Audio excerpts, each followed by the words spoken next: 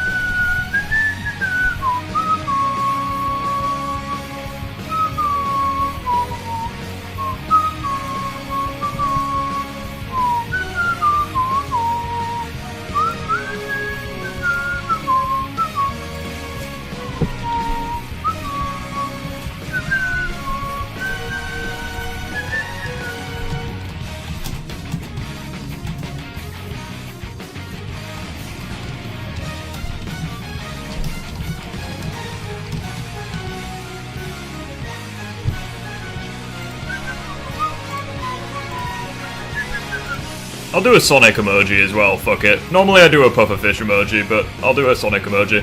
Although if I can be completely honest, this may be a hot take.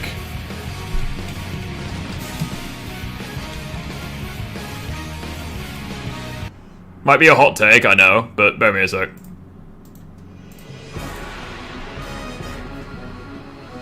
Might be a hot take, I think this is the best one.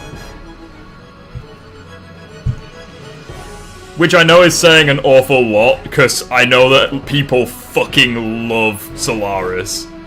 Like, it's like one of the only things that people actually like about Sonic 06. I love Endless Possibilities so much. Like, this is just so fucking powerful.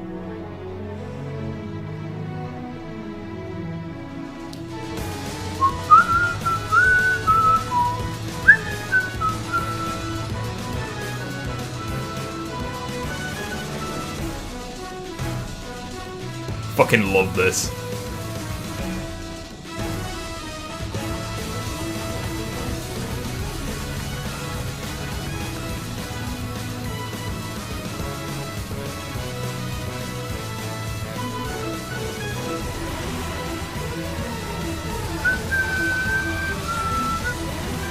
This part of the song used to terrify me when I was a kid.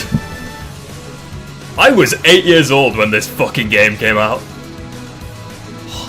Which version did you play? The Wii version or the Xbox version?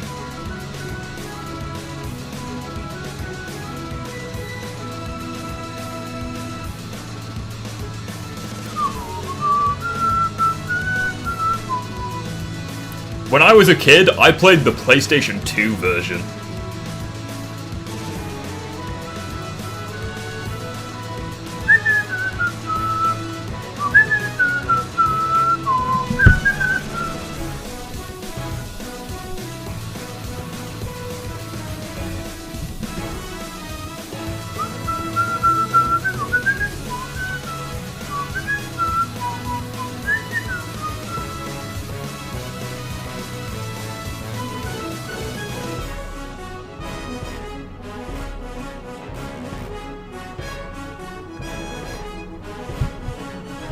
So fucking good.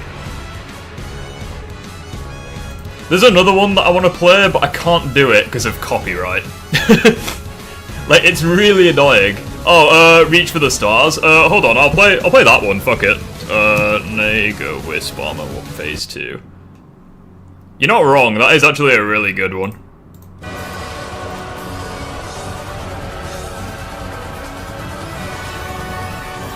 Wait, hold on. Howdy. Bankai with the $5! For Sonic Frontiers anime theme by Ty McGrath on YouTube and give me your thoughts. Riff, look for Sonic Frontiers anime theme by Ty McGrath on YouTube. You know what? If you were around at the end of the stream, we will watch that. I don't give a flying fuck if I get copyrighted, we will watch that. Thank you so much for the $5.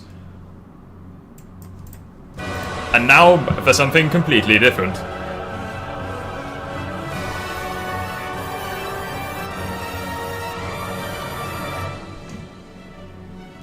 This one just has such a different vibe.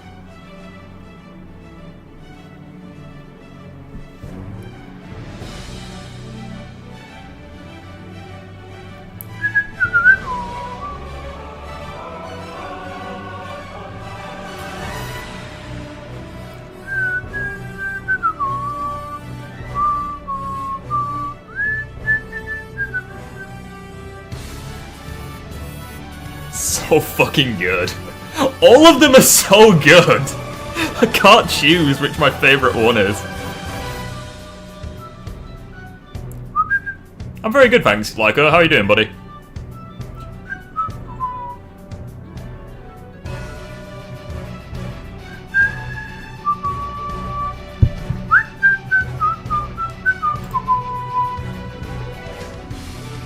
Oh, it's so good. I'm like getting emotional from this shit. Like, it's just so much nostalgia. I'm gonna reach for the stars, although they look pretty far. I'm gonna find my own way and take the chance of today.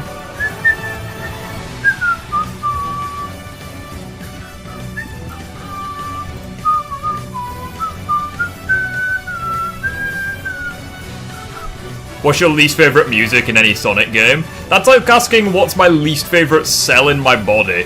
There's too many to choose from and I need them all. Like, that is the only answer to that question, Swing. Like, there's too much to choose from and they're all so good. Like, I can't live without any of them.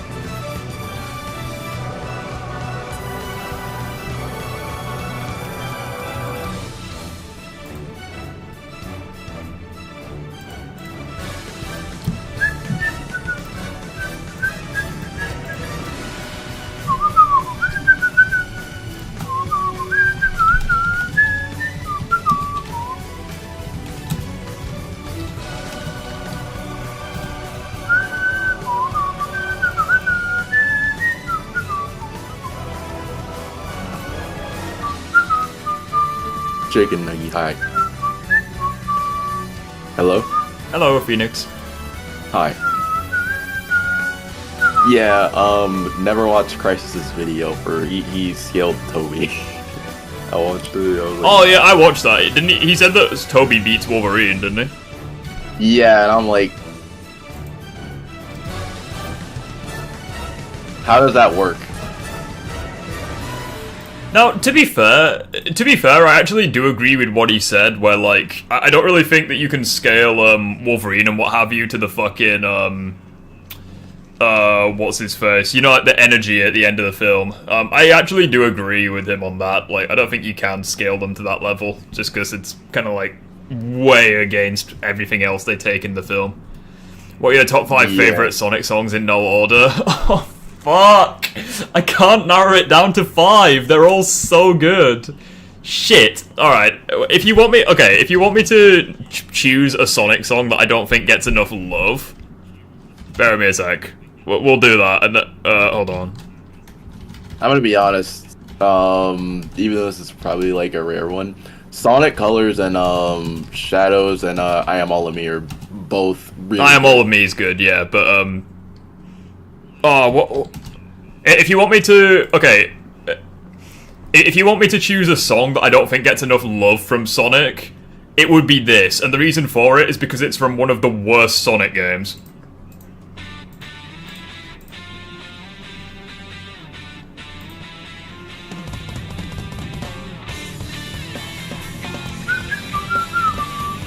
You've got to play a Sonic game in the future? Mate, I'll beat all of the Sonic games, I don't give a... I'm currently working my way through Sonic Heroes in my spare time.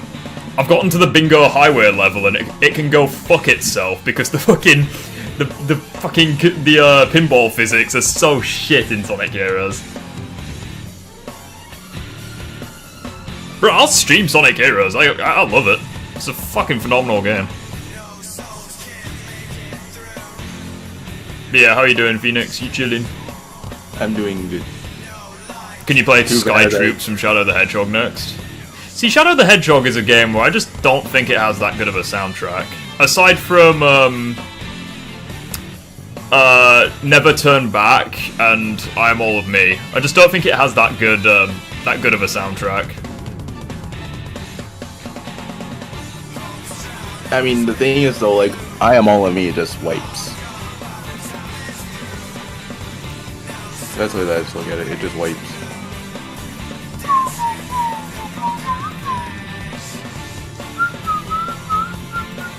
Anyways, I don't enough know with the what Sonic music. We could listen to this shit all day. Enough. What are your top 3 mascot for me still? Shit. But what they mean by mascot for all platforms, does this mean like different favorite mascots for all platforms? Like, who do you think is the best like mascot? Well, for platformers, it's pretty much gotta be Sonic, Mario, and Crash Bandicoot, right? Unless I'm forgetting any. Well, I mean, Crash is 100% my favorite. Mate, if you think I'm bad at the Arkham games, you should see me play Crash Bandicoot. I am shit at Crash. Wait. Which Crash did you play? Fucking any. How could you be? Well, Crash. I'm not gonna say how hold you on. be bad Okay. at Crash. Well, like... Crash Bandicoot's interesting because it's one of the few gaming franchises I've actually got worse at playing over the years. Because, like, when I was a kid, we had the PS2, me and my brother, and we had Crash Bandicoot and the Wrath of Cortex, and we had Crash Twinsanity. And I was really fucking good at both. Like, Crash Twinsanity was awesome. Even though it's not a very well-made game, admittedly. It's still really good. But then, like, a few years ago, I tried playing the Insane trilogy, and I was so bad at it. Like, yeah, that's the thing. Don't play the Insane trilogy. I tried to play it, I couldn't do it. yeah, like, I'm just so bad at the classic Crash games, it's ridiculous. But I'm really good at Wrath of Cortex, and it's like a similar format to Crash 3, so... I agree, fuck the casino level. Yeah, the casino levels in Sonic Heroes can go fuck themselves. And I still managed to get an A rank on Casino Park, so I consider that an absolute win. What did you disagree with in Crisis' video about Toby versus you? Well, for me at least, I disagree with the idea that, well, it's not really something that I disagree with him on, it's something that he disagrees with and I agree with him. Where, like, you know, Wolverine and Deadpool, they, like, take the, like, massive, like, people try saying they're, like, universal because they took, like, that amount of energy at the end of the film. It's like, I do disagree that they scale to that level because it basically contradicts everything in the film. Yeah. So, if anything, I think that's just an outlier. Like, I don't think they scale to Universal at all. For Wolverine, it's possible, because obviously he's got other feats of, like, taking the hits from the Phoenix Force and what have you. But for Deadpool, no fucking way. And even then, it kind of, like, contrasts what we see in the film anyways. Yeah, like, here's the thing where I disagree with him on, and trust me, like, there's a lot that I disagree with him on. He said that Wolverine's durability is that he dies to blood force trauma. He specifically pointed out, there was a scene that he pointed out in X2 where he dies to a gunshot. He doesn't die, he just gets knocked out. Yeah, he doesn't die at all, but he says that he can get knocked out by a blood force trauma. First of all, me and Saith went back to look at that scene. He had no idea that the officer was to the left. So I'd also point out as well, like in X-Men 3, for example, he can take hits from Juggernaut and not get knocked out. I'm pretty sure Juggernaut's stronger than a bullet. Yeah. And I'd also like to point out another thing too is for the fact that his head has to move with the adamantium. And another thing is, like, I'm pretty sure, I think, yeah, it's in Origins, where he gets the adamantium, right? Their best marksman, I kid you not, their best marksman in the lab, once he got the vibranium, once he got the adamantium in his body. Top 5 comic book characters, doesn't matter, Marvel, DC, whatever. From my perspective at least, Batman, Spider-Man, The Flash, Spawn, and then maybe someone else. We did it, Peter. I don't know. Another thing too is that he also pointed out that Toby's the most experienced one. If he's the most experienced one, well, then why is he running away from Lizard? And why did he not say anything to help Tom and Toby, to help Tom and Andrew? What do you mean running away from Lizard? He, like, 1v1'd Lizard. Yeah, but, like, in the context, he said, "Hey, where's the Lizard cure?" This is impressive. Well, yeah, he's not fought Lizard before. Yeah, but the thing is though, like, but here's the thing though, like, in the articles that he pulled up, he said that it says that Toby's the most experienced Spider-Man. I mean, out of the live action ones, I'd probably agree with that. Yeah, but, like, the main issue is, like, if he's going to say that he's the most experienced one, well, then where's the experience at? Well, it's still there. Like, why is it just Lizard you have an issue with? Oh no, it's for the fact that he also didn't say anything to help Tom or Andrew fight Electro. Like, he didn't say anything, so like we do not know if he's fought Electro. Well, we know for a fact that if he hasn't fought Lizard before, if he hasn't fought a Lizard in his burst before, then clearly that means he hasn't fought Electro either. But like, I don't really see where you're going with that, because it's like in No Way Home he does fight both of those characters.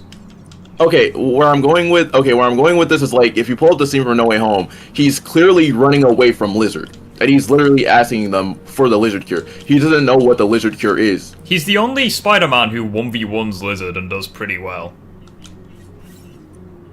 So I'm not sure about that.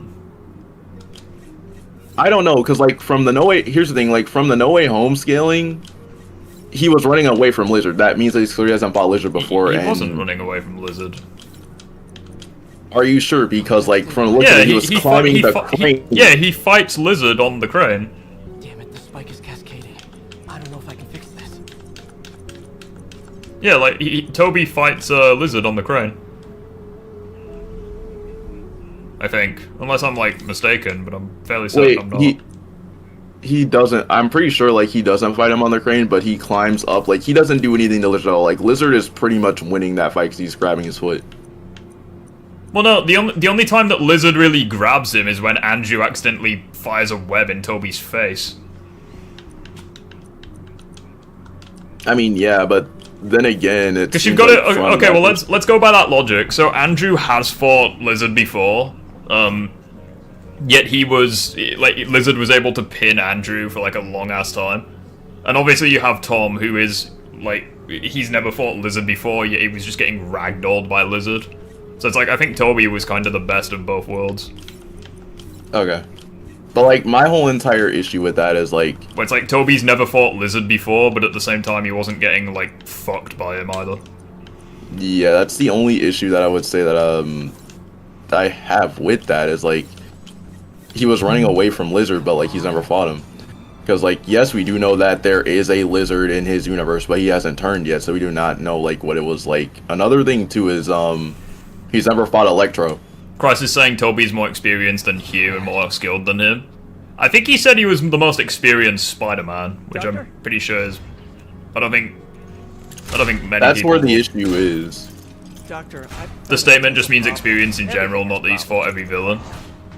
Fortune. I think I have to take that back and think about it more. He was bodying Lizard on the crane.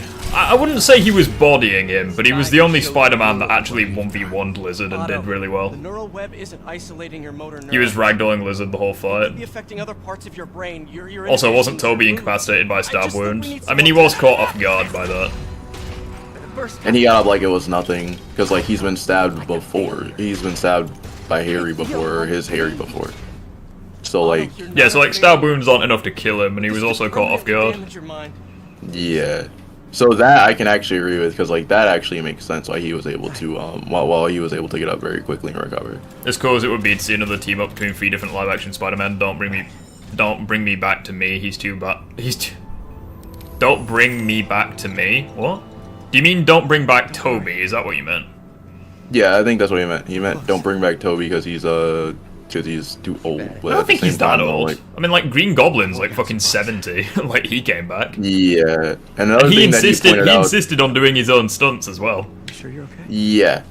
Another thing too that I want to point out about that is he said that Raimi Goblin is superior to the MCU scaling hierarchy, which I'm like, Wait, MCU Goblin? no. He said Raimi Goblin, but like keep in mind like Keep in mind, like Raimi. Okay, keep in mind, like all the Raimi villains got teleported into the MCU, and wouldn't that mean that there's a difference in the scaling hierarchy from Raimi to MCU because they all got teleported into the MCU? But it's like they get teleported in, but like power-wise they don't change. So if anything, it just means that they get upscaled. So if that's the case, then wouldn't that make? Wait. So if that's the case, then wouldn't that mean that the Raimi Goblin that we see is the same, just upscaled and different? What do you mean by that? Like upscale and different? Like, also, Bankai, by the way, you behavior, donated $5. Would you like a change to the Spider-Man suit? I actually did some grinding in my spare time, so I have a few resources that I can use to purchase a few suits. So yeah, you donated, so you can change the Spider-Man suit to whatever you want. Hey, Pete. Hi, Miles. I just wanted to see how you're doing with the news about Lee. Look, does that mean Toby somehow has greater stamina than Lee Hugh? and I would understand. I did want to quit I when I mean, heard. Then I remember what my dad used to say.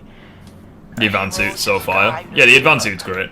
I tried modding this game, by the way. I tried introducing the Sam Raimi Spider-Man mod, where like Spider-Man swings and fights like Toby, but I can't do it. I'm not very good with mods. I can do emulators, I just can't do mods all that I well. think Dad would want me to stay. I think he'd be proud. I know he would. Oh, and plus, this is one thing that he. How about you wear tried to the big point time out. suit? Okay. Which one's the big time again? It's that one. I haven't got... God damn it, I don't have enough stuff to unlock it yet. Can we choose like one of the others for now? Oh yeah, I got all of the backpacks as well, so I have the homemade suit. I hate it. I fucking hate this costume so much. Scarlet Spider, way better. You too. Wait, which one? Anytime you want to Huh? talk, just Which well, one? either Which of the Scarlet Scarlet Spider? Spiders, but I'm referring to this one. Like, this is way better. I don't know. I like the red and black one. I love the red. Well, I think both of them are way better than the homemade suit. That's what I'm going with. Yeah. Big time, huge SW. I haven't got enough materials to unlock it, unfortunately. So could we choose a different one? Also, Jen, hello, by the way. Like, there's so many issues, like, with that video. Like, there's moments where he's flat out, like, gassing up Toby's Spider-Man. Like, So it's like, based off consistency, yeah, I do agree that Toby wins. But, fuck it, Iron Spider Classic. Do I even have that? Hold on, I'll have a little look. I genuinely didn't notice the Iron Spider Classic, but if I have it, then yeah, I'll have it. Peter, you okay? I'm getting by. Also, sad news, chat. On These Instagram, people Tara is an Find these Asian few hours of sleep, pufferfish so be it. that was rather popular on Instagram and a little bit of a sensation. Tara passed away today, No. so let's all have a few The Martin Fs in the I know chat. couldn't have done that. Puffer is giving a Whatever's little bit of a become of him. condolence. That's not the one I want to remember. Taro has passed away. So, Very how sad are day. things with MJ? Oh, it's well, you know, she's it's complicated. Honesty. That's what got It's on me my again for the Instagram rough story as patches. well. Puffer is You guys had rough very patches? sad that a pufferfish in the Especially world when has we were passed your away. age. So, are you honest with her? Does she know the real you? Taro, the Instagram pufferfish model. A spokesperson for the police has confirmed that this was the truck carrying the device used And to ransom. Only issue is him saying Phase 2 Hulk and Thor are country level. I mean, you can get Phase 2 Thor to, like, planetary or star level, but the problem with that is it's only really in his solo films. Because in the first two Avengers films, Thor is confirmed to be nerfed in both of them. actually, there's another thing too that I want to point out. He pointed out Hulkbuster. That he pointed out a damaged I don't have the Hulkbuster that he would be I able don't have to. the fucking Iron Spider suit either. God damn it, change another. Choose a costume that I actually own. God damn it. He also pointed out another thing too that he pointed out was that a damaged Hulkbuster suit is for the fact that it's already damaged. I forgot what he said it was, but first of all, Call me when you Bruce. First of all, Banner's in this suit, so that's the reason why it's trash. Like if you put Tony into an undamaged suit with Tony in there, it's GG's. But it's like, well, if anything, I think it's like one of those where, like, Banner being in the suit doesn't make the suit weaker. It's just that Banner was less experienced. Yeah, that's the issue. So it's like, if he would have. well, no. The point is that Cull Obsidian would still be able to tear the suit apart, even if Tony was in it. Okay. Like, yeah, you could argue he might not get the chance to do so, but like he's still strong enough to tear the suit apart. Like, that part doesn't change. It's just, you know... ratings have spiked since Martin Lee's arrest. He seems a shoe-in for re-election. I've got one of his supporters on the line. Speak! Mayor Osborn's got my vote. Bankai, you need to choose a suit that I actually own, buddy. Or at the very least, one that I can afford. Because the healing factor is wounds. No, they would have an equal healing factor. Do you have the dark suit? You have to like 100% the fucking Black Cat DLC to get the dark suit. Like, what do you mean? Actually, no, you don't. You have to go around and do the missions. Black Cat stakeout missions. Yeah, you have to like do all of them. Yeah. You need to choose a suit that like it's either one of the top 2 rows or it's one of the bottom rows. The Devil's Breath is gone, but we got even bigger problems. Rikers? Are you guys talking about the recent Crisis video? Yeah. Yeah, we're talking about the Wolverine vs. Kobe video. Also, chat, I'm gonna have a video up tonight.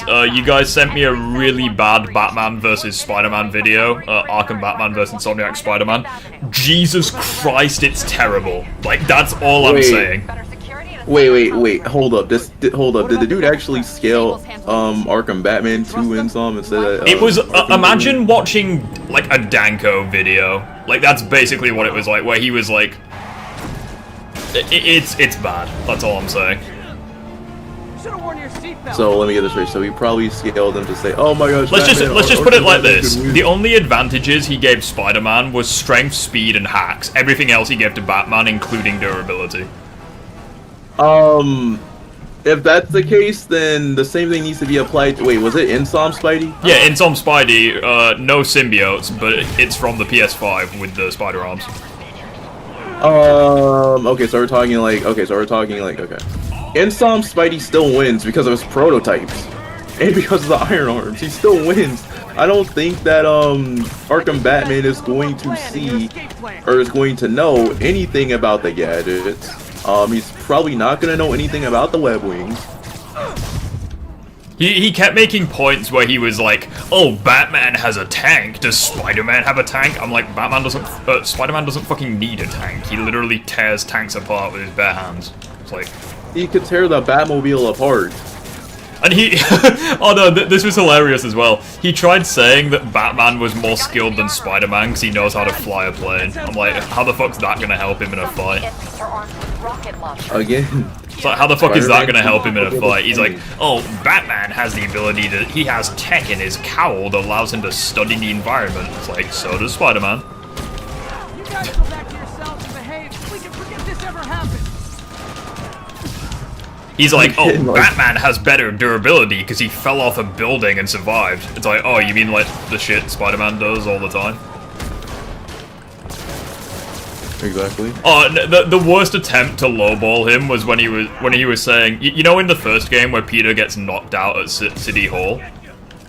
Oh, he tried to use that as a feat. First of all, his spider sense is working against him there. What is he supposed to do? Well, it's like, number one, he uses feats or anti-feats of Peter, like, outside of his suit, but he conveniently forgets that Bruce Wayne gets knocked out by Penguin in Arkham City. Conveniently doesn't mention that. Another thing, too, is that at the start of Arkham City, he gets knocked out by, Strange's guards. Or by Tiger guards at the start of the game. Well, no, that's a Penguin. Wait, that was Penguin that sent the Tiger guards? Wait. No, it's Penguin that knocks him out. Because Penguin stomps on his face and it knocks him out. Okay. But conveniently, he doesn't mention that. Yeah, like... Also, it's pretty bad that for strength and stuff, he didn't even... like, for so much, he didn't even mention, what's his face? He barely even mentioned any of the villains that Peter's fought. Like, I don't think he... What the shit did I just do then? Like, he didn't... I don't even think he mentioned the Sinister Six at all in his video. That's where the tables turn. Like, Batman's not lasting fighting any member of the Sinister Six. I'm sorry. It's just true. I'm pretty sure as well I said, like, Spider-Man took hits from the Sinister Six. That would be that would be the equivalent of Arkham Origins Batman. Like, taking hits from all 8 assassins at the same time, except, oh wait, Bane was all it took to handle Batman.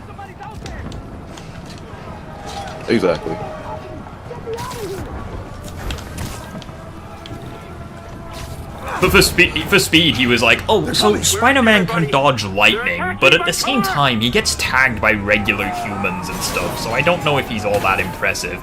But Batman can blitz regular humans, so speed is close. I'm like, you what? Like... And he also uses the fear takedowns to justify speed, which is gameplay. Yeah, that is gameplay. By that logic, speed is equal. Tonight. Well, no, by that logic, speed is equal because both Spider-Man and Batman can blitz like fucking everyone in gameplay without taking damage once. Yeah, and also the suit that Batman gets in Arkham Knight, the suit doesn't do anything. All it does is just increase how powerful and his speed. It's a suit.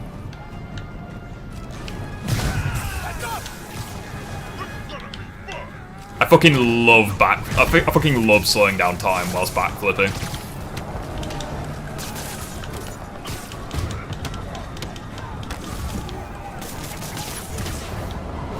So I guess by that logic, he didn't add the scaling from pointless cannon game.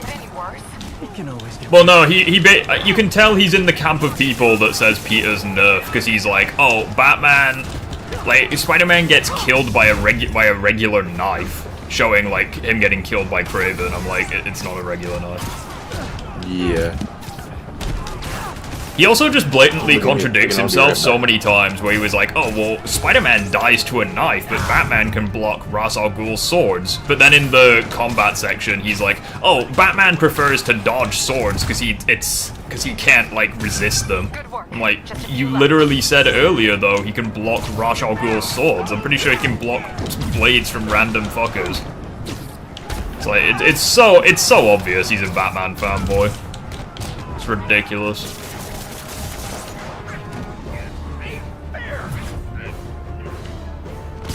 Also, based on his own scaling, there's moments in the video which are concerning. Like, based on his own logic, based on his own logic, Spider-Man and Batman are almost equal in terms of combat skill. But it's like, that's bullshit. Batman is the way better fighter. But based on his criteria, they're almost equal.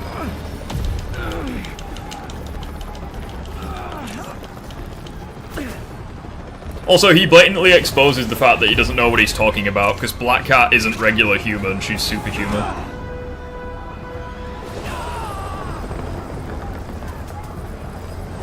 I mean, Black Cat's also been stated to be just as agile as Spider-Man, if not straight up more agile than him. Okay, looks like things are somewhat under control.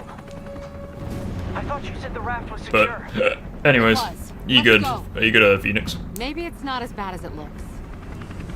Love the optimism. Is Phoenix here? But in my experience, when it looks bad, it's usually worse. Look out!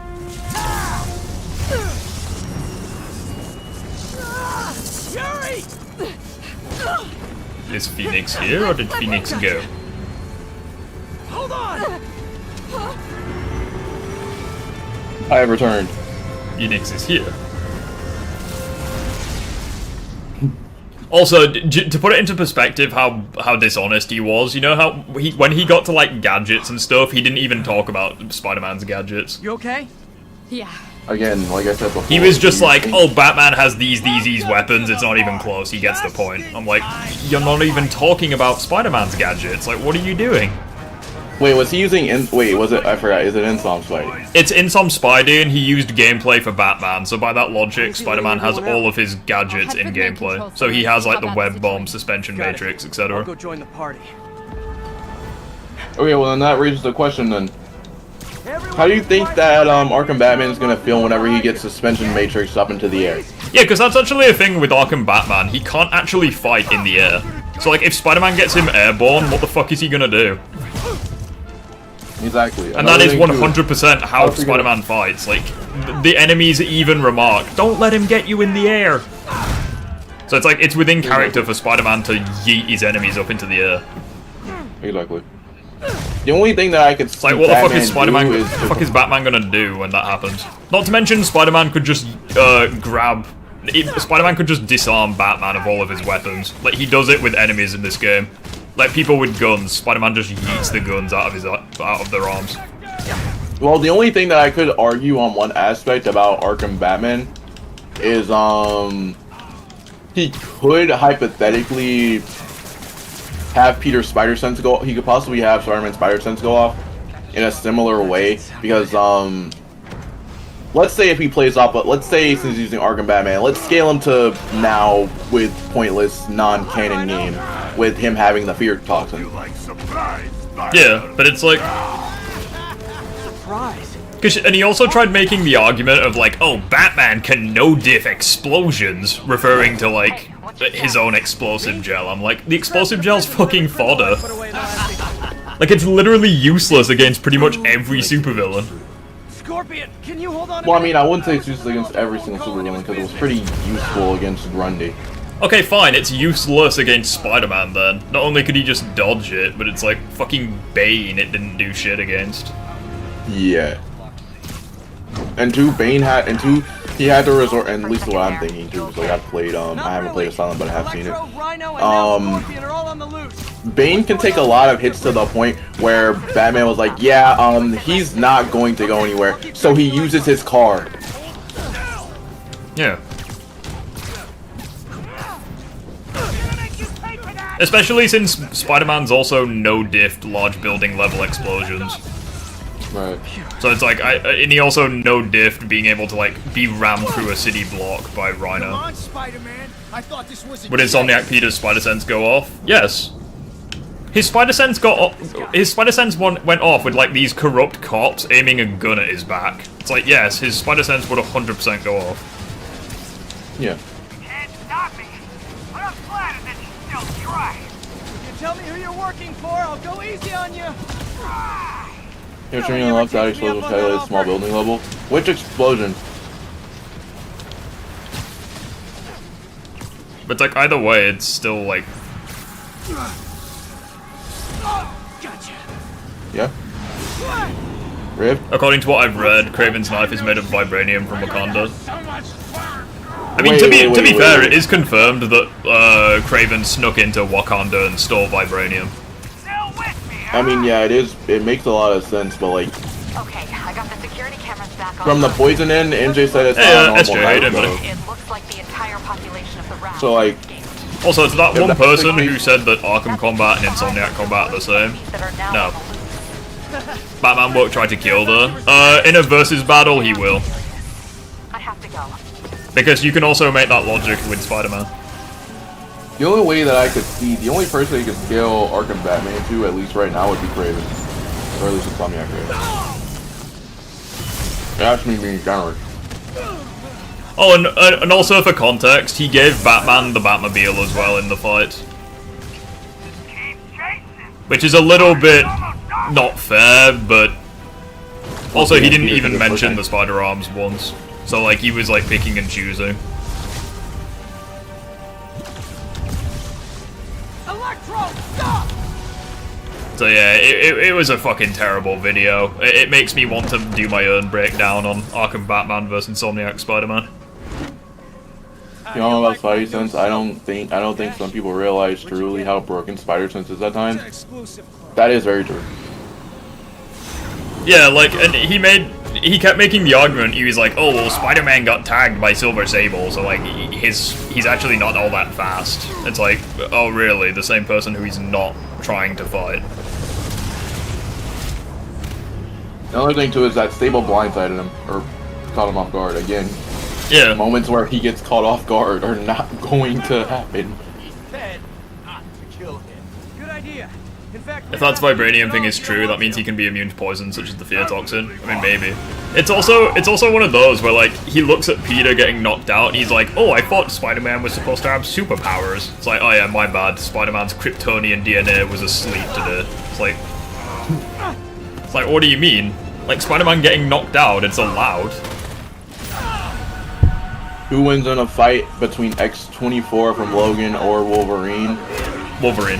From Deadpool and Wolverine. Yeah, Wolverine. Yeah, Wolverine wins. The only reason why I would say X-24 wins is from that feat from Logan, because like, even though I really don't count that as one, but like, well, it's like it's like X-24 was going against a very weakened Wolverine. Yeah.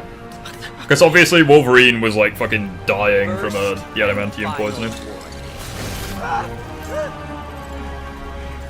It would be different if we had the Wolverine from Deadpool and Wolverine, because like that would be a fair fight. And two, X-24 has never fought that version of Wolverine before. So. Yeah, that's a fair point. This might be a slippery slope. Let me guess, his Spidey sense only goes off when someone is actually in danger or he's in danger. I mean, yes. I don't think his Spidey sense goes off when you know Silver Sable gets a surprise. Well, I don't even think it's like a threat of when he's like gonna die or not. I think it's more so like, There he is. I don't know, because like obviously he's not gonna be going all out against fucking Silver Sable. I mean, the same thing can be said for, even though like I had this argument yesterday, the same thing can technically be said for the same thing can technically also be said for the reason why he doesn't see Harry as a threat in Spider-Man 2. Deadpool Wolverine versus Insomniac Sinister Six. Ooh, that's... I'd love to see that fight, but... Well, I mean, they can't die, so like, there's a whole bunch of things that could happen in that fight. See, like, I'd be tempted to give that to Wolverine. I don't know. These are lies. It's over, Norman. Oh, I don't know. Time to give them the truth. Not to say he's unbeatable, but he's not going to go all out on a random human he's just met. Yeah, exactly. Oh, wait a minute, this is a good one. Ian just said this. What if Arkham Batman decides to fight Miles, and Miles just decides to randomly be a nuke? Lol. I mean, I've tried to... Go ahead. That wouldn't end very well for Batman. I mean, I try my best to do Miles versus Nightwing, and every single time whenever I do, it just ends up with Nightwing just getting trashed on. Oh, over. Yeah. Because most of the time, it literally just ends when Miles is absorbing the electricity from his electric... I'm just gonna say electric batons, because I really don't care. Who's most likely to take over the world? Puffer, Rift, Echo, or A-Tails? I mean, it's either me or Puffer, let's be real. Fine. I remember someone... Say Miles' skills is very below, Lucio is very a little bit below Peter, yeah. I remember someone complaining about not getting a Sinister Six in the Insomniac Spider-Man games, and I'm like, what do you mean? Well, yeah, we did get that. It's like... I think he meant the OG Sinister Six. But it's like, we pretty much do. The only member who's different is like Mr. Negative. Yeah. Because like the Sinister Six is posed of and it's Craven, like Shocker's Wizard. still in the game. Yeah. It's like depending on the adaptation, because obviously in Spectacular it's like Shocker. Yeah. And to be fair, I actually prefer Shocker being a member rather than Craven, because I think Craven's more of like an individual kind of guy. Yeah. The only thing is though, is like you can swap out any member and it'll still be the same. Oh, like, it's Ron Weasley. Like, how can I put this? Shocker has been multiple people. Yeah. And he still works for the Sinister Six. I think Versus Battle said once that Alien X gets up to Hyperversal. I think you should check it out and debunk it. I mean, to be fair, even if you want to get him to base out of Versal, it's like, it still doesn't matter. He's not the most powerful character in fiction. How did I let this happen? Also, if you guys want me to do a Ben 10 Alien tier list, I'll do it. Just be prepared to see Humongousaur and Alien X very low down. Which means I have 192 non-broken ones. They don't, because Berserker and Rage Wolverine is scary. They branded you a priority target, you know. I have a wing condition for Arkham Batman. Spider-Man doesn't take him seriously and holds back a lot, and Batman blitzes with explosive gel shock globes, and Batmobile runs him over. But it's like, you'd still have to make the... Because you've still got to keep in mind, Spider-Man doesn't take anyone seriously. So it's like, Spider-Man holds back against literally everyone. So it's like, I don't even think that would be much of a wing condition. Strong-arming local residents, you name it. I'll take care of it. Racism by the Gamer 23. Okay, I'm just gonna say Cypher. Cypher, I had no idea that you watched Gamer 2323. You mean torture? Also, Bankai, if you're still here, you can still choose a costume if you like. Great. My men are tracking the supervillains. I'll update you when we make progress. For now, do your best to stabilize the city. Oh, and plus, what is your opinion on the Venom trailer? Not interested at all, to be honest. I don't know. I'm just very interested for the fact that they have Nolan there. Hi, I'm your parole officer. You're doing it wrong. Because, like, here's the thing with that. If they're doing the whole entire Null thing, or if they're doing the whole entire... Because, like, to me, it looks like they're doing the King in Black thing. So, like, why are the symbiotes running... Why would the symbiotes run to Earth?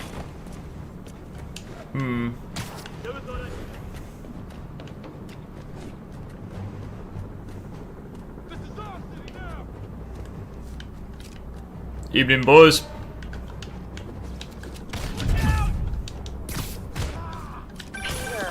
Plus, another thing is that they're probably looking at Venom as their new king. So they're like, no, we hate no. You should be king. Yeah. I'm more worried about you. Oh no, don't you do that. So yeah, there's a chance that Venom might become the new King in Black. So he might be secure down here. Let's hope it stays that way. I'll stop by when I can, May. Love you. You too. Oh. Incoming! I guess they lost me. I also feel like adding Silk as one of the protagonists in the third game just only created more problems. It makes it harder for the writers to maintain center focus on all the characters. I don't want to talk about that because, like, the thing is, like, with the whole entire Silk thing, people are already panicking saying that she's gonna get her powers. I don't want her to get her powers until the end of the game.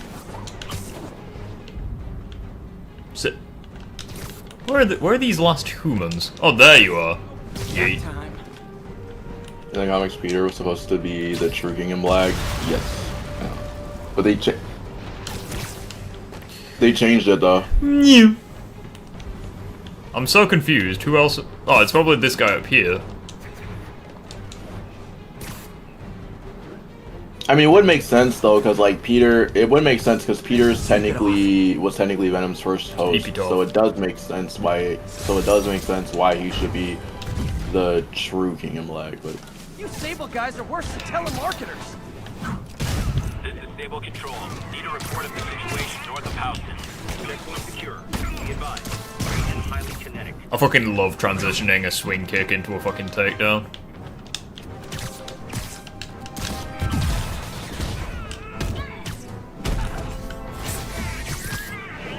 I mean, but then again, though, that would make. Here's the thing, though, Cypher. That would technically make. That would technically make people panic and be like, "Oh no, Peter's out of the spotlight. No, they had to replace him with a female character who has infinite webs. That doesn't make any sense. Peter is nerve. He has webs. Okay, cool. Question: Silk has organic webs, not web shooters. Wait, Rip. What? Do you think that people are going to be upset if Silk gets infinite webs and Peter's stuck with web shooters? Yes. I mean, Silk has organic webs though, so like... I know, but people will still just be like, whoa, is it Octavius? No, 2 of his flunkies. Still searching for the doctor. Still searching for the doctor? That one scares me. Might be the smartest supervillain I've ever encountered. Technically, it's a 6-step war the symbiote for Peter. Hold tight, Captain. Oh, you get to go to the Empire State Building. New. Wait, Ian, when? Be advised, fugitives are opening fire from stolen vehicles. I need to know this. Huh? Because, like, if that's the apparently Deadpool or the symbiote first.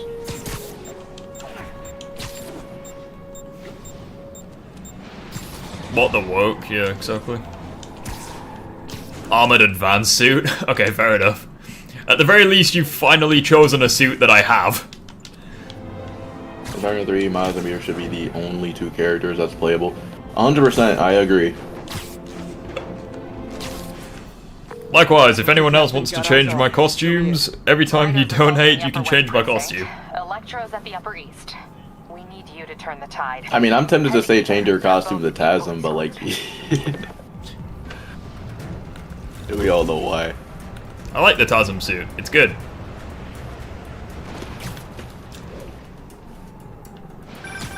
Peter, are you available? We need help at Feast's sister's side of town. Shit. Veteran Center in Blue Harlem? grenade and What's wrong? blue/research. Again, that still doesn't count because the spider's on. The staff are barricaded inside, but they need help. Miles and I are headed there to evacuate the I just realised I don't have skills. Do I have the? Oh, I can get the air tricks. Nice. Quick recovery as well. Nice. Don't do anything until I get there, May. So are you 100%ing it? May sounds Working on it. I really hope she isn't sick. Oh yeah, Need to help if Yuri, that's the then get case, to by Harlem. that, I hope you know that one of the achievements literally says get all the suits. That doesn't mean all the suits from the main game. They literally mean all. Yeah, that's fine. Vehicle is under duress. Officers needed Atlantic. Yuri, I'm nearing the Upper East Precinct. Good. Electro and the demons are boxing. I like doing tricks because it allows me to boost my focus meter mid swings. When you get there. Yuri Watanabe, master of suspense. New in condition for Batman. Bruce uses the freeze glue grenade. Spider-Sense won't go off because it will actually hurt him. Well, again, the issue with that is you have to tag Spider-Man with it, and Spider-Man's way too fast. Mile over. Like Spider-Man is way too fast for Batman. It's like the issue is actually hitting Spider-Man with it. It's like even with broken bones, you can dodge lightning. So.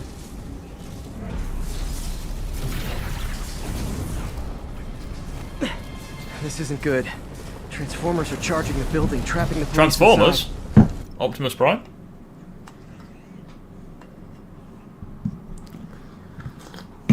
Coffee break. Yuri, complicated was an understatement. I'm gonna have to disable these transformers to free your men. Even if you manage that, they'll still need your help with the demons. That's why I'm here, ready to serve all your electricity and demon-related needs.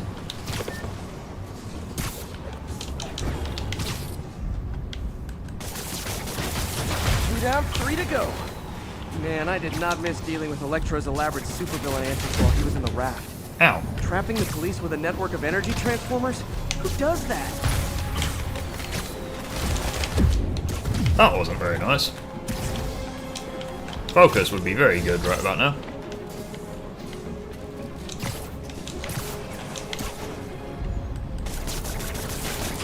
Only one more. Last transformer trapping the police is hanging from that helicopter. Wow. Bet you that's the first time anyone has said those particular words in that particular order. How did they even... And that is possibly the quickest and easiest I've ever done that. Police are free. Insomniac Spider-Man vs Optimus Prime. It depends on the version of Prime, but probably Optimus.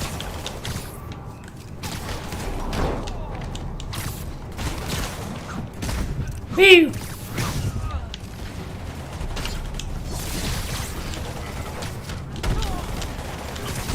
New.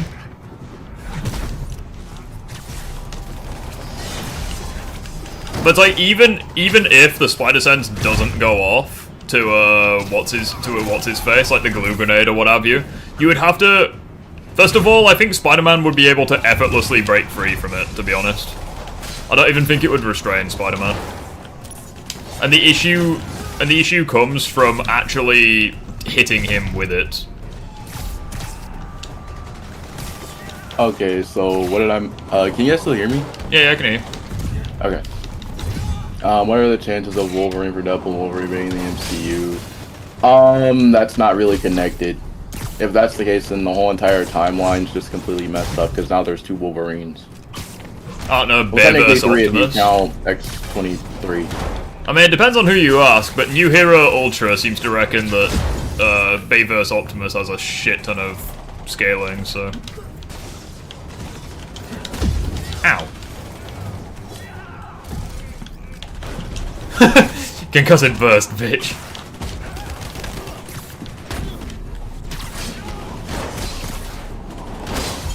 Oh, fuck it hell.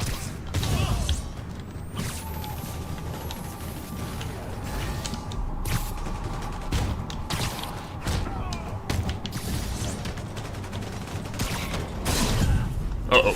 Actually, I just thought about this for a second. Has anyone ever tried to scale Thomas Wayne's Batman? Interesting. There's just no need for that, was there?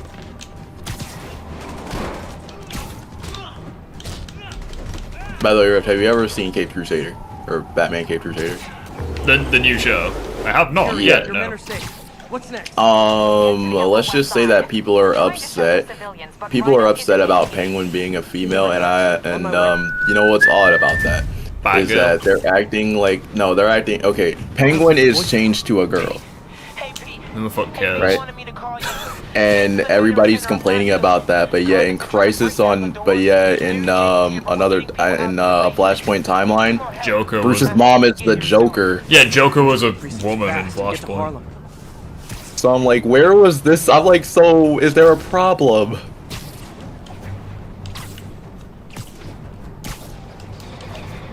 Like, where was, like, if that's the case, then by default, then they have a problem with Martha being Joker.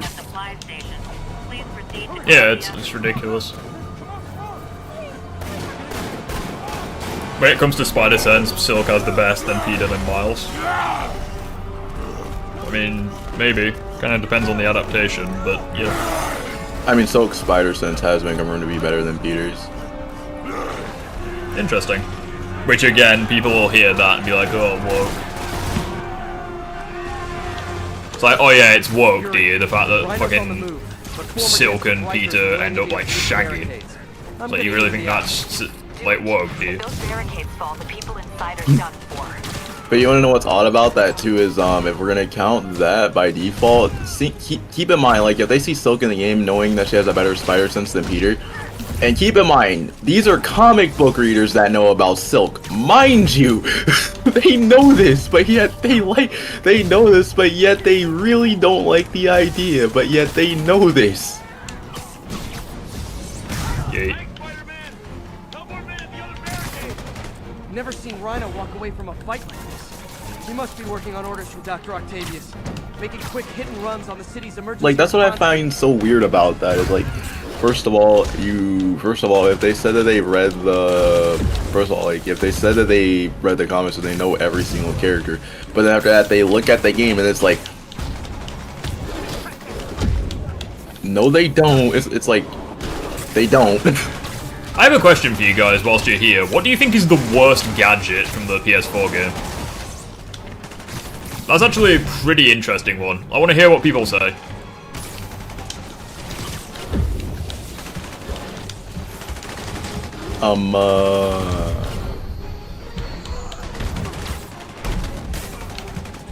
That is a very good question. Yeah, like, what do you guys think is the worst gadget in the PS4 game?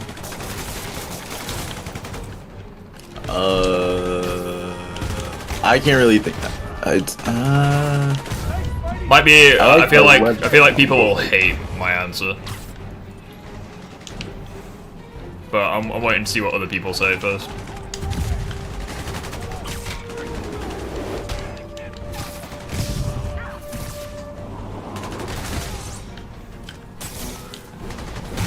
Yeet. You see, that is a very good question. I'm just gonna have to say. Where's Puffer? He's chilling. Matrix.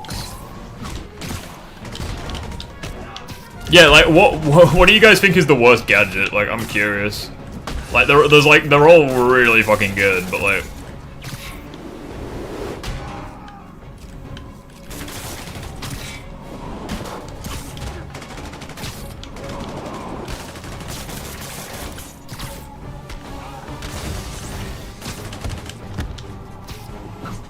I get the least use out of impact webbing. I feel like Rift is gonna say the trip mine. Actually, I wasn't gonna say the trip mine. To be honest. Yeet. Concussive Matrix, oh, Concussive Burst, sorry, is fantastic. Give me 1 second. In the notes. One roof clear. Yeet. Movie Sonic and Tails. It would be great. And why did I only symbiote grab 3 people? I meant the symbiote grab 5, but alright. Ow. I think the spider drone, to be honest, is the worst one. Might be a hot take. Oh, you don't like the spider drone? Nah, it just feels like a pea shooter. I don't know, it does extra damage though. I know, it feels like you have to use all 4 in order for them to actually be useful. Yeah. And also, we'll be right back again. Anyone else feeling very 1984 right now? Oh, just me? Come on, anybody?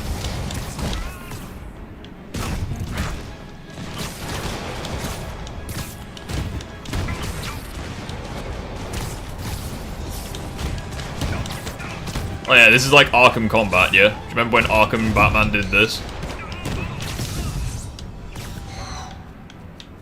Nice to see you, Spider!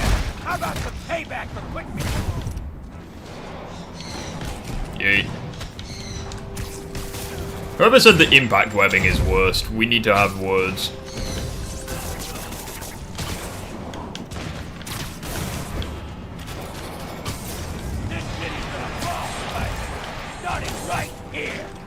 Forgot about the drone. Yeah, the fucking spider drone for me is the worst. Purely because if you want a good one, you may as well just use the suit power one.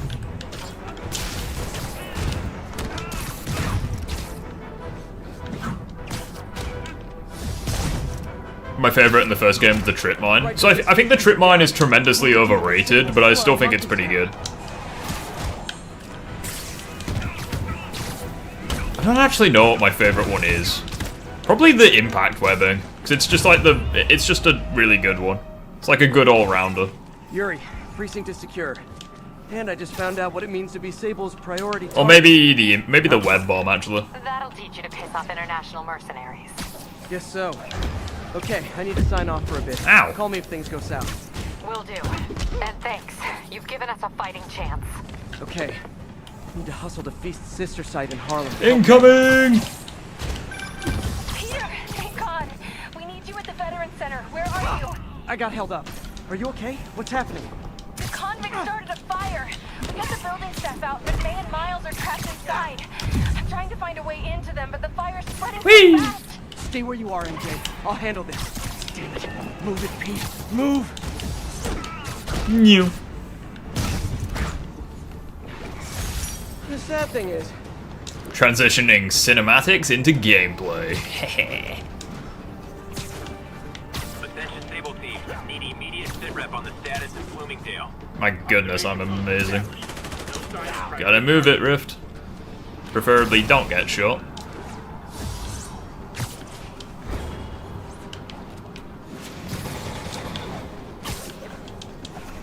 Douglas, this is Sable Control. Boss wants an update on your status. Yeah, I'm on. New.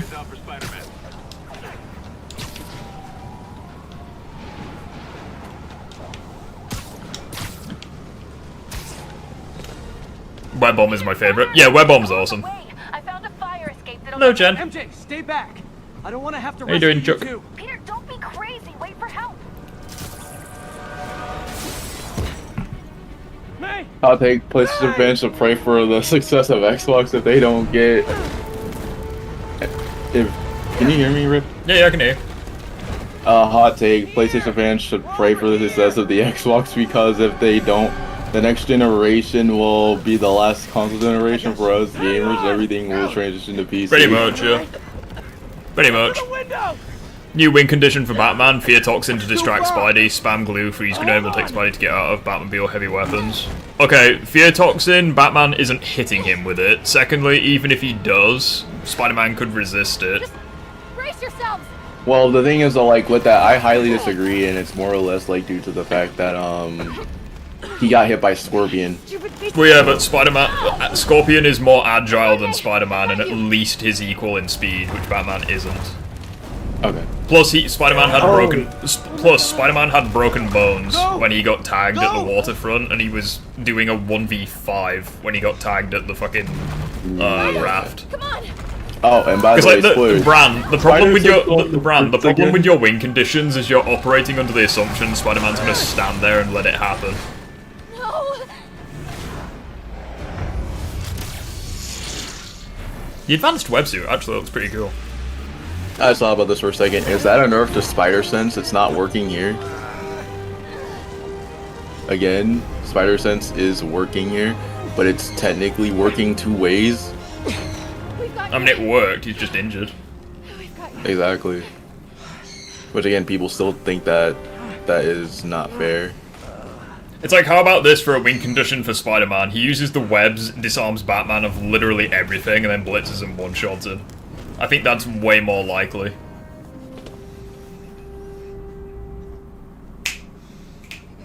I'm okay with stress, but good now. Oh, why were you stressed, chick? Web Blossom, hands down. Nah, my favorite suit power is Battle Focus, 100%. I mean, I don't like Battle Focus. I like the drone, just because I think it's just fun for me to just jump around. As dead as I would have been the last 8,500 times you saved me. I think the suit powers, for the most part, are pretty mid, to be honest. There's a couple of really good ones, but... Hey. I'm sorry I screwed things up. Does anybody else find it weird for the fact that I have not worn the Arachnite suits at all, like right after I beat Spider-Man 2, or no? I mean, I don't really like Arachnite much. Hey Mohab, how you doing, buddy? Still partners.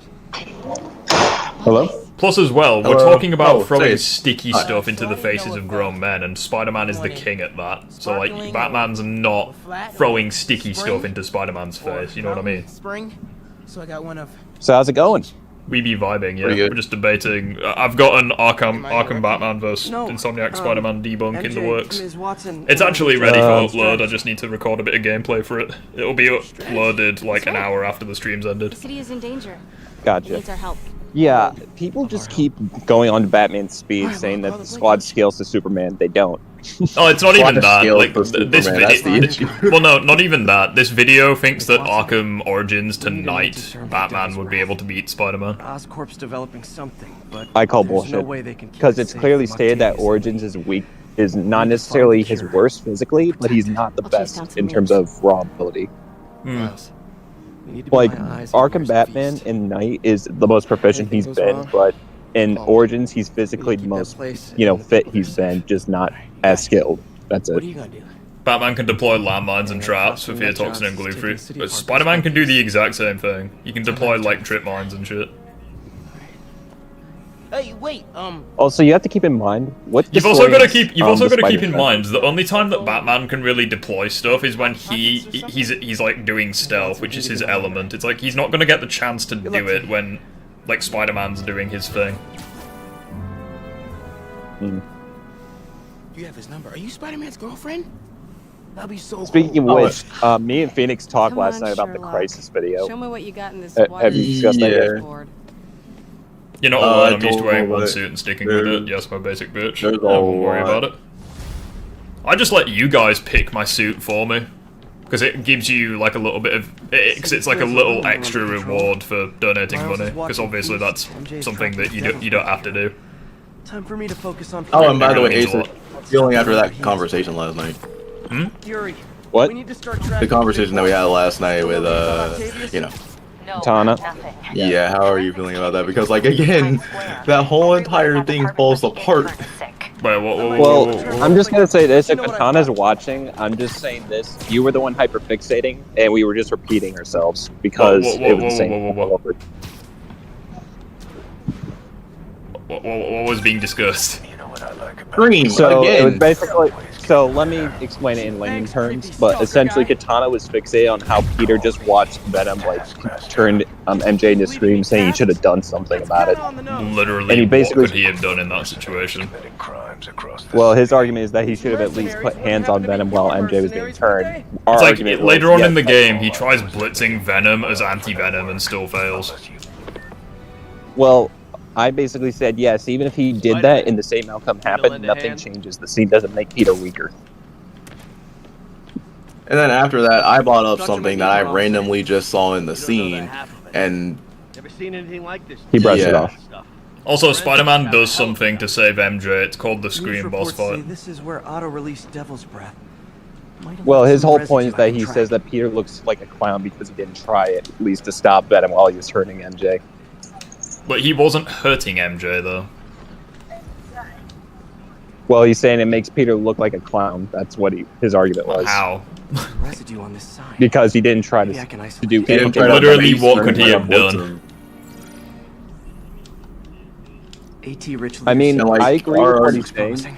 Even if he went hands on Venom, Venom would have to let go of MJ, and I don't think that would happen. Not Like, only here's the thing, not like, only our is it argument- Harry, which he's not gonna hurt, it's also MJ, which he's not gonna risk hurting. So, Like, here's the thing, like, my argument, here's the thing, like, our argument for that was for the fact that, honestly, like, the whole entire, because here's the thing, like, if we're really gonna go off of that, Harry is not Eddie Brock. I'm sorry, he's not Eddie Brock. Like, there's no reason Peter would lay hands on him. Exactly. Like, yeah, he's a big monster, but for all he knows, his best friend's in there. Exactly, so, like... It's like even it's like even in the final battle when Peter has like a really good win condition against Venom, he doesn't spam it. Like he's still like reasoning with Harry and what have you. Well, you could just like there's a preponderance of evidence saying that Peter, even with anti-venom, was holding back. Yeah. It's like I just don't understand why like people want Spider-Man to do like shit like this. Trail leads down. Like we came. Here's the thing. Like we came up with our own arguments for that, but it was just like we were actually coming up with his own arguments, but he would just brush it off. Like, have you seen the Minecraft movie trailer? Yeah, it looks cursed. I hope they change it. Well, this is actually that's one thing that I want to talk about. That should have been an animated movie. Must be some way to hit the lights. I have a win condition for Batman. Spider-Man takes a nap, and Batman gets a few hours of prep. I mean, to be fair, like even. Yeah, it is what it is. Let there be light. In all honesty, when it comes to like just the overall statement of Peter being weaker, regardless if it's proficiency or if he actually was nerfed, which I don't agree with, it's clearly set up that he's not at his best. Fuck is happened to your audio? Sounds like you're giving a speech or something.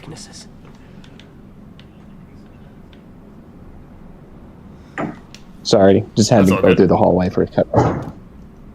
Hey Teddy, how you doing, buddy? But yeah. I just don't like... Especially since one of the symptoms of the black suit being bonded to him is him being anxious and panicked. So it's like he's obviously not gonna obviously not gonna be thinking rationally in the heat of the moment. Yeah. Rhino, my second favorite Russian. Otto developed a Because like we were going through that, and after that, it's like where we were going through every single scene on how it would work, and we're like, and after that he just left, and we were like, okay. Well, this was my argument that he didn't even address, was that there was 1,000 ways you could have went about it with the same outcome, but you have to ask yourself, why did the writers write it this way? And he's like, oh, we shouldn't have to think what the writers are thinking, but by your own logic, we do, because there has to be a reason why Peter didn't just, you know, put ham on Venom. We do a Spider-Man Miles Morales playthrough. Yeah, I'll do another one at some point. Probably in Christmas with Origins. Yeah, Christmas time. I mean, I'm gonna be playing Arkham City for Halloween, so like, I'm not sure if there's ever dialogue. Why Arkham City and not Arkham Knight? I've tangled with him more than anyone else here. I don't know. Apparently there was something with dialogue that was with Calendar Man. Yeah, it's for Calendar Man. That's all it's for.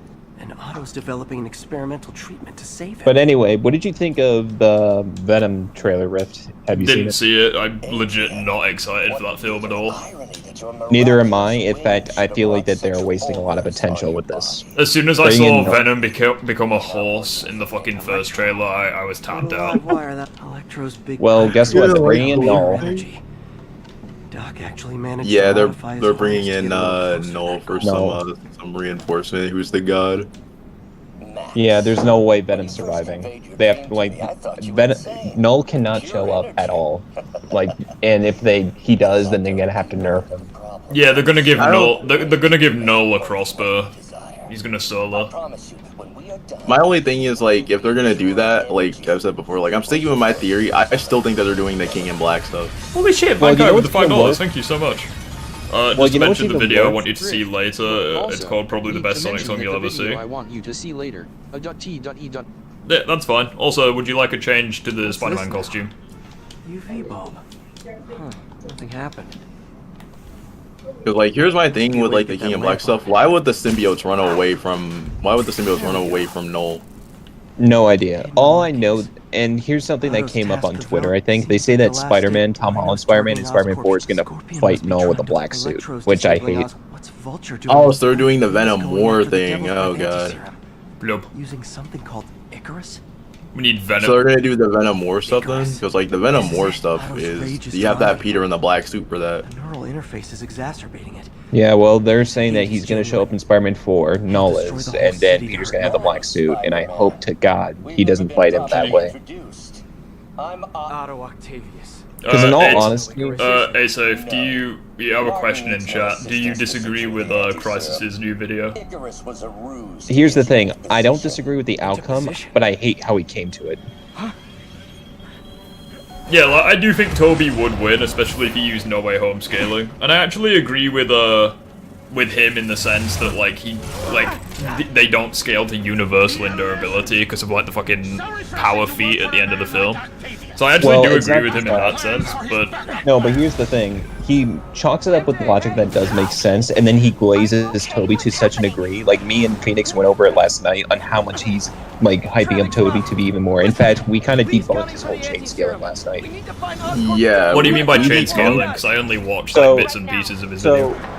So if you only watch his video for Wolverine and how he brings up different variations of different characters, regardless if they're the same actor, should have different stats, because unless you prove that they have the same experiences and feats, then you can't scale them to other characters. But by that own admission, that means the No Way Home characters doesn't scale Toby in his own trilogy to No Way Home scaling, because Goblin in the Raimi films is not the same as No Way Home Goblin by his own logic. In fact, you can prove evidence of this because Otto in No Way Home knows who Norman is as the Green Goblin and that he died. When in the Raimi trilogy, never happened. He only knows about. Well, I mean, the real world reason for that is they didn't do their homework when making the film.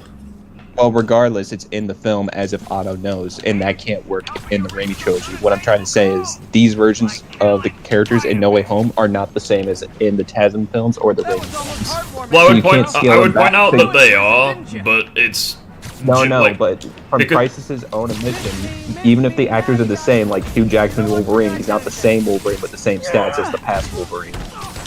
And by that same logic, it would apply to the No Way Home characters. Like, Raimi Green Goblin is not the same as No Way Home Green Goblin. Same with Otto, same with Lizard, same with Electro, same with everything. And you have evidence to prove that they're not the same, considering that they have knowledge and that they are completely different from their original.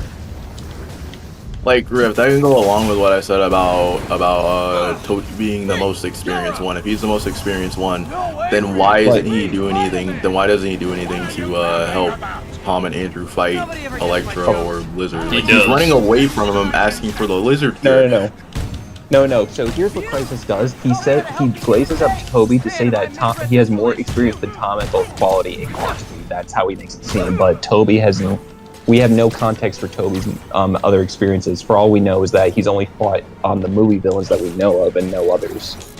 It's not like he fought Thanos, it's not like he fought Galactus. There's no evidence to say that he's more experienced than Tom in quality, even if he has the quantity experience. Yeah, I would also point out as well, like, I don't know, it's like...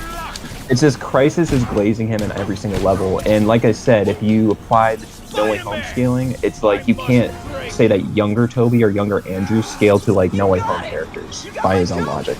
I'm so happy I can almost stop fighting. I don't know, yeah, I don't really know what happened in the video, but obviously that isn't true, so I don't know if he got it wrong.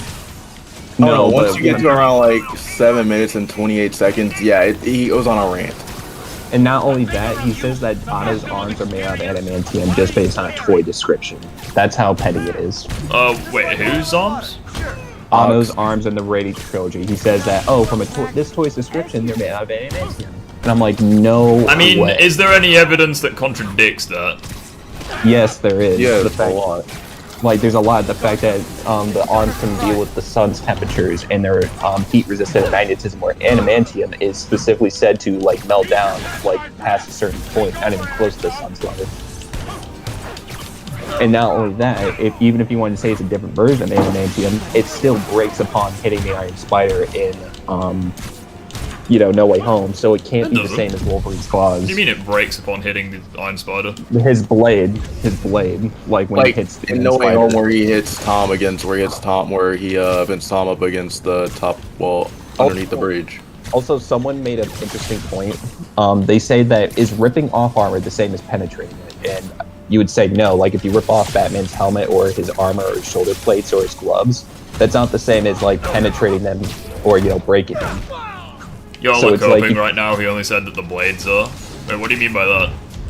Even if you said the blades are, the problem is it still doesn't make sense in context. Like you can say the TASM game that has vibranium in Alistair Snipes' armor is not the same vibranium in the MCU. Therefore, it should not even be considered vibranium because you can't quantify them as the same thing at that point. But it's Wait a like minute, how is that I'd be coping, perfectly okay with Doc Ock's arms being adamantium because like obviously like it is stated that his arms are like, I mean by his own. I literally did press the button. I don't know what happened there, but I literally did press the B button. But whatever. So it's like by his own logic, the arms are immune to like heat and magnetism. So it's like obviously a fictional metal wouldn't be capable of doing that. But it's like at the same problem is but it's like at the same time. Notion of adamantium. Well, no, but at the same time, you could just chalk it up to being a weaker adamantium.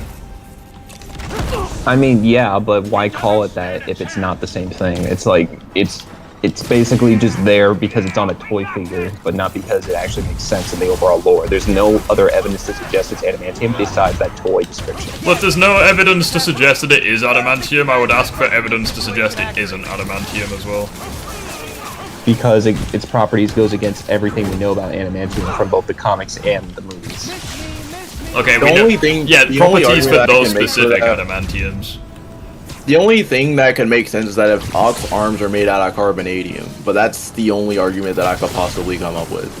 But there's no evidence of that. Because obviously, yeah. Hugh Jackman's Wolverine betrays comic adamantium and that's properties as well. So I don't really see the issue with that. Well, Well, it's I also just another thing. IGN also said that Wolverine's IGN's adamantium. not a reliable source I know, but what I'm trying to for say is they literally say that anything. So be careful with that. Yeah, but they said the worst Wolverine is his adamantium is made out of the same material as Celestials. So if that doesn't say that Crisis was like, oh, these things are only city level, well, there's a statement somewhere saying that adamantium is celestial level. So are we going to take that seriously just because it's said? I mean, if it's coming from IGN, I wouldn't. But Well, they say that it came from the directors, and the IGN just got it from the directors. So I don't know how else to put it, other than the fact that it seems like a lot of people are just trying to hype up a character without providing actual evidence beyond the statement. Like, I can say Spider-Man's armor is vibranium, but that doesn't make it vibranium. What's happening? Like, I can say the Iron Spider in the MCU is equal to Black Panther's armor. There's no evidence to support that, even if you were to say so.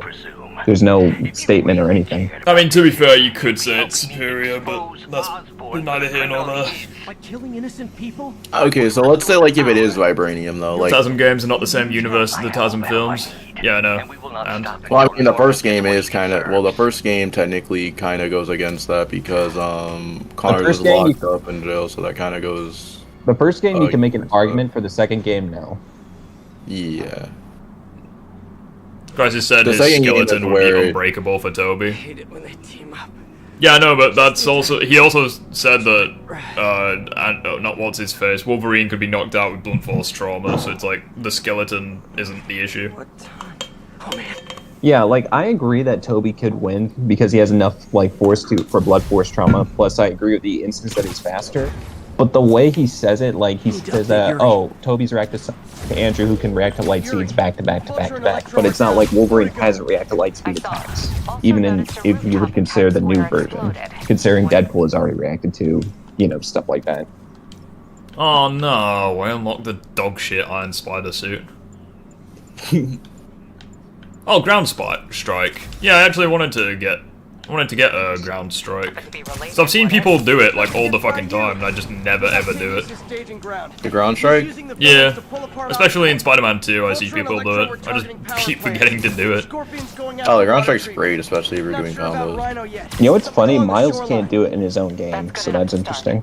I assume you're going after Scorpion? That's another instance of Miles getting stronger. Actually, Miles could do it in his own game, like, it's just that you never saw him. Yeah. Well, no, I'm just talking about, like, the mechanic itself. Have you played Stellar Blade? No, I haven't. Stellar Blade is great. Just to cap the Crisis video, I agree with the outcome. I hate how he goes about it, because he's just clearly glazing Toby and just adding stuff that makes absolutely no sense. Plus, you can easily disprove most of his points quite easily. So is it really true that live-action movies Spider-Man scale to country level? You can get them to country level or above, yeah.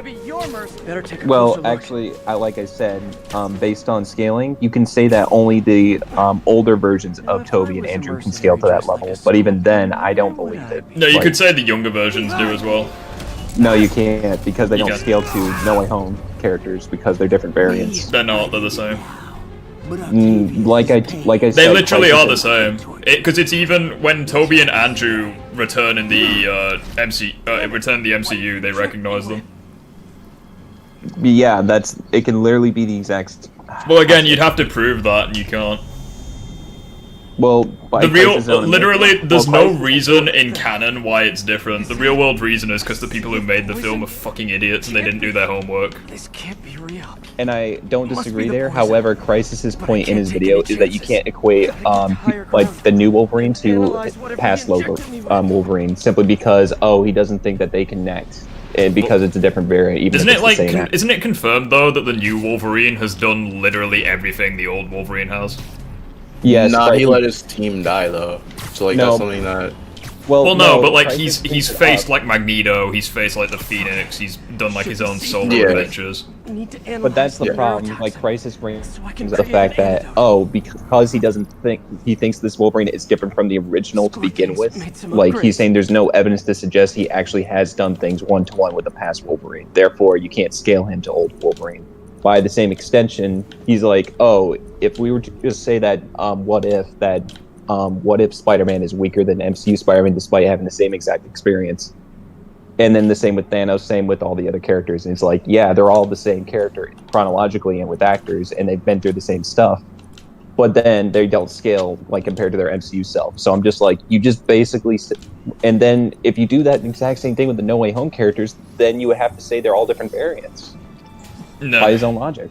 Well, yeah, by his own logic, maybe, but not based on. Well, here's the thing. I'm just saying, by his own logic, he contradicts himself and his own scaling. And I'm just gonna get my phone charger. I'll be right back. Like, I'm not saying that they aren't the same characters in No Way Home. I'm just saying, based on his own logic, the variant difference would mean they don't scale to each other anyway. That's the only issue with that video that that's the only issue with that video that I have, because like I watched a little bit of it, and after that all I'm hearing is him glazing Toby, and after that I clicked off.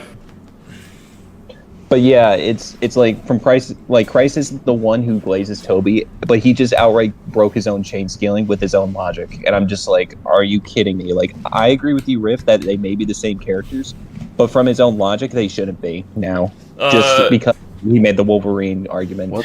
Isn't Andrew Spider-Man physically the weakest because he has no real displays of strength? Prior to No Way Home, yes, and you could say he's the weakest in terms of lifting strength, but in terms of like AP and what have you, he is like, he's above possibly Tom, he's above Tom. Considering their fights against Lizard and Electro. Extract from an Eclipta alba plant should do the trick. Oh, and Rick, me and Saith came up with this theory. Do you think that in some Spidey fought a sort of an Electro that scales to Tasm Electro? What do you mean? Do you mean like this Electro in the game? So what we did last night was that we looked at Tasm 2's Electro's like output, like his volts, his aperture, and then we compared it to Insomniac's, and it's actually quite relevant that Insomniac is above Tasm 2 Electro at the very least. Is this real or in my mind? It can be both. or at least in the past before he got Oxus. Like before he got stronger, because he got stronger in the PS4 game. Because in Peter's bio, he says he holds 1 million volts, whereas TASM 2 Electro can hold like less than 4% of that. Doc. Interesting. Not only that, the aperture, even if you change the aperture to a fraction of anything Electro's got from the TASM films, then Electro would still be above him, considering how much he can hold compared to TASM Electro. But it's like, again, like prior to No Way Home, I would agree. Like if we're just using TASM 2, but regarding what we know about like No Way Home Electro, I would say no. Like TASM Electro is above him. Yeah, and Phoenix, can you tell me what I told you about the arc reactor? Yeah, the arc reactor should have killed him. Yeah.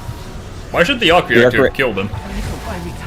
For one reason, he can't. If he uses more energy than he can otherwise handle, it explodes. One of Harry's research. Like this has been proven specifically with how he was dealt with how Andrew dealt with him. That much power from it. I forgot how much power. Hold on. How much power does the arc reactor Mark II hold? City level. Yeah, he should have died. Although it is. And this is where I come to the argument that it's either a different variation of Electro, or he's not as powerful, or he's not using all the power of the arc reactor. It's one or the other. Thanks, game. Because like the thing is like TASM Electro before he made his way home and got the reactor, he is considered to be large building or like city block at peak. Before he dies from the energy that he absorbs, which is at that level. And then Phoenix. Wait. Hold up, I forgot where we were at. Wait, where were we? We were at the point that, okay, it's established he overloads at like city block level. Yeah, he overloads at city block, so it's more or less for the fact that much power from an arc reactor has to scale to 1 million volts. Or more than likely has to scale to it.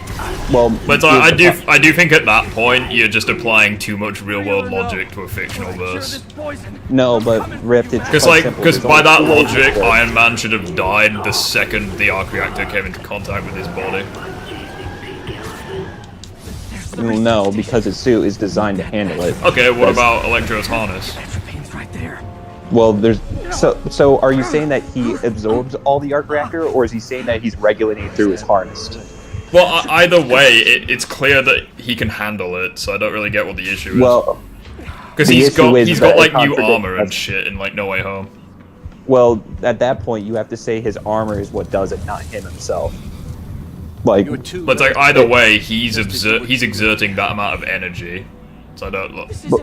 But what we're trying to bring up is that this is evidence to suggest that he's not the same as TASM 2 Electro, or that Electro in No Way Home isn't as powerful as people think he is, as in by himself. But it's like, well, yeah, no shit, he's a regular guy by himself. I don't really. Not what we're saying. What we're saying is like if you take away the arc reactor, he's literally no different than he is from TASM 2. In fact, no, he's more powerful than that. He gets upscaled. Everyone you touch suffers. Well, I mean, upscaling. Well, no, because okay, so Electro, as soon as Electro, you know, like when Electro fights Tom in like No Way Home, like with the magic suit. Yeah, it's confirmed that Electro is in like a dying state. Like he's got like he's weaker than he was at the end of TASM 2. Yet he can still fuck over Tom with a bolt of lightning. So it's like it's clear that a weakened Electro is now able to fuck around Tom's Spider-Man, so it's clear he got upscaled. Just talk to me. I mean, I can help you. Unless you want to say that Andrew in TASM 2 is more durable than Tom's Spider-Man, but there's no evidence to suggest that.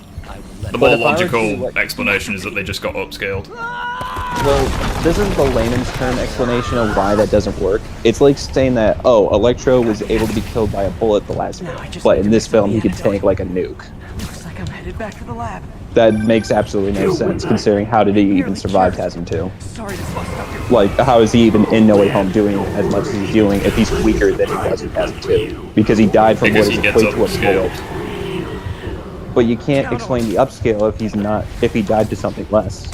Well, I would also point out that canonically he's not dead now. I mean, yeah, canonically he got teleported back to him dying. it's just one of those things where, like, this isn't about real world logic. It's about simply making sense, because you can't say that he is beyond that level in TASM 2 when he would survive what he survived in TASM 2 if he was as powerful as he was in No Way Home. Well, I'd point out as well that in TASM 2 he didn't have like any equipment to help him focus it or channel his power. It was like his own body that was resisting it. But by your own logic, you just said that, like, by the script's own admission, that he's weaker than he was in TASM 2. So, like, when he first comes into the MCU. So that. Well, that's like saying none of the characters have any feats putting them on country level, like in their own solo films. In the MCU, they do. It's because they just get upscaled. It's really not that deep. I actually want to came into new evidence that disproves the upscale of country level. Captain America and Black Panther can fight Outriders, and Outriders can damage the Hulkbuster. So is Captain Black Panther country level? One sec. Hold that thought. What's that? I mean, you could scale on the country level if that's the case, because, like, if we're going to count how much vibranium...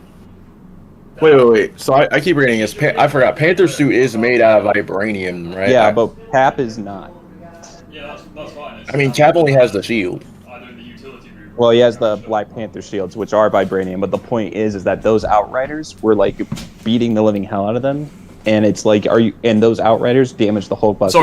Sorry, I'm back. What were you saying? Something about Captain America? Like, it's, like, you know the Outriders, how they damage the Hulkbuster? Are you going to say that those same Outriders, like, that scale to Captain America and Black Panther are now country level? You could wait, so we're saying, like, Black Panther's country level? Yeah. Well, and Captain America, considering that they both got overwhelmed by Outriders and can fight them. Well, I mean, to be fair, you could probably say that.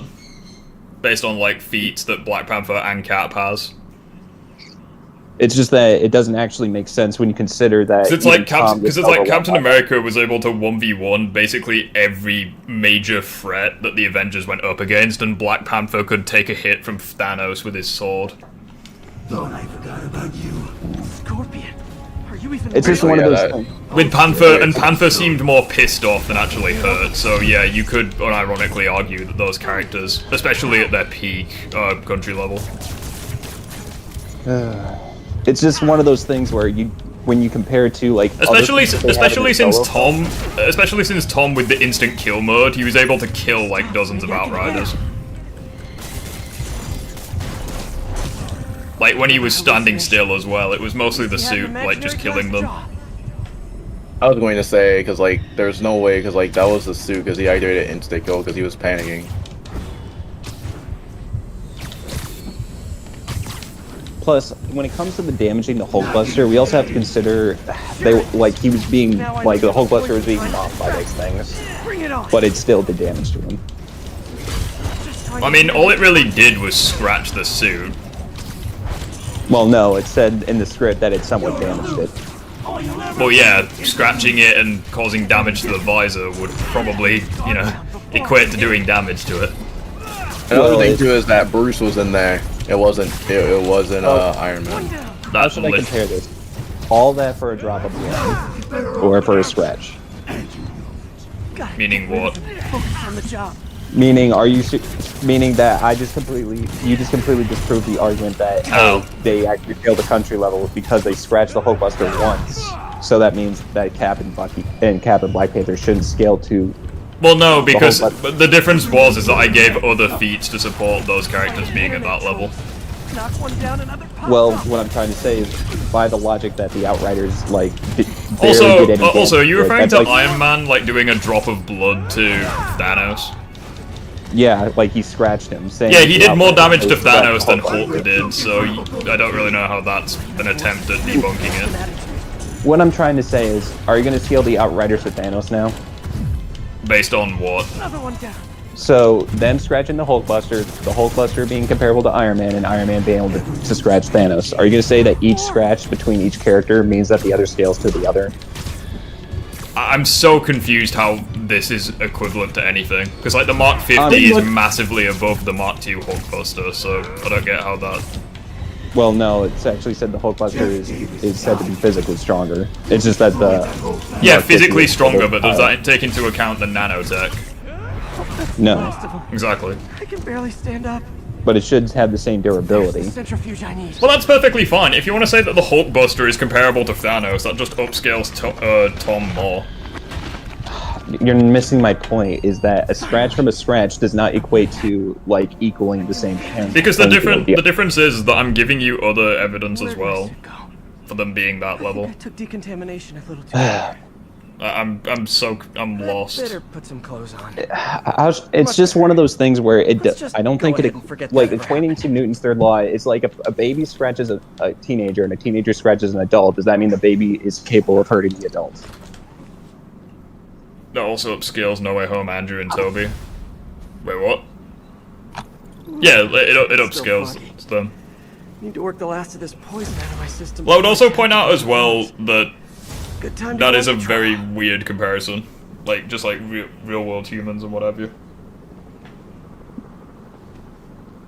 If I were to say it, because obviously a real world baby, if an adult is actually trying, they've got no chance. Gee, thanks, creepy stalker guy. You can call me Taskmaster. I mean, yeah. That's kind of on the nose. There's a group of mercenaries committing By the same logic, if Thanos actually tries, then he beats the Hulkbuster like no problem. So, and then the Hulkbuster beats like Cap and Black Panther with no problem. So, what's in it for you? I mean, we don't actually know that. We've just never seen it. I mean, it's likely to happen, especially if Tony's in the suit, but... But yeah, I'll bring in some of that evidence on Discord so we don't have to keep running in circles. It's better to write it out than just to, like, you know, speak it out. But no, I actually think it's better to talk about it, because, like, text can be misinterpreted. Yeah, let me get up my notes just in case, because I'm actually talking down my ass and not talking from the script right now. If I was, then it would be a lot better. So, one sec. And where are you at in the story? I can't see the stream right now. I just broke free from the LSD hallucinations. Oh, it's all right here at Scorpion. Yeah. Just threw a grenade into that guy's face. Fairly certain he should be dead, but never mind. I was able to go to the event loading during the flashback shown.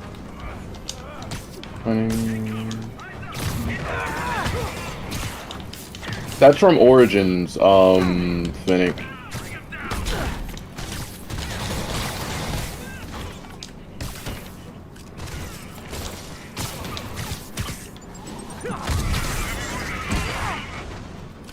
Oh, wait, Bankai actually has a good question.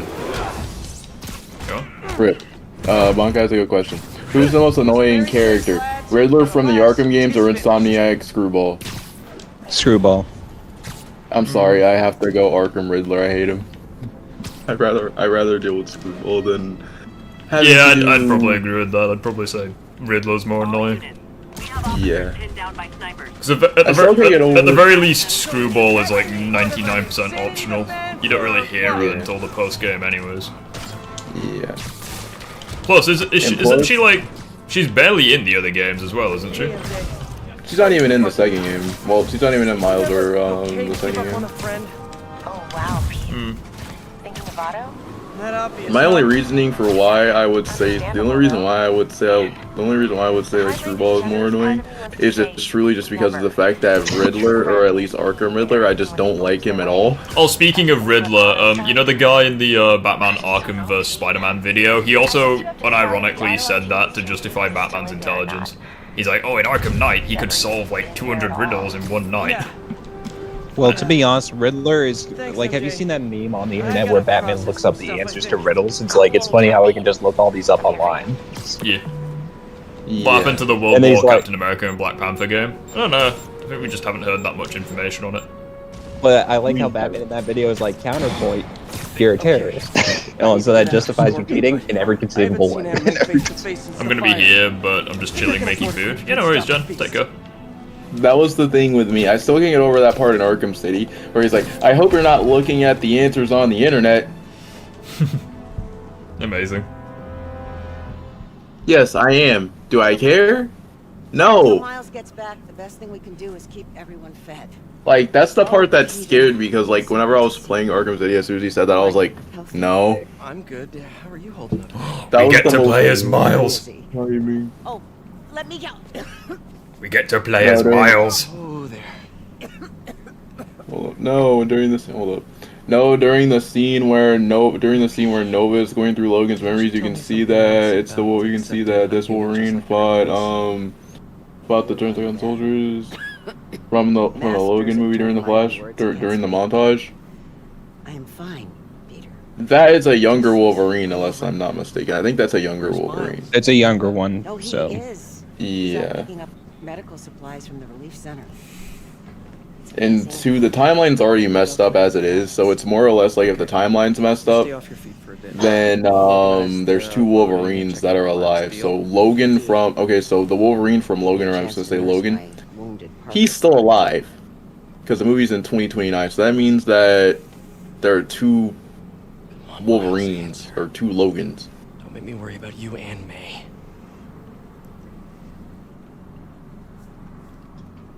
I mean, I've just been thinking about this. You know how you could? I was thinking about this just now. You could argue that the Outriders don't necessarily scale to Cole, but I don't really understand how that like debunks the scaling. what I was trying to say is that just because the Outriders can do damage does not imply that they are on the level of Thanos, for example, or country level, for example. It's kind of like saying just because you chain scale that wouldn't put the Outriders on Thanos' level. Just because they can scratch a Hulkbuster and Hulkbuster can fight a Hulk and Hulk can hurt Thanos, or is comparable to Iron Man, that type thing. Like, you can do that with any character in fiction. It's basically E beats D beats C beats B beats A beats S, but that doesn't mean E translates to S. Well, it's like, because I'm in the camp of people where I don't think Cull Obsidian scales to Thanos. I don't really like that argument. Well, Phase 1 Thor or Iron, or Hulk, apparently. Because another thing that Crisis mentions is that he says that because Hulk can make Thor bleed, that means he's country level because Thor can destroy country, when that was a weakened Thor. Shit. Hold on. Bear me a sec. I'm just balling right now. No, he's gonna notice me if I go past. Oh, I'm getting noticed anyway. Oh, never mind. Fuck. Oh boy. Over there. But yes, I don't, because like, for example, how Cole damages. I would also point out as well that Cole does way more damage to the Hulkbuster than the Outriders do. The only reason they have like any success at all is because they like overwhelm the suit. Well, not overwhelm the suit. They sort of like overwhelm Banner. Yeah, and Banner could have gotten out of that easy if he knew what he was doing. But it's like, for example, oh shit. Yeah, like for example, another supply tent. What's his face? It's like Cull Obsidian like tears the suit apart like it's nothing. Compare that to like the Outriders where like they scratch it a bunch of times. Country level is way too low for MCU Hulk. Come on, he's the strongest Avenger. Not was my point. And plus, Hulk gets stronger later on, but are we going World Breaker Hulk? No, we're talking about Phase 1 Hulk, because the whole point of the chain scaling is that Phase 1 Thor is country level, Hulk made him bleed, and Hulk fought the Hulkbuster Mark 1, and Mark 2 is better than Hulk Mark 1. But the whole reason that breaks is because it was a weaker Thor, so it wouldn't translate to Hulk being country level exactly, since Thor was weaker, even if just a little bit. I mean, to be fair, country level is massively lowballing Phase 1 Thor. You could get him way higher. Regardless, it's just one of those things where you're taking out all context just to, like, even if you take out all context and then still lowball the feat, and it just doesn't translate correctly because it seems like you're missing pieces just to make something else work. He doesn't understand the fine art of persuasion. Well, to be fair, you could still scale Hulk to that level. Because, like, even though he took on a weakened Thor, he didn't take on a weakened Loki, which that Thor scales to.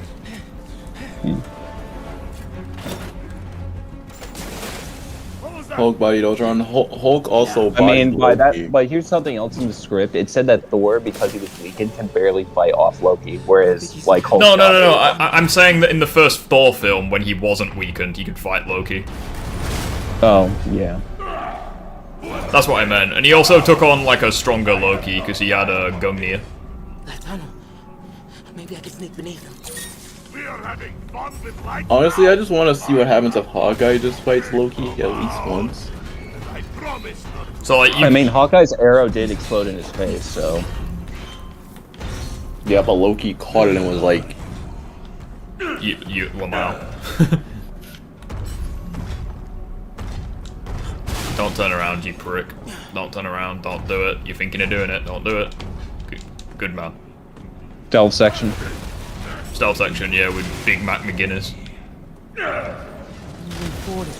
Turn around, you bastard.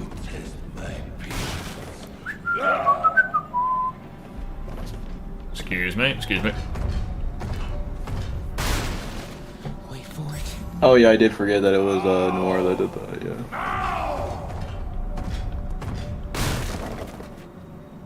Piss off, Rhino. Hot take, I think the Hulkbuster is the worst Iron Man suit because it easily gets ripped apart more times than any other more suit. times than not. Yeah. I mean, by that same logic, you should say all the Iron Man 3 suits are fodder because they can easily be torn up. Oh, like the Mark 1, for example. Yeah. Or at least I would say the only armor that has a velocity that's better than all of them is the nanotech, but I forgot which mark it is. But honestly, the Mark nanotech armor, from what they say, doesn't actually, like Mark 50 and Mark 85 are actually just the same suit with further updates to the nanotechs. So it's not a different material, it's just more updated, like the, energy shield, stuff like that. That container. That's my exit. Yeah, you could. Interesting. Like, it's the same nanotech, like the material didn't change, but like Tony obviously like added stuff to it, like a lot more stuff to it. Yeah, he has like the shields which look like they came from Wakanda. Well, I was going to compare them to like Capcom, where the energy shields. Well, yeah, it's very similar to what the Wakandan soldiers use. Yeah. Go. Big Chungus is after you, yeah. The only thing about the boys I like is Homelander losing in versus matchups. Fair enough. I mean, Homelander's a wimp by all definition. The Iron Man 3 suits are hella fodder. Actually, question. I mean, that does track up because Tony was like making them out of PTSD and he wasn't sleeping. So yeah. I love seeing how scary Rhino is from a civilian's perspective. Yeah, facts. What did your guys pick? What did your guys pick for the worst Iron Man suit then? Well, worst in terms of what? Because like in terms of practicality, the Mark 1 is the worst. Yeah, in terms of looks. In terms of looks, it would probably be one of the Busters, because I think that the Buster suits just generally are really bulky and ugly looking. Actually, I have a perfect example. You know that Iron Man 3 bulky suit? Well, the Igor suit, the one that's like the Terminator. Yeah. You can't just push that people one around like that. Maybe. Or what? Just because that Mark 1. I just don't really like the Buster suits in general. Like the Hulk Buster's kind of the exception because that's kind of like the iconic one, but like something like the Thor Buster, it just doesn't look very good. I like the Iron Man suits where they're like sleek, like they're sleek and they've got like their own style. Whoa! You want a taste? Nah, I'm good, kid. And I know this is a hot take. I'm not sure if I told you this, guys, before, but I don't mind the MCU Iron Spider suit in terms of design. I don't like it. I like the one where it's red and gold. Yeah, no, I don't like the MCU one, but I like the comic one. But here's the thing, I don't actually mind the design in the MCU. In fact, I think it's actually like an evolution between his Stark suit, where it's like the spider and everything just evolves over time. But that's just me. Yeah, maybe. My only reason why I like the red and gold is just truly just because it just looks better. Stick close to feast. Oh, YouTube's having an update. Woo. My problem with the Iron Spider in the comics is that I just don't like red and gold together. It's just me. Like on Spider-Man specifically. Gotcha. Yeah. Hold on a minute. Mohab, opinion on the French and Collie thing. Great. Opinion on the French and Colin thing. It was setting up Kimiko and Frenchie getting together. Attacking Oscorp's relief centers. That was part of Frenchie's. That was part of Frenchie's story. Sounds like our boy. Headed there now. And Kimiko thought that Been hanging in there. Kimiko thought that Frenchie had a thing for Colin. I just realized as well, yeah, I fucking what's his face? Yeah, like Yuri mentions how Rhino creates like earthquakes just by doing his own thing. Wait, when? Like just now. She's like reports of earthquakes near the Harlem Center. Okay, so that means that he has to be at least like probably like small town, like large town. Hey MJ, what's up? Well, it depends on the severity of the earthquake, but like bare minimum, it's like city block level. Yeah. This is random, but do you remember that trip we took to Staten Island with Harry? To find the best pizza in the city. Okay, so I just found it in Phoenix. You can look at it first, just to make sure that what I read was objective. Phoenix, yeah, the Phoenix poster sucked. I didn't like it. It was just a massive. Where is it in general? I'm gonna put it in the Spider-Man section. I'll add it to you. Astrobot is apparently getting Game of the Year shouts. Yeah, I heard Colin made a video on it where he was like, "Is Astrobot better than Super Mario Galaxy?" Like, yeah, but Phoenix, when you look at it, just consider, you know, this is just me writing. This is my thought process, and you can call me out if it's wrong or not. But if you're wondering why I don't think call or the scaling tracks out, this will be why. Okay. So I'm just writing it right now. All right. I changed my mind. The worst Iron Man suit is the Mark 42 from Iron Man 3. It was the most pathetic in terms of fights and performance. I mean, let me see. So you have Astrobot being Game of the Year. You have Stellar Blade that's up for Game of the Year. You have Black Myth.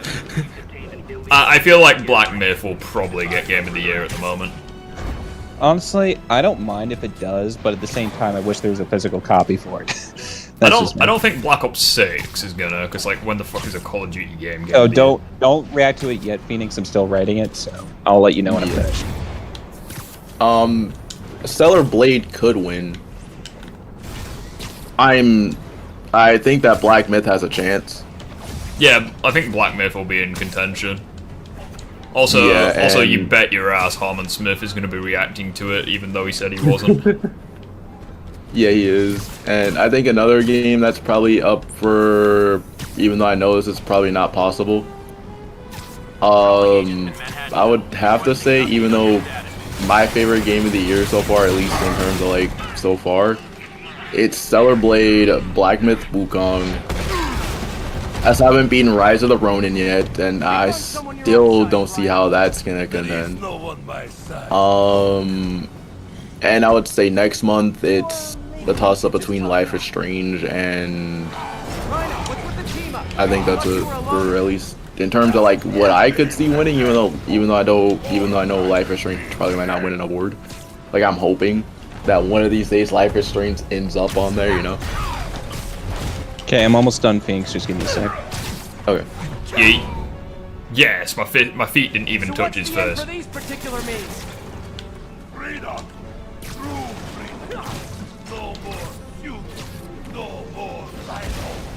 Come on, buddy.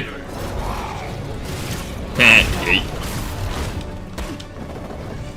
And people still think that Spider-Man loses to Batman. Surprisingly. I still don't know why, but yeah. I don't understand how that guy thinks that Batman is more durable than Spider-Man, just because Spider-Man took an L to Craven. Like, do you not know how strong Craven is? No. Okay, question about this. If he's holding back fighting Thor, then how did Hulk get knocked out? It's confirmed that he's not holding back. Wait, what are we talking about? It sent me. I'm sending stuff as I'm going, so I'm just gonna add one last thing, and then I'll be done. What are we talking about? I'm just writing down my thoughts like I usually do, and then you guys can critique it later. But this way, it's just me getting my thoughts out, and just for reference, and then you guys can critique me as you go for it. Okay, that's why I'm asking. What are you typing? Because obviously I can't really look at it at the moment. Okay, I'm just bringing up how I just think that the whole thing is inconsistent. I'm bringing up every reason just to make sure. Okay, let's go through them one at a time. Okay, so when it says to scale Call pretty high, being on par with Hulk and Thanos, like especially like an early version of Hulk, which we'll consider later. Okay, I will say now, I don't think Cole is comparable to Thanos. Well, no, it's that the problem is that the Hulkbuster on Mark II is comparable to Thanos to a degree, confirmed by the writers. So it's one of those things as well. And it's like how if you take note that in the fight with Thanos, he wasn't holding back, so yeah. And then while Cole did fight the Hulkbuster at the same time, that Hulkbuster was like, you know, it's not the same as the Bruce Banner and Tony being in it. Well, anyway, so I even have the script here too. Well, anyway, that's fine. So like, what reasons do you have? Sorry. Yeah, like I bring up each clip as they show up. I even timestamp each one how like if we know that the Hulk scales to Thor, like I bring it down later. But do you think that Mjolnir? How should I put this? Cole in the past, when like in 2014 Hulk that was in the Endgame, taking a hit from Mjolnir, yet Hulk, like Cole being like attacked by Black Panther with his vibranium suit, gets knocked out according to the script. So how does that make sense? So does Black Panther scale to like Mjolnir, or you know something like that? I'm so like multitasking. I can't keep track. It's really annoying. That's why I didn't want to bring it up during the stream. It's kind of, because I'd point out as well that like so Mjolnir versus are we talking like Iron Man versus Thor like in the Avengers? Well, I'm like I said, it's like getting my thoughts down is easier than saying it. That's why it's. Well, no, but you mentioned Thor and an Iron Man suit, so are we talking Thor versus Thingy? No. What I was doing was I was comparing Black Panther's suit, like Black Panther when he hit Call and Finn. Okay. Like, is he on par with Mjolnir? Why Mjolnir? Like, what's Mjolnir got to do with anything? Because Mjolnir like struck Call in 2014 Call and Endgame. And not when? You say Endgame, I'm like struggling to. Endgame. Wait, who threw Mjolnir? Cap, Worthy Cap. Well, Worthy Cap's comparable to Thor, so. Well, what I'm trying to say is Black Panther comparable to Thor. In terms of durability. Or attack potency. Now that. Why the fuck? I can't beat these two. Fuck, I've legit forgotten how you beat these guys. Spare me a second. You have to dodge Rhino and you have to web up Scorpion. Yeah, but Phoenix. I've tried webbing up Scorpion so many times. He just isn't. You have to like toss objects at him. Yeah. Oh, right, okay. But yeah, so Phoenix, you look through it all and you tell me whether or not I'm wrong or not. That's all. I'm just putting out my thoughts so I can get them out. That's all. Okay. But yeah, I've written pretty much everything I need, but it's just hard to actually speak and say. It's just better to be dissected. Alright. I'm gonna dissect it later, because, yeah. Yeah, but I just wrote it down. We'll talk about it later, but you guys can tell me what you guys think. Upgrade your web shooters. Can I even upgrade my web shooters mid? Web shooters refill faster. Right, I can't actually max them out. Good. You know, that's what. Hold on a minute. Concord's winning Game of the Year. Bullshit. Yes, Concord's 100% gonna win. We all know this. Concord is peak. But Concord died like the moment it came out. There is no way it is winning Game of the Year. What do you mean those two? What do you mean those 2 months of peak were great? It has like literally no concurrent players right now. I mean, yeah. If Concord is Game of the Year, I'm actually Superman. Get me out of here! Fucking die, Scorpion! Jesus. Here's my whole entire thing with the whole entire Game of the Year thing. I really hope that Stellar Blade wins, because yeah. I feel like it's between Stellar Blade, Black Myth, and Ow. I want to say Life is Strange, but Life is Strange never gets nominated for an award, so. Whoa. This is like a lore-accurate fight between Scorpion and Rhino right now. I'm giving it my best shot, but I'm having issues here.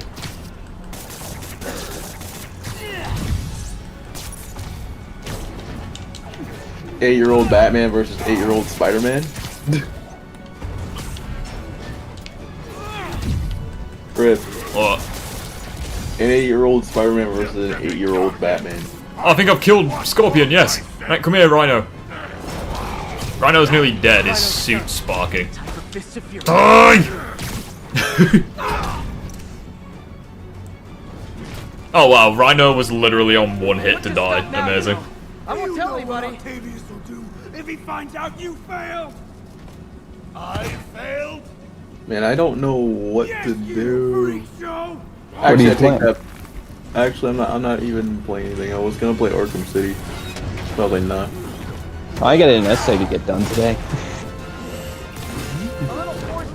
Like a 3,000 word essay, and I'm almost done with it. Oh, that's also more fuel you can use against Arkham Batman. Spider-Man's webbing was enough to restrain a weakened Rhino and Scorpion.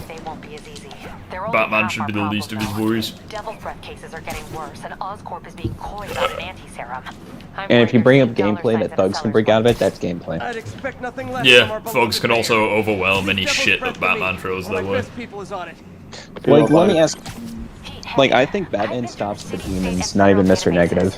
If this Devil's Breath lab does exist, it's At the most, yeah, Batman stops the demons. He doesn't have a countermeasure for negative. Well, no, it's just that the demons are either too fast or too strong for him to deal with reasonably. I'm trying to. Plus, I'm actually thinking as well about the Black Panther thing.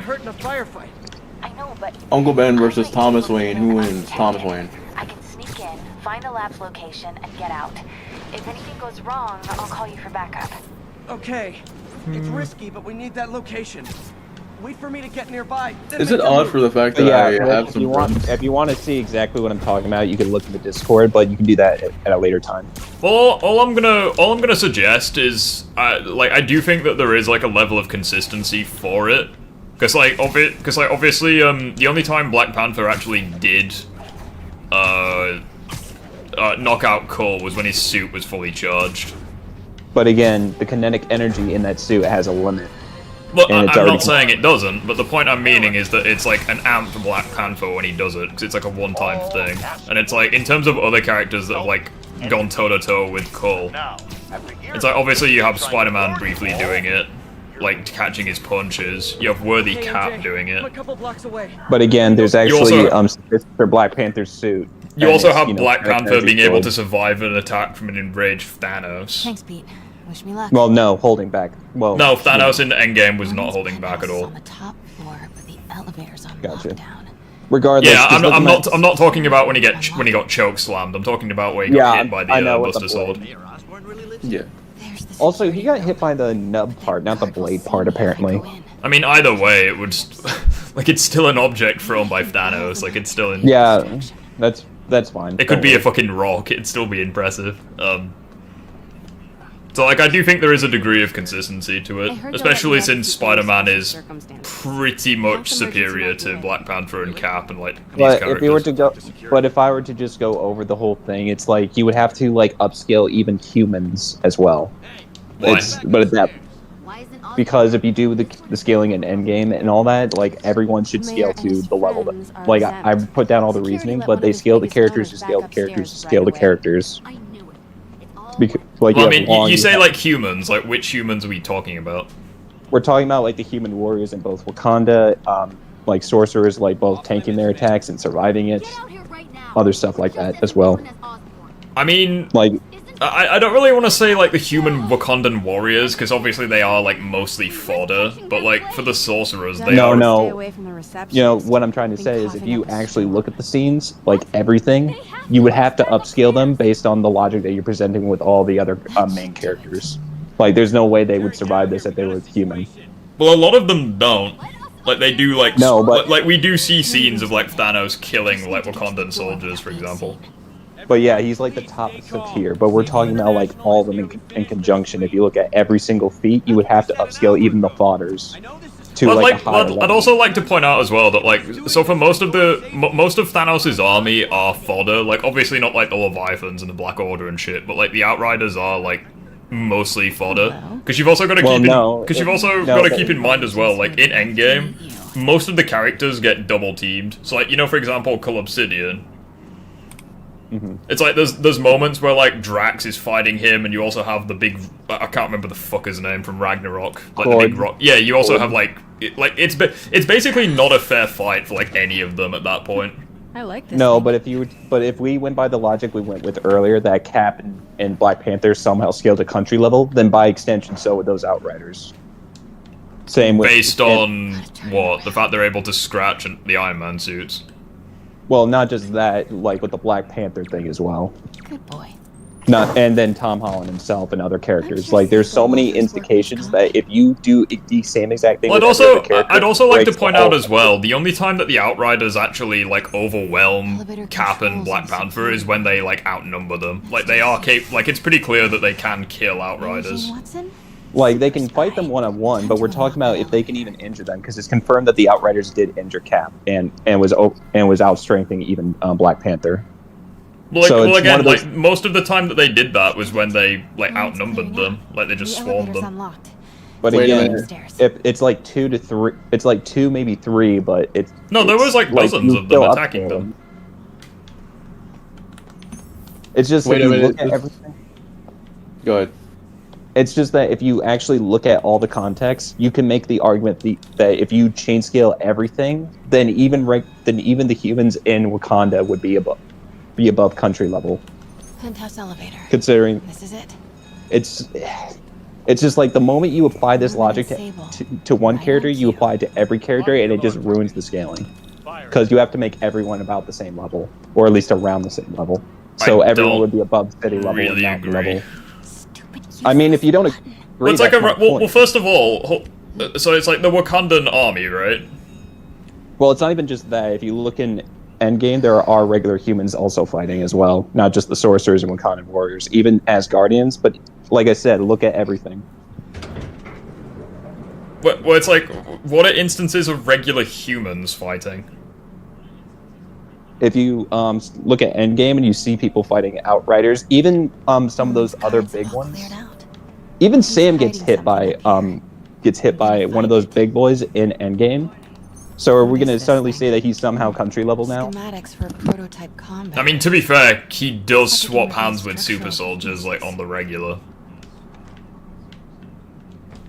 I'm just saying that if you apply this scaling to every single character, it completely makes everyone above, like, say, mountain to island level, at the very least, even the fodders, which makes absolutely no sense. I mean, it doesn't make sense, but it is fiction.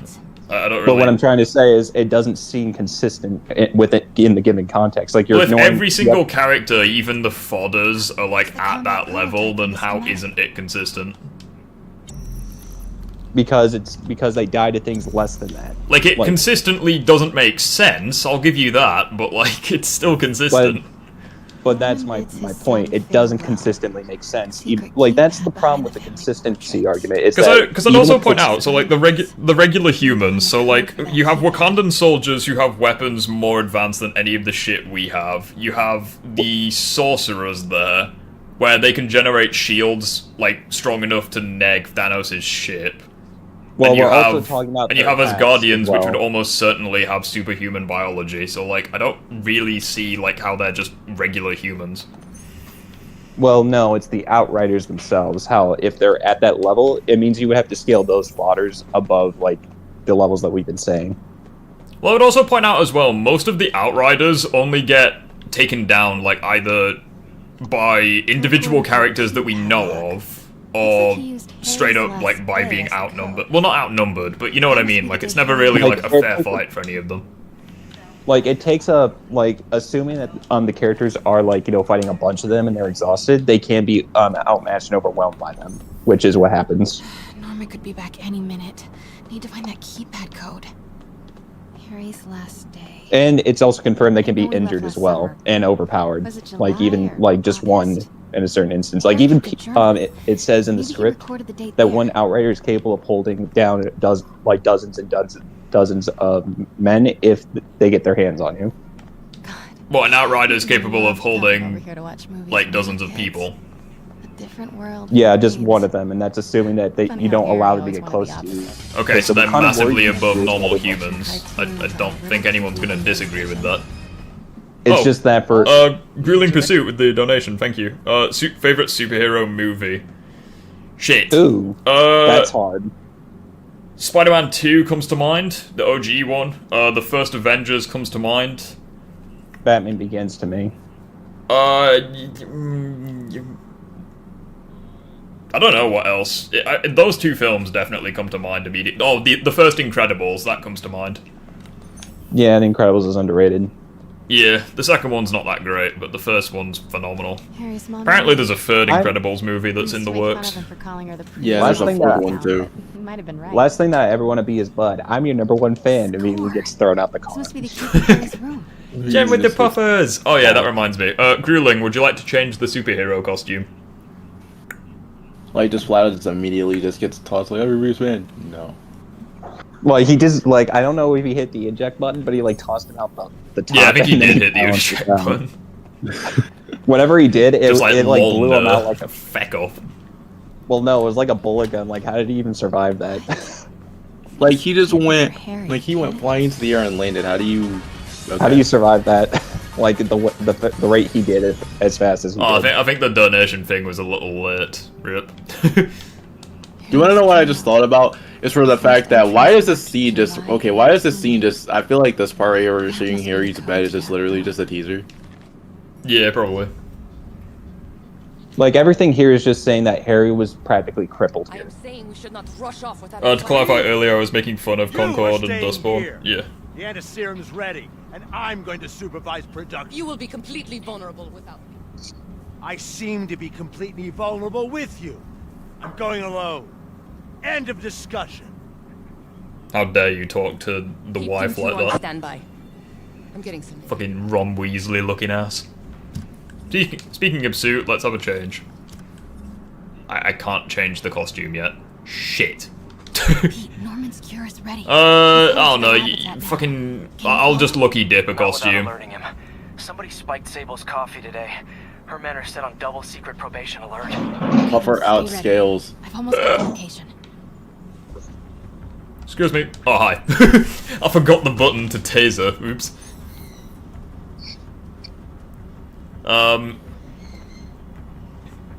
Yeah, so it's like, coming back to the Outriders, like, if they can, like, overwhelm regular humans, or, like, the regular, I don't want to say regular humans, but, like, if they can overwhelm, like, the Wakandan soldiers, for example, like, I don't get what the issue is.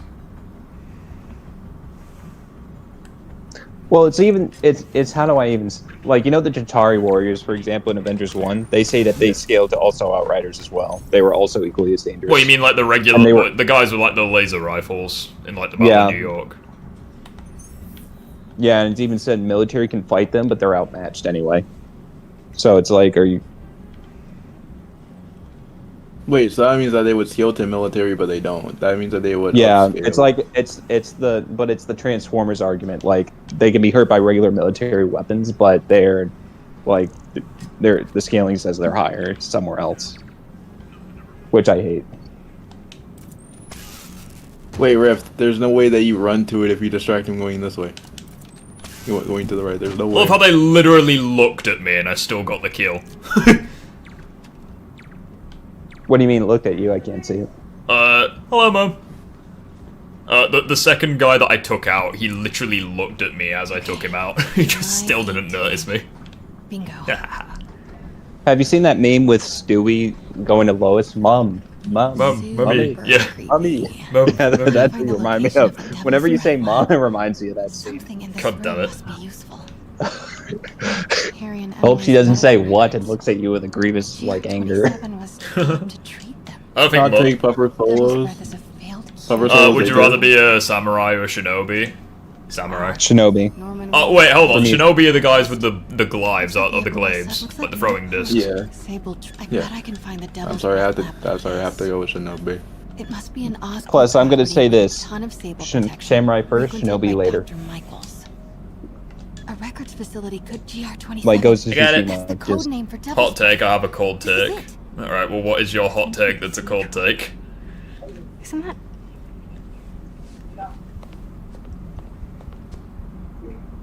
It's like, oh, guys, I gotta surprised. get going. But get back to me when you look at what I sent in the Spider-Man part in the chat. Like, just let me know if you think that my line of thinking is right or if it's wrong. And like you said, Rift, to me, it doesn't consistently make sense, even if it's consistent in the fiction. But it's like I said before, like, why scale Transformers to military weapons in the first Transformers if you say they're out of Versal in another source? It's like that type of logic.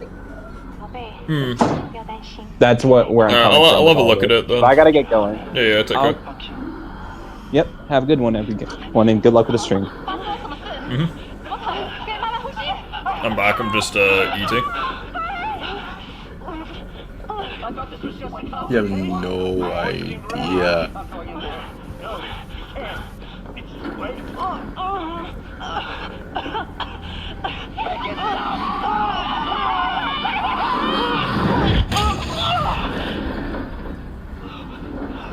I still can't believe how this scene went down. And Lee just killed his own parents because now he's living normal.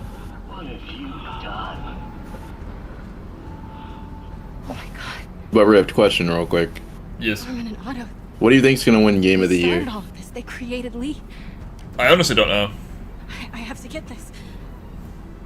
I mean, Black Ops 6 might be on the list. Or Spider. Who's there?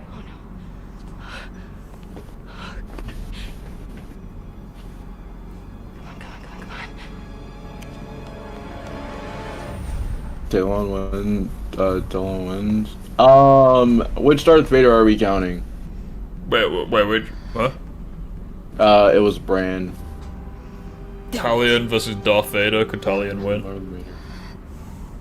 Darth Vader would win. We have a breach. Because somehow, in some way, he scales to 5th dimensional. Darth Vader's pretty insane. Oh, Legends Vader? Yeah, Legends Vader. Pete, I've got the lab location. And a lot more. That would make Peter the experienced Spider-Man. I mean, that would make Miles the experienced Spider-Man, and that would make... The motor running. That would make Insom Peter Miles' student. Mm-hmm.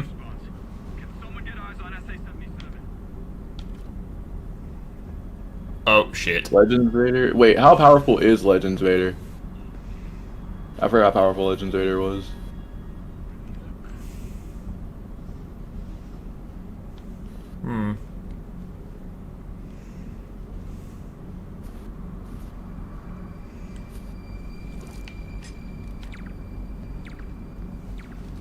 Person takes Spider-Man's a good hero, yeah, he's great.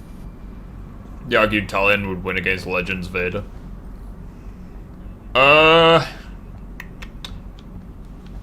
Fucking depends, doesn't it? I haven't really looked at my Star Wars stuff in a while. Continuing sweep. You'd have MCU Spider-Man at moon level or small planetary. But it's like, you could... Like, the thing with, like, the country level scaling is it's operating under the assumption that, what's his face? Thor in the first film is, like, only country level. But, like, breaking apart Jotunheim and, like, breaking apart Sokovia, they're not his only feats. Because obviously in, the first Thor film, he's able to break apart the Bifrost. Need to clear that balcony. I have a question. Is the Black Ops 6 beta still playable? I don't think so. Hey! Boss, we got her. Pete, you here? Turning off Lex now. Are you okay? You'll be in a few seconds. Yeah, he broke the Bifrost in like 10 hits from Mjolnir.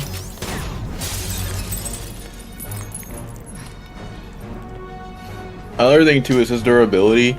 From what he said, and this is something that I'm gonna go off of. Anything that can hurt a human or break a human's bones feels like he's stabbed, feels like they're stabbing, feels like he got stabbed in the toe. Who's this we're talking to? You are Thor. crazy. You're amazing. Or like not Thor. It was something about MCU Thor. Yeah, it's but like anything that Thor, like anything like a regular human can take and get hurt by. To Thor, it just feels like a regular thing. Like it just feels like okay. It's all so much to take in. Cause it's like I don't really like scaling Thor to Norman and Lee. I don't really like scaling Hulk to Thor, but I like scaling Hulk to Loki. This is all my fault. Because obviously, really because Thor was weakened in the first Avengers, but Loki wasn't. You are not alone anymore, Pete. Let Miles. I don't see how you can scale him to Loki, but like it's just the way that I look at it. But it's like he blitzed him and beat the fuck out of him. Thanks. Yeah. Pretty much. Honestly, people think. Honestly, how do you feel if there were calculations for a person getting blitzed? What do you mean? Like, do you think that there's a calculation for a person getting blitzed? Well, I don't know what you mean by a calculation. Like, do you mean like how fast they were moving to do it, or? Yeah, like just in general, because like we just know that they just blitz people. Also, like, we're going with a different Spider-Man suit. Yes. Fuck it, we'll do TASM suit because you wanted it earlier.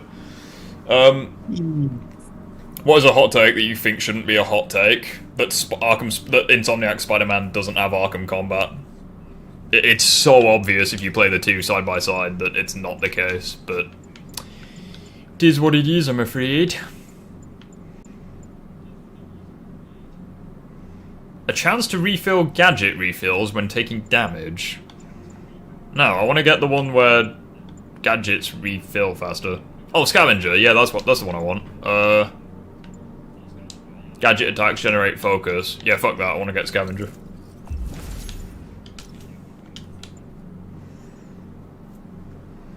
I think it means you have to be like 2 times faster to blitz.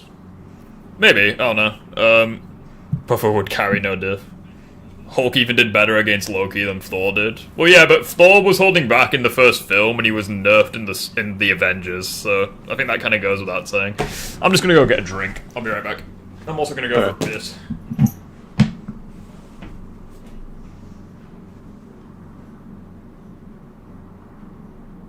The TASM suit is forever the greatest suit in the game.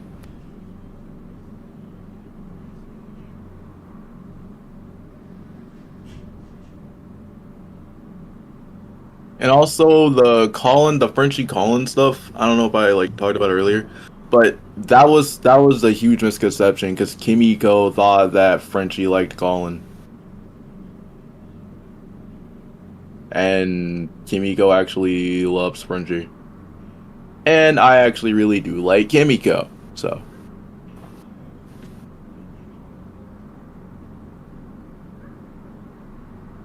Yeah, I'm one of those. Gimme was my favorite character in The Boys.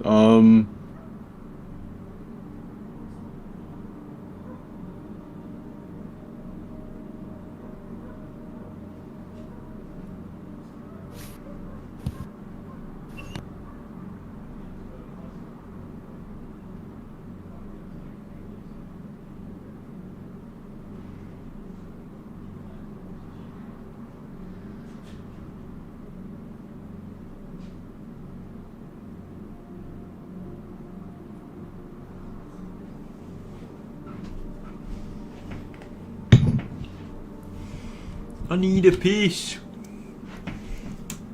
New.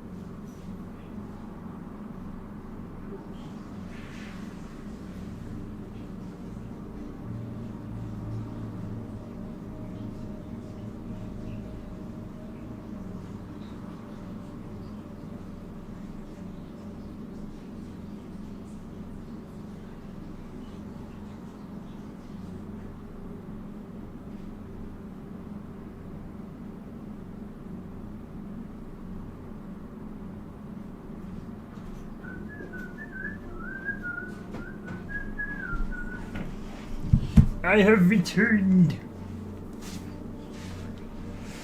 Who's ready to go and beat the game? I am. Phew!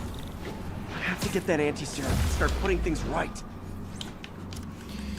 Well, we got something we can level up. Don't know what to get though, that's the only problem. Send rockets back at enemies. I miss that so much. However, what is this wrecking ball?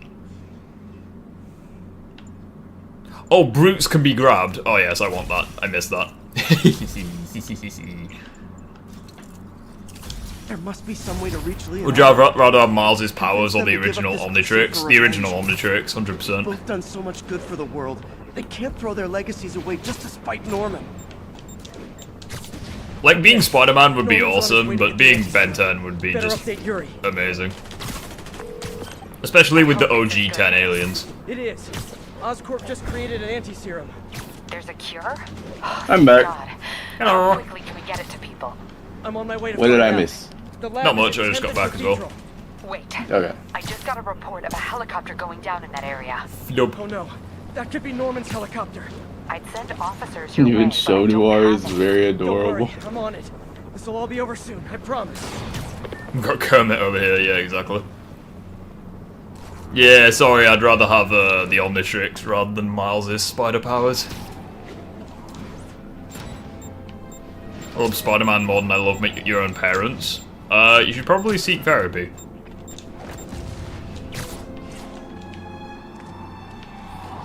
I mean, I love Spider-Man, but I'm not going to replace my own parents. They can certainly be arseholes at times, but, you know, they've done so much, right? They're only human. They're only human after all. Let's be honest, everybody likes Soldier Boy, so. Yeah. Well, the reason why people love Soldier Boy is because people love Dean. I'll bring it to the attention of the proper authorities. Emergencies do not. I would say, like, after seeing season 4, though, I actually really like Kevlar. I don't really like Ryan's character. Wait, did you think that he was gonna side with Butcher or Homelander? Well, I don't know. It's like I think I don't know. I just think it was very poorly done because, like, what's his face? It's like Ryan showed disgust at like Homelander and stuff, and he was like siding with Butcher, and then all of a sudden he's just like, nah, fucker, I'm just gonna side with what's his face? Yeah, and after out of nowhere, it's like, so you're going to side with, and after that, like, here's the thing, that whole entire situation fell apart as soon as, Which Ben 10 series has the best Omnitrix and which one has the worst? Kieran, how you doing, buddy? Which has the best Omnitrix? Best in terms of what? Like, again, like, what's the criteria? I think he means, I have to take care of these demons before I can follow in terms of, like, best design, best alien roster. Because obviously, like, best designed and best practicality are different. I remember this. It doesn't matter if I do it stealthily anyways, I'll still be forced into combat anyways. How's things been? Yeah, we're chilling. What yourself? This is just me. I prefer Alien Forces, Omnitrix. Yeah, fact. Sleep it off. Like, I don't mind, like, the OG, like, watch, but, like, at the same time, though, like, there's just something about the Alien Force design that's just cool. And the Alien roster. Mm-hmm. And then I would say the worst design is the current one, which is right now. I do not like that design. I don't like the new one. Yeah, I've been chilling. I mean, I'll do this mission stealthily, I don't really care, but like... Need to get through these demons quick, before Lee gets... Ryan didn't want to kill his dad after hearing that he violated Butcher's life. Yeah. Lee wiped out the agents stationed here. They're not handling anything. You have been warned, superhero.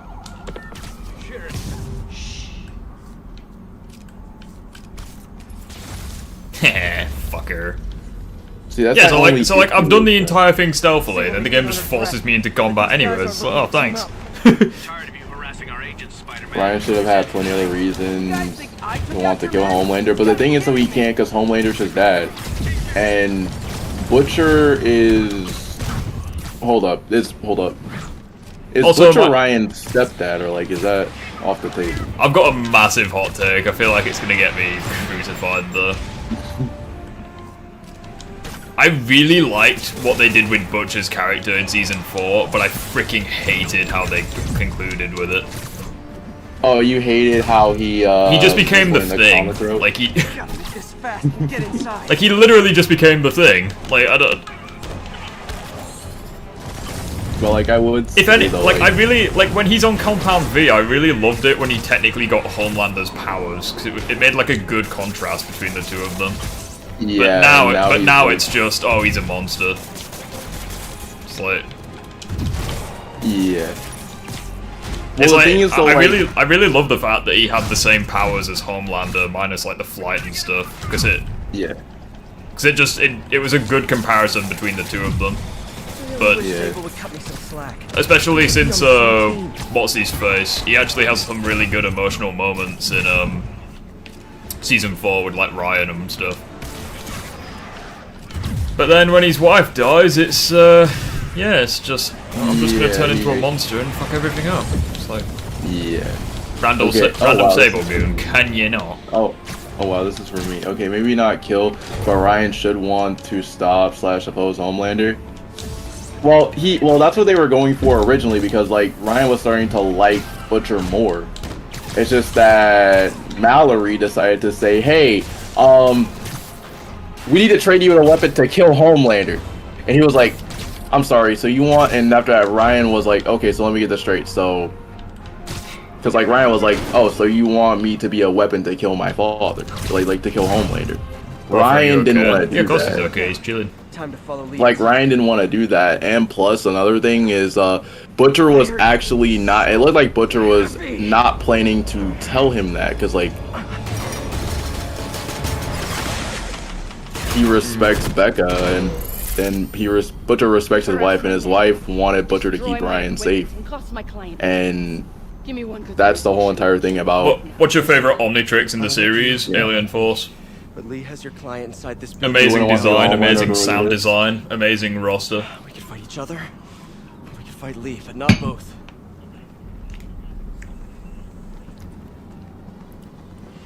What is the worst alien in Alien Force, and why is it Humongosaur? Oh, this is easy. Because, does this mean we're good? I don't know how to put this, but like every single time, like it's in, I don't know. I just don't, I don't know why, I just hate the fan favorite aliens apparently. Like, I think Humongosaur is terrible, I think Alien X is terrible. Like...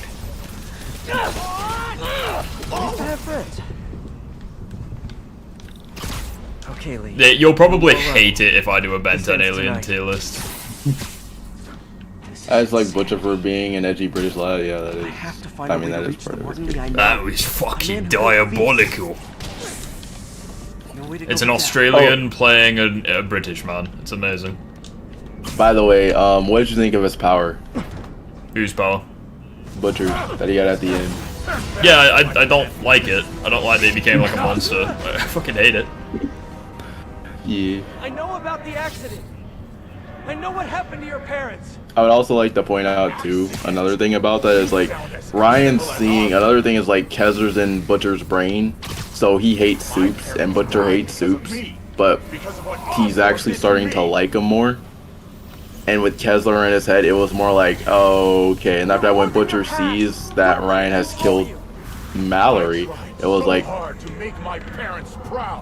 yeah, we're going on it. Yeah, we're gonna kill all of the soups now, except for the ones that are very close to us. Not to be that guy, but isn't Carl Urban a New Zealander? Yeah, no. So he's an Australian playing a British man, because New Zealand is in Australia, or it's in like the same place, anyways. Same area. Sorry. I picked for the worst alien is Ditto. Yeah, Ditto shit. He's probably the worst of the classic aliens. Yeah. Ryan being on dad's side makes Ryan being on his dad's side makes sense, I guess. Well, it doesn't. Well, it doesn't make sense to him, but from Mallory's perspective, the CIA want to use him. The CIA wants to train him to kill Homelander, who is his dad. So way up, Huey, Homelander killed me wife. Yeah, exactly. So in a way, it's in a way, it's a parallel. And whenever he was trying to break free, he was and after whenever he tried to break free, he was get out of the way. And after that, he started to become more like Homelander. He didn't want to, but it's just for the fact that Mallory was trying to make him into a weapon. No, Martin. Because you gotta think about it. If they were to lock Ryan into that room, it would be kind of and I thought about this. It would be kind of like a thing where Homelander was locked up, and they said that he could have gotten out whenever he wanted to. Whereas with Mallory, it would be, yeah, you're gonna be locked in there for a minute. You're gonna be locked down in the bunker until Homelander's gone or something. So yeah, it makes a lot of sense. I'm trying to save this piece of scum. I'm trying to save But you, Rick, Martin. Yep. Don't let revenge. You don't like that Butcher went down the villain path, or quote unquote villain path? I mean, it makes sense. I just don't really like his powers, that's all. You don't like that he became Venom? He became the Thing. You want to know what's odd is I've heard many people say that scene should have gone a lot easier if oh, hold on me. If Victoria would have blew Butcher's head off. True justice. He won't see it unless you stop now. I'll never stop. But the thing is though about that fight, it's very they made it she made it very clear that she has to see to kill, she has to see to kill a person. So it's fair enough. Of course, Butcher knows the weakness. He's going to cover her eyes and just tears her in half or something. Yeah.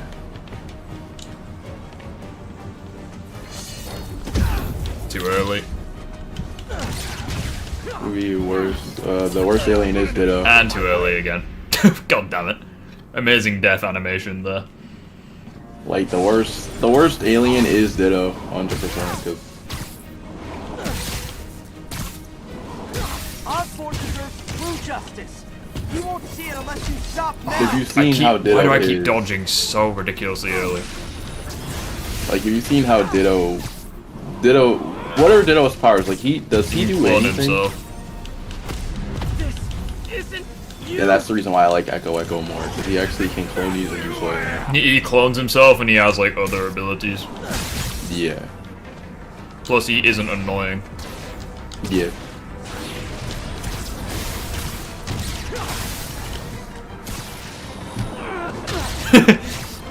Fall on your ass, bitch.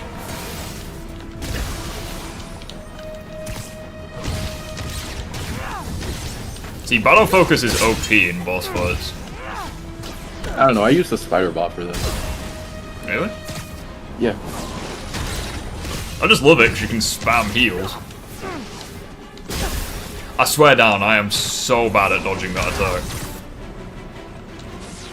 Wait, isn't that the same attack that he uses in Spider-Man 2 where he just charges you? They could have had crushing attack sooner. Yeet. Nyong. Fight it, Martin! You can walk away! No! Osborn must suffer! Someone said that Joe Kessler killed Newman, not Butcher. It was both. Well, shit. So it's mainly Butcher, though. Well, shit. This looks a bit intense. Yeah, oh, yeah, I forgot. Feedback's awesome. I love how the voice lines just haven't loaded in. Yeah. I have a question. Do you think, wait, was Nanomech an Ultimate Alien or Alien Force? Like, he was in he was introduced in Alien Swarm, the movie, so technically Ultimate Alien. Okay, so wouldn't that make Alien Swarm canon? Right, I guess. Okay. Ow. Ben 10 canon is all sorts of whack, so... Yeah. Also, another thing, when did that make Race Against Time canon to Alien Swarm? That is a big deal. Big deal. I don't think so, but I don't really know. What the? Well, if they're following the canon, then that would mean that Ben 10, like the original Ben 10, goes until Ultimate Alien. So like, I don't really know the fucking canon. Peace out, have fun. Okay. Anyways, take care. Die! I sure hope so.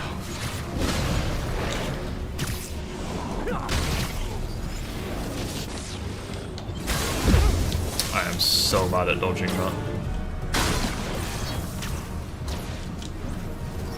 Can I have some project? Oh, thanks. Uh oh. Get out of there. what's an alien that has an annoying voice? Or what's one of the Nanomech. What's one of the Ditto. Oh, you don't like Nanomech or Ditto? Well, Ditto's obvious. Why don't you like Nanomech? Because it's just very squeaky. Uh-oh. Puffers! I've heard people say that Big Chill... I've heard people say they don't like Big Chill. Bro, that's blasphemy. Big Chill's awesome. I'm like, Big Chill is one of the best transformations ever. Even though, technically, Big Chill had children that Ben didn't know about. Doesn't count. We'll see about that. Actually, in that episode, was Ben just changing into Big Chill randomly, or was Big Chill just transforming, or was he in control of Yeah, Big Chill was forcing Ben to turn into. Okay. New. Isn't Joe Kessler just the other half of Butcher's Brain? Oh, we have an issue. At the end of that, they are both in sync, so they're not... Kessler isn't the other half of Butcher's Brain anymore. They are both fused into one.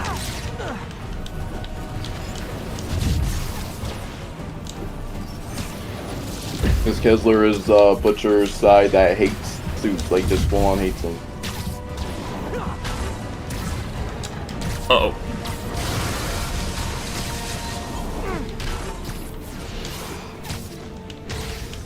Get fucked.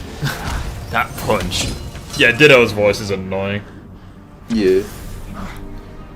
The aliens that have no haters. Diamond Head, Accelerate. Big Chill, Swamp Fire. Forearms. Forearms. Feedback. Feedback, yeah. Grab attack, maybe. Yeah, Brainstorm. I'm not sure about Brainstorm. I think some people would probably hate it. Alien X, no, because I hate him. But this is the wrong way, Mom. Ghost Freak.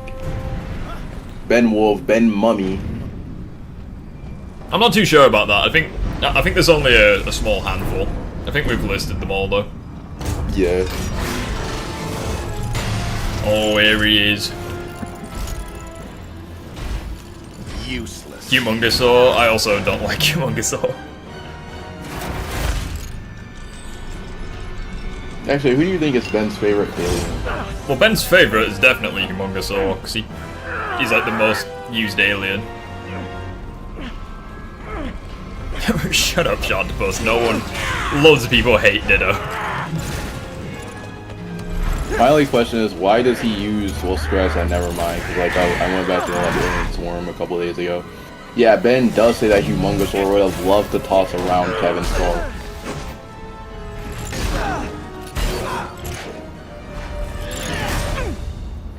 Actually, question, do you think Kevin hates Humongousaur? Why'd you say that? because in Alien Swarm, there's been like there's an instance where yeah, he breaks the car, doesn't he? Yeah. I remember that.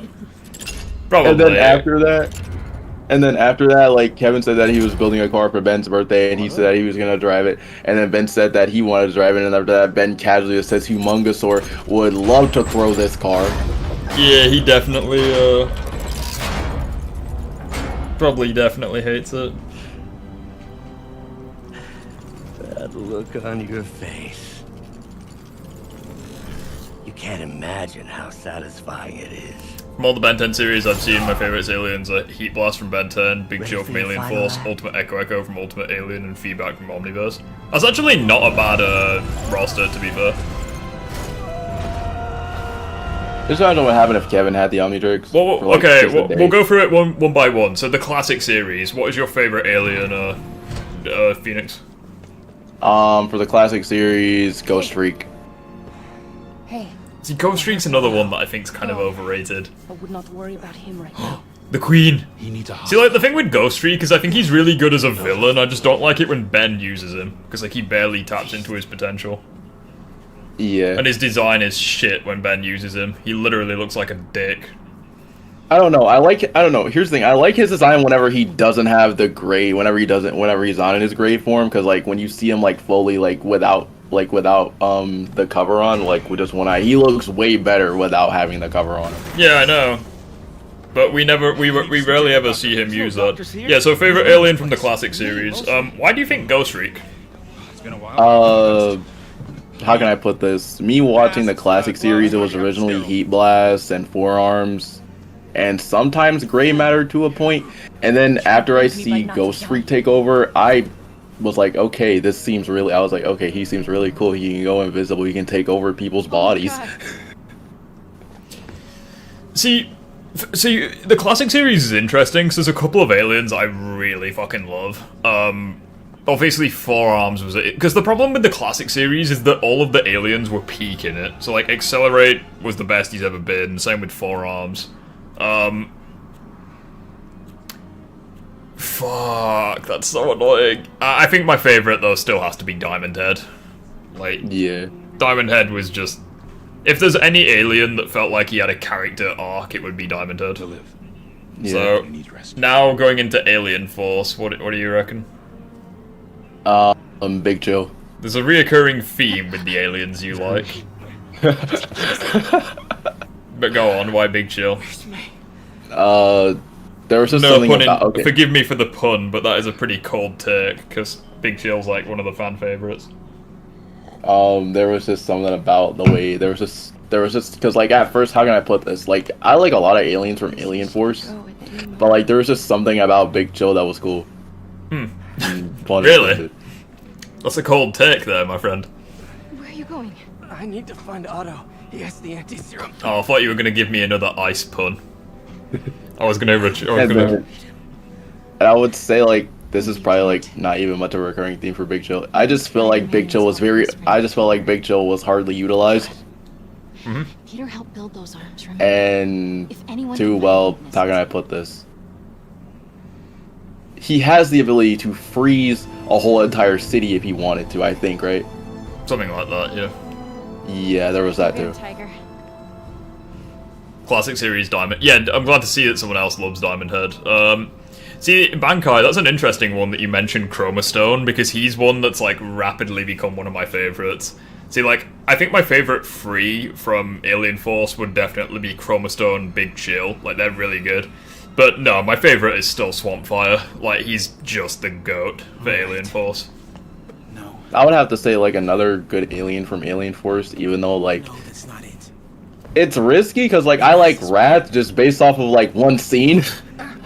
See, Wrath's also a good one, but, like... I think Wrath's better than Humongosaur, to be honest, but... Yeah. But it's just based off of, like, one scene where, I forgot what it was, but I'm pretty sure it was Forearms, race.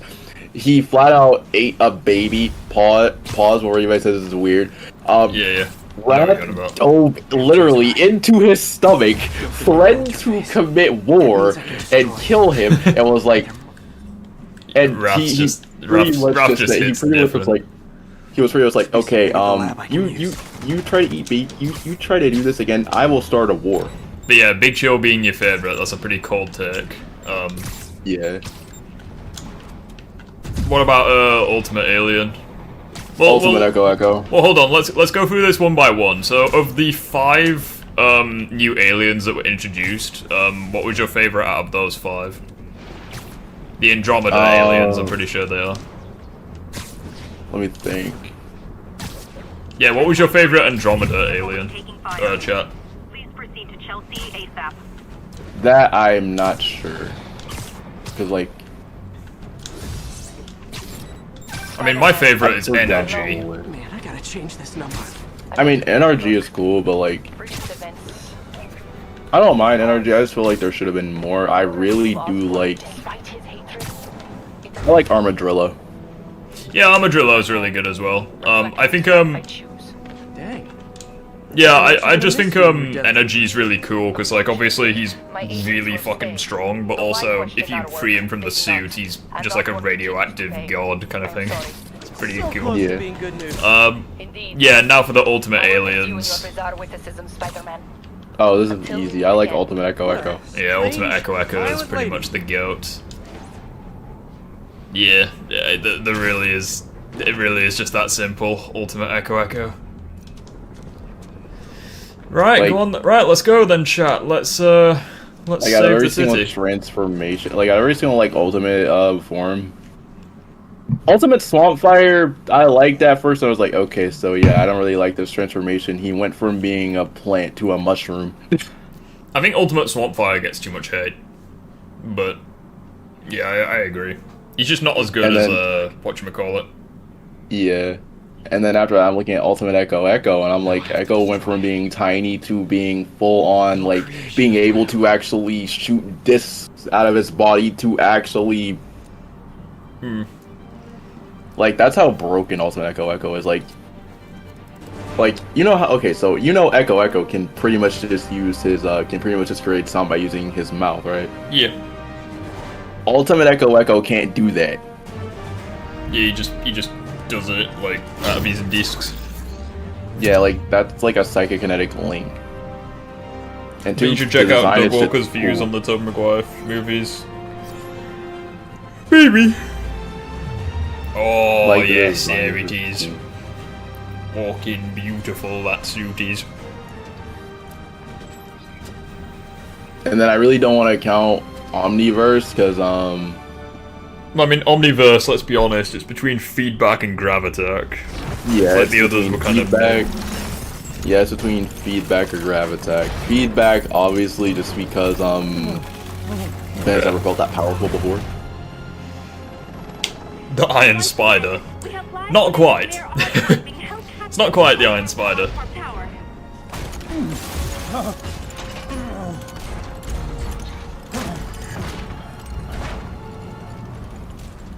My slight issue with Alien X is it might sound nitpicky, but he's in OP form that he's useless at times.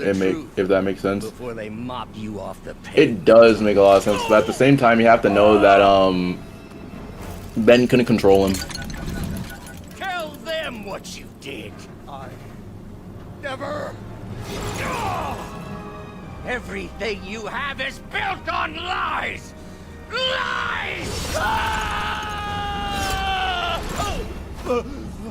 By the way, I'm not finished with Generator Rex at all. So like, all right, let's go through this. Let's go through this again, but the opposite. Worst alien from the classic series. The truth. Ditto. Yeah. Pretty much. Worst alien from Alien Force. The truth is. Worst alien from Alien You Force. were only ever worth a damn when you worked for me. The truth is. I want to say Jet Ray. Never accept. What? Jet's a popular one. I'm tempted to say Jet Ray, but Jet Ray is popular. Why Jet Ray? Like, I like Jet Ray. It's just here's the thing. Jet Ray is cool. So like, I would say Jet Ray is okay. But like, if we're saying worst one, I'm sorry. I would just have to say Chroma Stone. Chroma Stone is pretty much just a second Diamond Head. As much as I hate to admit it, he's a second Diamond Head. Different powers. I know, but he's pretty much a second Diamond Head, though. Chroma Stone being the worst. No. No. I feel like he's a second Diamond Head. See, this may come off as heresy because I'm a Spider-Man fan, but I think my least favorite would probably be Spider-Monkey. Like, he's Fighting the wrong like man. a Spider-Man he ain't. It's like he just doesn't really serve much of a point. But like, I think they did that just to show off the ultimate form, if I'm gonna be honest. See, like, another alien that I just didn't really like from Alien Force was Lodestar. But not because he's bad, but just because he has, like, the same powers as Magneto, but he feels so toned down. Like, you didn't like Lodestar? Yeah, well, yeah, because Lodestar has the same powers as Magneto, but he just feels so weak. Like, he has one of the most OP powers, yet he just feels so, like, nerfed. Yeah. I was gonna say if the worst villain is, I was gonna say if we're gonna say worst villain, I would at least include Morningstar, but we don't talk about Morningstar. So like I think Morningstar gets better. Oh well, I was gonna try to do this fight flawlessly, but well, I did it flawlessly the previous time at least. The fact that you said Chroma Stone. Oh, I'm sad. I'm so sad. Here's my only thing with Morningstar. Like, how many times have they fought Morningstar and beat him almost the same way? I mean, you're not wrong, but because like every single time when he's on screen, like here's the thing, I like him, but it's like every single time when he's on screen, it's just like. All right, here we go. Moving on to the Alien Force, not Alien Force. The Ultimate Alien Andromeda. Who do you think's the worst of those 5? I think it might be my turn to have the controversial take. I think it might be your turn, because like, you might not like mine. Go on, what's yours then? Gravitac, I'm sorry. He's not one of the Andromeda 5. Wait, my fault. Yeah, so it's between Water Hazard, Amphibian, Terror Spin, Energy, Armadillo. Oh. Water Hazard. That doesn't make me mad. I can understand. Yeah. I think the only reason I like Water Hazard is because he's the only like water-based alien that Ben actually has, aside from Overflow, but that's in the reboot. Yeah. Might be a hot take. My least favorite of the 5 is Amphibian. Why? Because in Ultimate Alien, at least, he has so many cool abilities, yet all of them are forgotten, and then he just becomes just another electric alien in Omniverse. Like, he has so many cool abilities, like telepathy, traveling with electricity, and like all these other cool things. Yet in Omniverse, they're just forgotten, and then he's just another electric alien. Like, he loses everything that made him special in Omniverse. I mean, don't get me wrong, I do like Amphibian. Wow, I am getting my ass kicked, dude. Like, don't get me wrong, I like Amphibian. He has a good-looking design, and I like him a lot. But I don't know.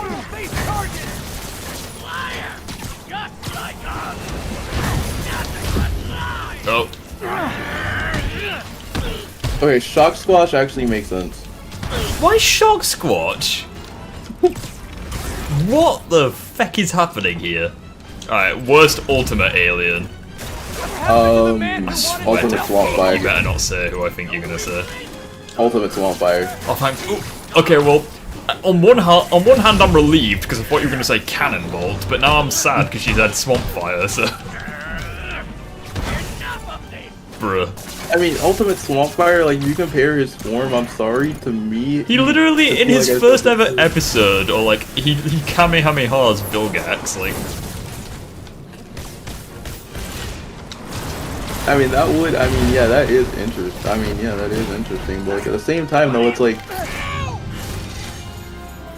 I understand that his flames are supposed to be honored, but like at the same time though, like why did it have, like, you know how many more designs they could have, at least this is for me, like from like a design and like from a story standpoint, when have we ever seen Ultimate Swampfire used after Vilgax? Quite a few times. Not as often as he should have been, but quite a few times. Yeah. Nah, I'm sorry. The fact that you chose him over Ultimate Wildmutt, that to me makes me sad. I mean, Ultimate Wildmutt is pretty much. He changes color, so he's kind of like a updated Wildmutt though. Swampfire does, but like at the same time, it's the way the head looks, because like he goes from being tall to being. I won't let you. He becomes Big Chungus. Yes. Nah, that's actually Means mad. too much to me. Not more than it means to me. And then from there, Omniverse. From Omniverse, I don't take really your know. pick. You spoiled for choice with shit ones. Pesky Dusk, Walker Trout, the worst. Like, you're literally spoiled for choice. I mean, I don't. It's definitely not fecking Shock Squatch though. That's cap. I don't know. Like, I like Shock Squatch. Gadgets are ruined. Can't you see all the people you're hurting? Honestly, I would probably say Walker Trout. Like, he's just so fucking pathetic. I don't know. At the very least, the worst has like an interesting moment where like Raph tries killing the worst and he just wears himself out. Yeah. I would say, what was the frog transformation? Oh, Bullfrag. Yeah, I hate Bullfrag. So like, I don't really hate him because he has like a cool voice and he has like a whole story dedicated to him, but like, he's not like remarkable. Yeah. He's just one of the mid ones for me, for, like Omniverse. Please think of the man you were. Like, we're gonna say like the top favorite one from Omniverse. It goes Feedback, Grab Attack, Shock Squatch. I think they're the favorite three. Shock Squatch. Kicking Hawk is one I'm kind of mid on. I would say Ben Wolf, but sadly, I'm not sure if he has that form. Yeah, he does. Ben Wolf was in the classic series. Okay, yeah, so he does have that. I like Ben Wolf. And then from there, I would just have to say what I said earlier.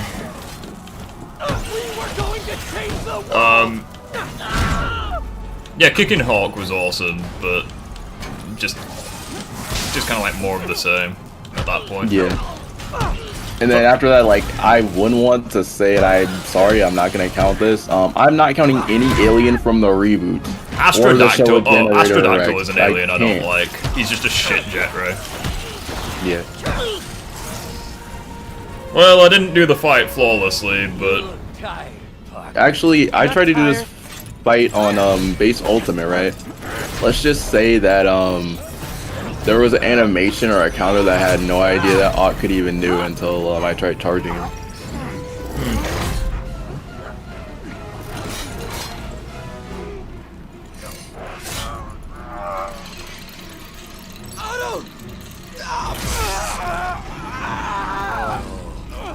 In terms of the reboot, my favorite alien would probably be Humongousaur because he actually kicked ass. Who can make the hardest? I haven't seen the reboots at all, because like as soon as I saw that they were putting him with Generator Rex, I was just like, okay, this makes no sense. Yeah, with the because like Humongousaur in the reboot actually barely lost a fight. Yeah. Which is how it should have been the entire time. Worst Wait, alien. Heroes United. Huh? Wait, are we talking like from the movie Heroes United or like from? No, I'm talking from the reboot. The Ben 10 reboot. Oh, I haven't even seen the reboot because like the reboot for me, like I didn't really look at it because like as soon as I figured out that, like I said before, like he was paired with Generator Rex, and I was like, oh, this is pointless then. And just was like, okay. No, Ben got his own reboot show. It was like his own thing. I saw you as a son. Season 1's not very good, but the conclusion, the finale to Season 1's actually pretty good. Cool. Turn. The one where like he faces Vilgax. It's actually pretty good. Conscience. Oh. Wanting to help others. The way you never gave up. That's because men. By the way, I don't even know if I should mention this, but do you know how many people were simping over Charmcaster? To use For fuck's sakes. in the service I believe of it. others. Even if they don't appreciate. Even though I'm pretty sure she's like underrated. No, Childcaster isn't, but I know Gwen definitely is. Yeah, so many people were actually simping for Charmcaster. No, you're wrong. For apparently no Everything I reason. wanted to be. Just threw it away. Like, I'm sorry, she's working with Morningstar to sap life energy from every single person. Like, hello? I see that now. The neural interface affected my mind. But I can fix it. Oh, and by the way, good luck with the DLC, because the DLC is going to be... If you're going for Hunter, saying, gotta remember you have to do everything. Like, all... Do everything I can. Mm-hmm. I'll make sure you get the best help. No! This is so sad. If they put me away, they'll take my arms. I'll be trapped in this useless body. Now, this next question is, have you played it for PC? Have you played it on mouse and key? Oh no, I wouldn't even be able to beat Kingpin on mouse and keyboard. I'm so bad with mouse and keyboard. You said. Wait, how would you even play with mouse and keyboard? Like, what's your like? How do you swing? Like, what's your? I think it's like shift to swing. It's rough. Of course. Wait, so then how do you move? WASD. Is there where you can just change it to up, down, left, right? You probably could, but how would you check? How would you do the camera? It's all any of us. Probably WASD. That would be really weird. Even when it hurts like hell. Peter, where are you going? Like what? Just playing the game with a keyboard, just like. Fuck. So sad. By the way, are you getting Black Ops 6? I might do. I'll be playing it for the zombies mostly. Yeah, I'm gonna be playing the campaign first and then hop into multiplayer and then zombies. I'm not gonna lie, if you see me playing that, if I'm already max prestige in the first 24 hours, there's a problem. How long will that take? A few hours. Maybe a day.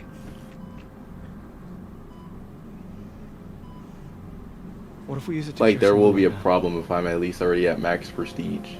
Then there won't be enough to cure the others. Like, all you'll see is my level, it was like, what? I'll give you a few minutes. I have a question. Is there like a max level in Call of Duty, like after you make it to prestige, like after you max it out? Yeah, I think it's a prestige master, like level 1000. It depends on the game. It varies from game to game. Okay.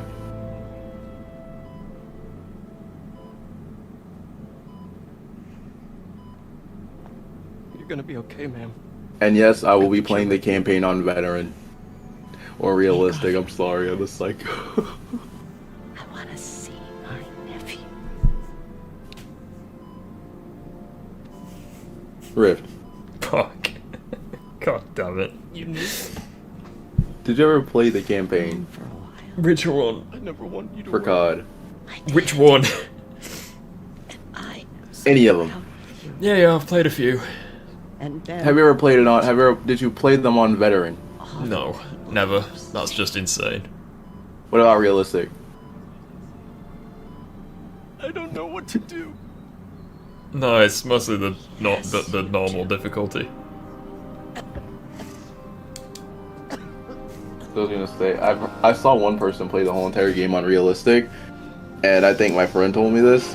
He said that whenever he played it on realistic, you know, so you know that final fight at the end of Black Ops 2? Yeah. Let's just say that him and his friend were playing it, and he was sitting there spamming. They were sitting there spamming the revive button on each other.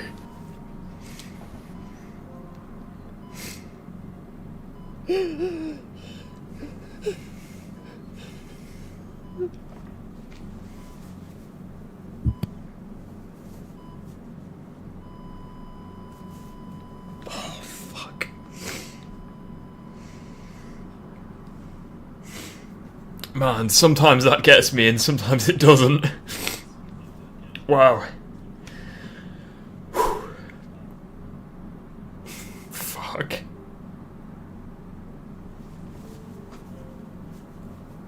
Oh, man.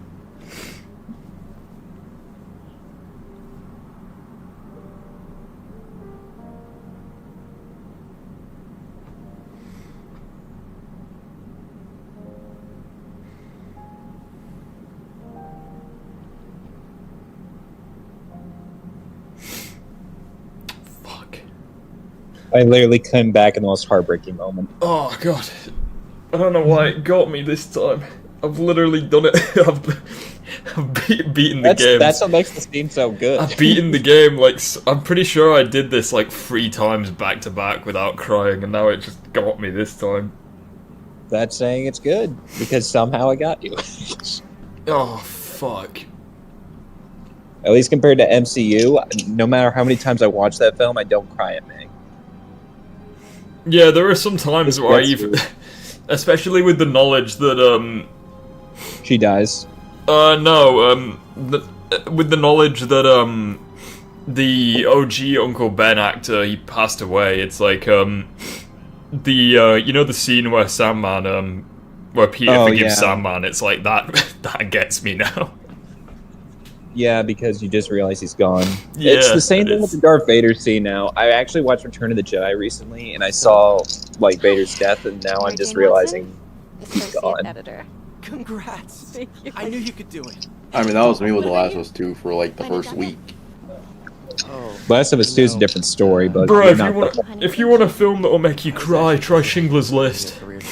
That'll make you cry. that's a good one. That is a good one. The very end of that film where he's like, I'm sorry, no, it's... he saves like, You're a scientist. 1,000 people, and then he looks at the car, he's like, I should have sold the car, I would have saved 15 more people. And then he looks at the ring on his finger, and he's like, I could have saved one more person.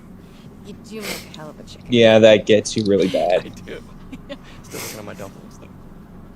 It just goes to show how good of a film that is. It's like he literally saved like over 1,000 people, and he's He said he couldn't even save one. Couldn't even save one more person. Yeah. You can always stay at my That place. really is hard because it's like you realize that Only someone if you want won't have to. their family.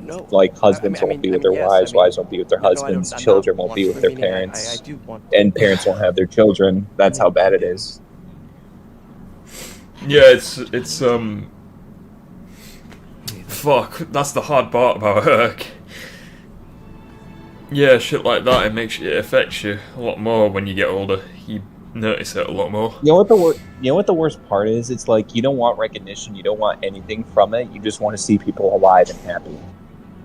And if you can't get that, that's the worst thing that you can ever feel.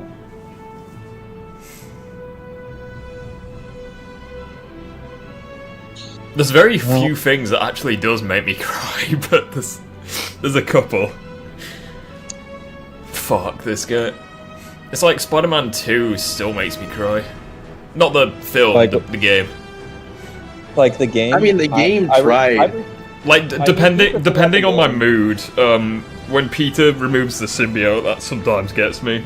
And also, Well, here's the thing. and also I replayed- Peter's reaction to Harry's death. Well, that's the thing about it. When I played Spider-Man 2 again, with New Game Plus, I played it with the Advanced Suit 2.0 suit, and then with Miles with the tracksuit, the alternate version. And believe it or not, it actually accounted for damage, like suit damage, and I had Peter at his most damage. I saw Miles at his most damage, and I just realized how hard of a fight this was. Yeah, you don't really notice Like- it because of the anti-venom, but like even anti-venom was damaged in that fight. Yeah, but when you look at how bad the situation was, it's like Peter like was killing his best friend. And it's like you felt it. And his friend was begging him to do it. It kind of reminds me of like Wolverine killing Jean Grey again. Yeah, it's see, like, Well, that he didn't want to though. Like, Neither one of them wanted to. Neither one of them wanted to, yet they still went through with it. see, like Peter's death, like it's kind of a 50-50 one, because at the same time, it's like he's not dead, Yeah. but it's just the character's reactions to it that. But Well, I mean, it's I would about say execution. I would It's about say ex- the. Good. No, but that's the thing. It's the execution of it. It's It's like say what you want about the Insomniac games, but holy shit, they know how to make dialogue feel real. My god. Well, I mean, If you have you think- read the Ultimate Spider-Man: Death of Peter? Oh yeah, I watched an audiobook. Like there was this audio video of Ultimate Spider-Man's death. I was like a kid when I watched it, and it made me cry. Like I bawled up. Like I he don't- was like all of his villains were right there fighting, and he was still Honestly- fighting all of them. I was like, Honestly, I'm gonna look up that shit right now. Ultimate Spider-Man. Bro. Just fuck. Yeah, but essentially when I was a kid, I'm trying to find it. It's this one. It was made 12 years ago. I'll link it in the Spider-Man Discord, but oh my god, this thing was the first time I ever cried to a Spider-Man media type thing. Jesus Christ. Like, here's the thing, like, whenever I read it, like, I was excited, and after that, as soon as I see him get shot, I'm like, oh my god, no. And after I'm seeing him fight all of his villains, and I'm like, he's over here.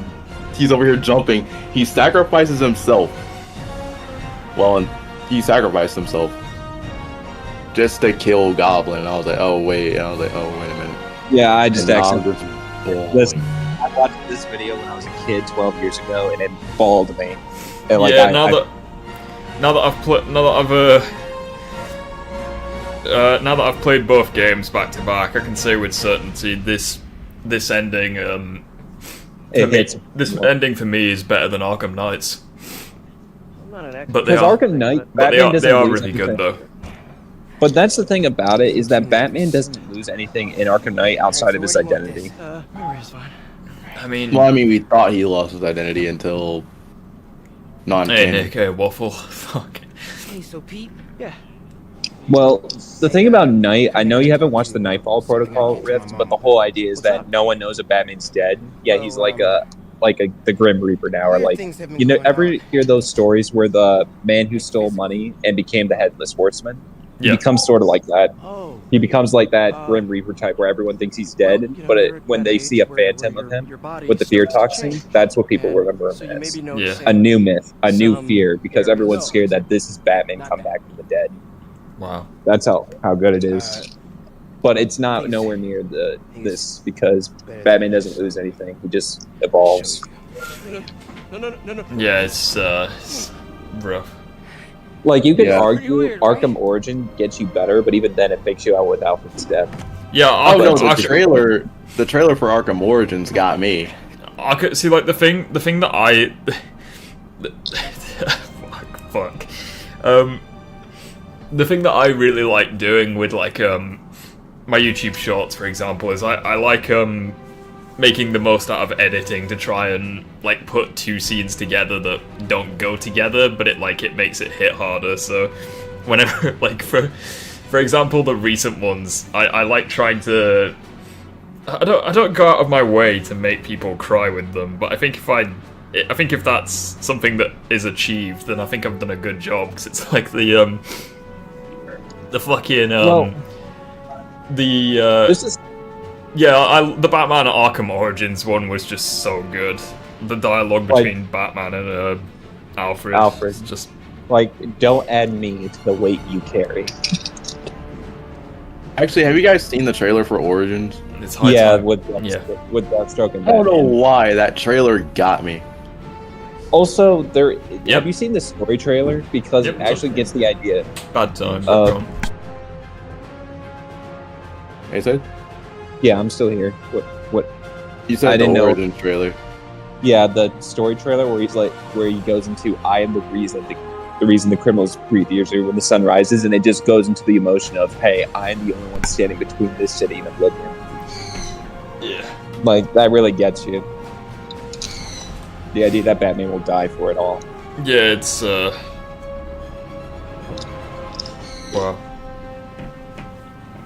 Oh, we got some more. Yeah, these are mine.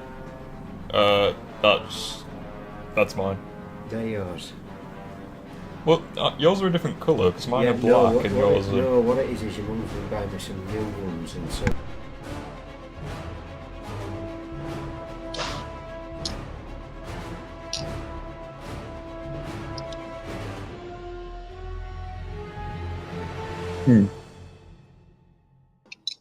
Yeah, that comic was really well done. That is true. Like, I've never seen Peter try the death of Peter Parker. Yeah, have you seen it? The video I sent? I've seen it. I read it. I watched Comic Story. Well, I watched Comic Story's video on it, because like that was the video that I found. Well, this audiobook that I just linked to you guys, this is the one that got me when I was a kid. It still gets me the more you listen to it. I'm trying to think of like stuff that like. Do you know something that doesn't make me cry though? Titanic. Yeah, that doesn't cry either. Like, it's just hopeless romance. That's what takes me out of it. You want to know what's odd is that I knew the ending and I didn't even see the movie or read the book. I already knew the ending and I was like, do you know the only thing that does make me sad about that? The ship going down. Like, I don't, like, that's the only bit that makes me sad. It's just Romeo and Juliet all over again. It's just drama. That's all it is. Yeah, because, like, here's the thing. I already knew about what happened in Titanic without me reading the book or the movie. And I was like, so let me get this straight. So the ship runs into an iceberg. Not even trying to be rude. I understand that Titanic is just, you know, up there. But, like, I'm still thinking, like, what is the iceberg doing in the middle of the ocean? Where are they going? Because it's in the North Atlantic. Regardless of the reason, it's just there's no like incentive to get invested that much unless the characters are well written. But it just felt like I don't want to be that person, but it felt like Twilight level writing. See, like, I think the best thing about Titanic's writing was when, like, not necessarily with Jack and Rose, but like more so the officers of the ship, because like there's some dialogue that's really well done. That I can attest to, but like it's still one of those things where the focus is on the romance. Yeah, like for example, where Andrews like shows the captain the plans for the ship, and you have like the corporate guy where he's like, "But this ship can't sink. She's made of iron, sir. I assure you, she can, and she will." Like, that's a fucking good line, especially coming from the guy who engineered the ship. Like, that is bruh. I don't know what movies that I've watched that are romance related where I actually cry at the end. If you're a dog person, never watch A Hatch's Tale. You will sob your eyes out for me. The sad part for Titanic is the old couple holding each other on the bed and ready to... Yeah, there are some really sad moments in Titanic, for sure. Especially since, you know, likely happened in real life as well. A lot of people lost their lives.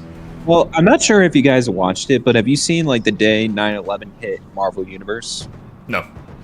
Yeah. Well, it's basically a comic adapting what 9/11 happening and all the Marvel heroes like being unable to stop it, and they were trying to save people. Even Doctor Doom teared up at the event. That's how bad it was. So yeah. Plus, they added more drama and stakes to it, but yeah, it was bad.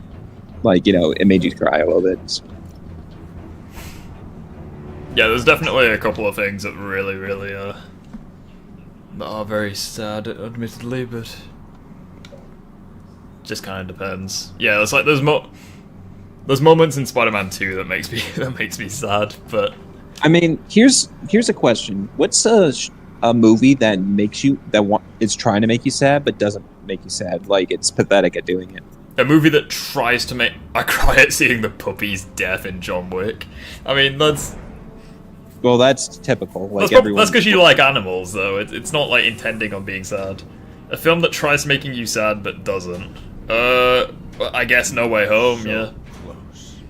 That's one, but that's pretty much the anti-Spider-Man 2 thing. Anti-Spider-Man 2. Or anti-PS4 Spider-Man, my mistake. Something that tries to have you sad but doesn't. I love you, son.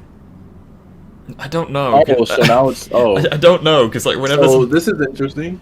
Spider-Man 4 is a street level story, but it's gonna turn into a multiverse movie. Oh, great. Yeah, with Null and all that. I don't really care. Oh, jeez. With Venom 3 setting up the interaction. Wow. Yeah, like Venom isn't enough to carry himself. Yeah, my bad. We got Antioch. Whee! I mean, I would say Venom 1, for example, they try to tease Venom's death, but he doesn't die. Like, that's cheap. I honestly don't know, to be honest. That's a fantastic question. Because it's all about knowing the execution. Because you can have movies that really do set up this, like right here, PS4. You watch it 1,000 times, yet sometimes it gets you. Whereas Sony, yeah, exactly. Whereas you can watch a film and it doesn't make you cry at all, and you just laugh at it or think it's pathetic. For me, Harry Potter and the Half-Blood Prince, because I didn't cry when Dumbledore died, but I cried when Dobby died. I mean, pretty much everyone died. Everyone cried when Dobby dies. A movie that tries to make me feel sad but fails to do so is Spider-Man Lotus. If anything, I think Lotus succeeds at making you feel fucking miserable. Yeah, if anything, it succeeds with flying colours. Like, the Lotus was horrible. Yeah, Lotus succeeds at making you feel miserable.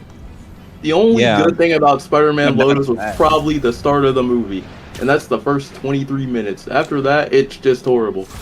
The only good thing I think came out of Spider-Man Lotus was the VFX video that came out that wasn't even in the movie with the music and all that. Yeah. That was the Like, only thing that good came from it. Here's the thing with Lotus. I fell asleep watching it, and I was like, what the hell happened? What happened?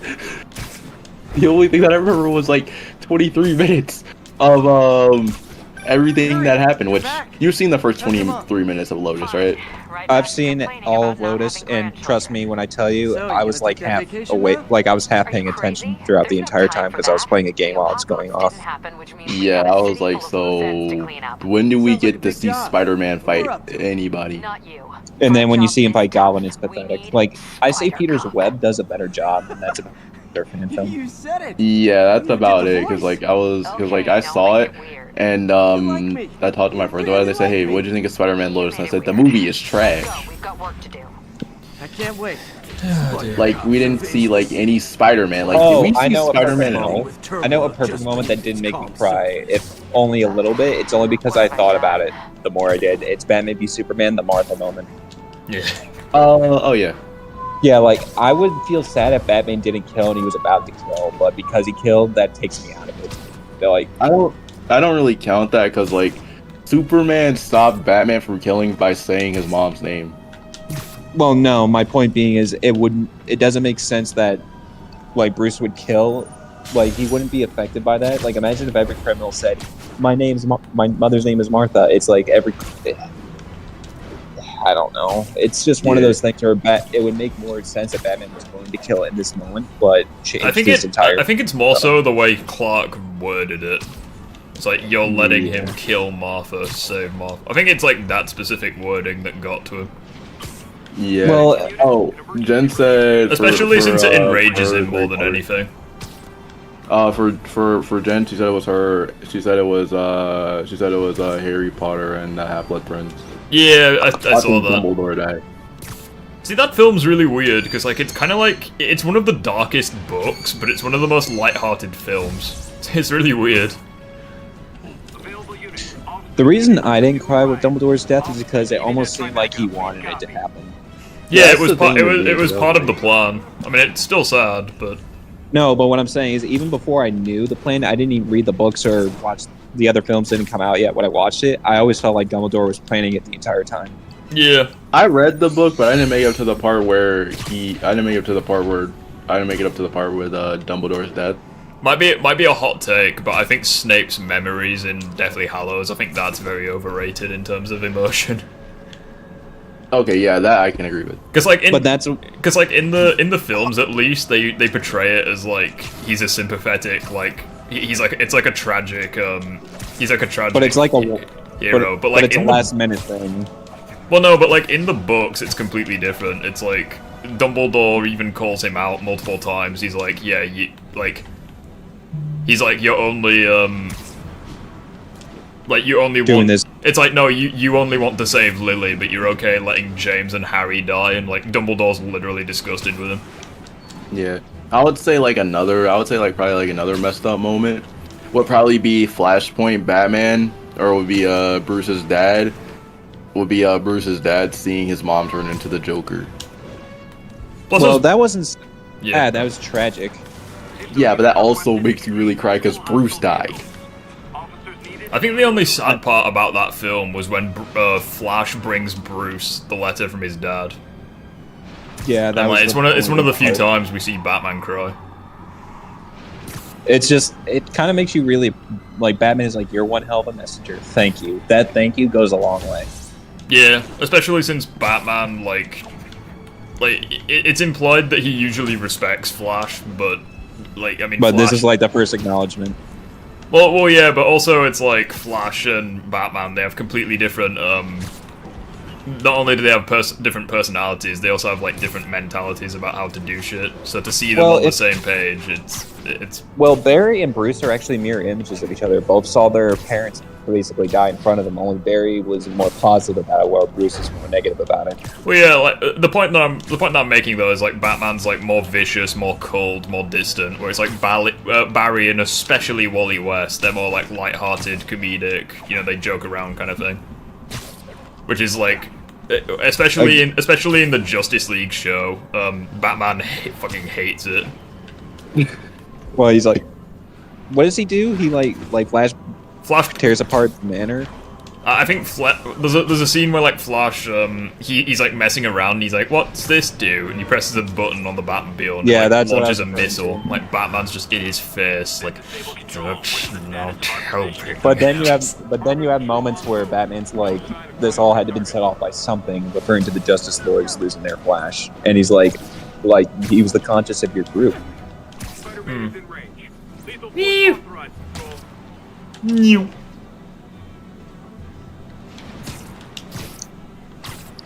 In all honesty, what other scenes like try to hit you with emotion? It doesn't have to be sadness that don't hit.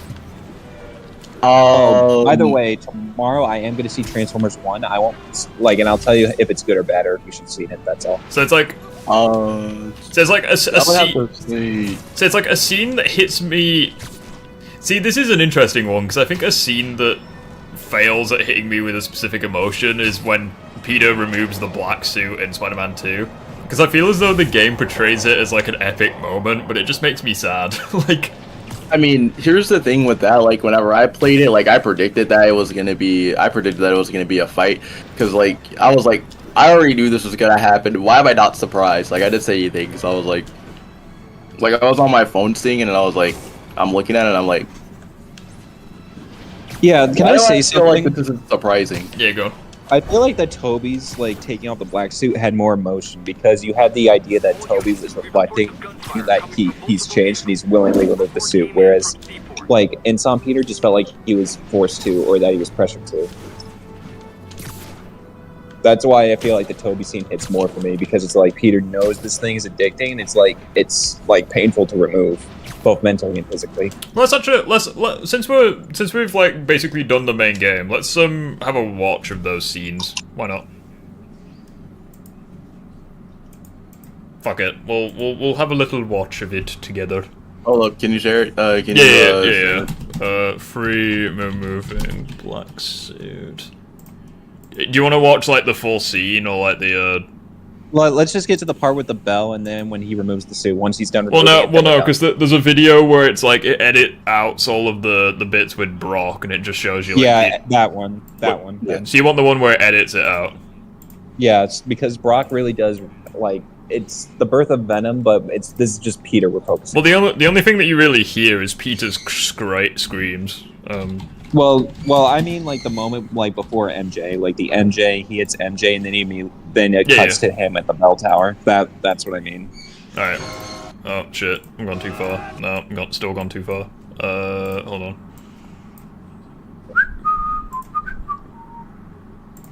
All right. We'll see which one hits harder.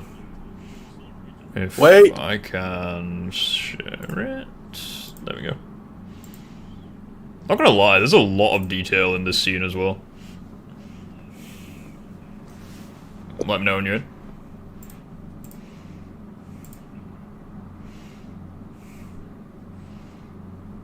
It's gonna be random because a scene that hit me was in Endgame, the portal. Yeah, I'm pretty sure the portal scene hit everyone. Here's something about it. Just to set up the scene, we just know that Peter hit MJ and he was like at the top of the bell tower, and now he's in it. So I mean, I'm fairly certain everyone here has seen Spider-Man 3, but I know, but it's just like that setup is what really gets the emotions, like, you know, sets up the emotion. Yeah.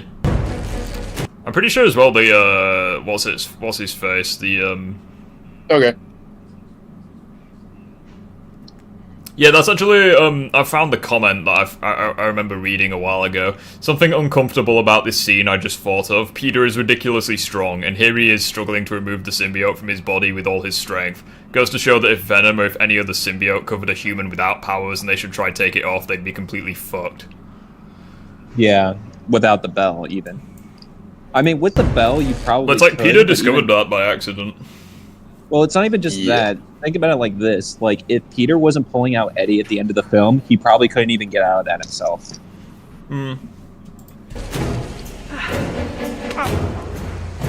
It's almost horror-like. Imagine a monster grabbing, like. I love that, like the actual texture of it. I Like, wonder how ripping they. it off. Is this part of it CGI or is this like? It's That's actually part of the a CGI. mix. Like, they actually said it's a mix. Well, I'm Like, they assuming had it to is cut- CGI because obviously this part, because obviously that shit ain't real. But like, where like you see Venom's face, but like. Yeah, they said this is actually somewhat practical. Like, that part is practical, but then, like, once it rips back on him, it's a completely different shot. It's actually so impressive because like the actual textures of like the webs, you can actually see this them is being better stretched. than this is better than the Venom film Symbiote. I'm just saying. Oh, for 100%. Especially since it came out like over 10 years earlier. Like, my god. Also, you can even count like the actual diamonds on the costume. Yeah. Incredible detail. What I find interesting is my Peter's on his first- knees when he's doing that. Like, Peter's on his knees. He's really trying. You want to believe? A lot of people really don't understand this, but a lot of people don't believe me. Did you guys know that this is the first time that I've ever seen the black suit ever, aside from Spectacular?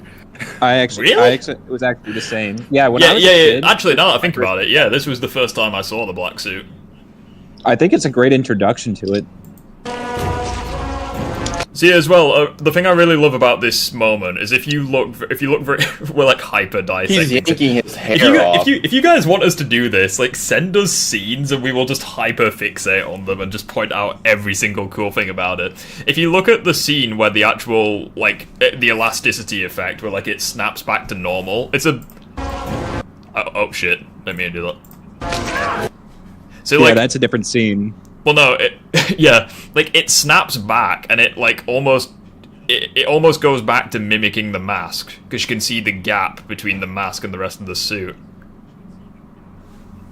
which is really weird. Honestly, that just goes to show you that Venom was actually a sentient and it was really strong. And then at this point, he tries like tearing the mask open. And it worked, but Well, no, it doesn't until he hits the bell. Because I mean, the bell's the to only be thing fair, he actually does have a concerning amount of success there. Like, he struggled to even make the mask move before. You can see Toby, like, CGI Toby probably below that. actually, I think they said they actually used the real suit and they had to rip it up actually.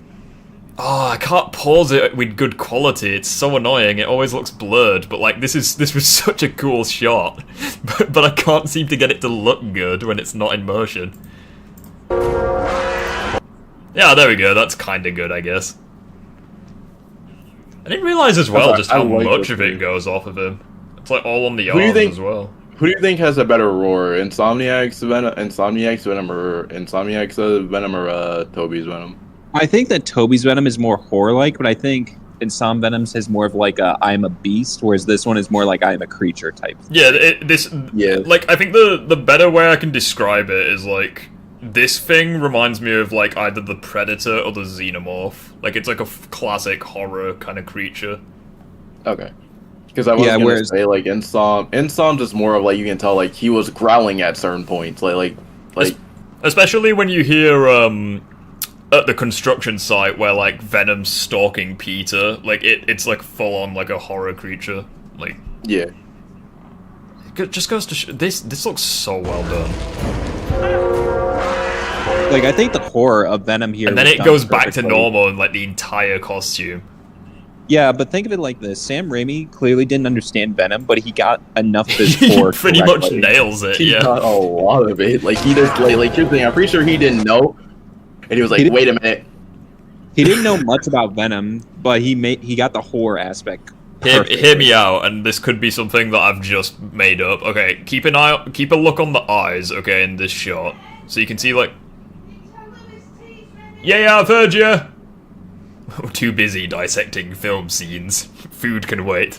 No, okay, so if you keep a look on the eyes, so you notice how it's like a dull sort of texture and like its specific size. Yeah. Keep an eye on the eyes after like the mask goes back onto Peter.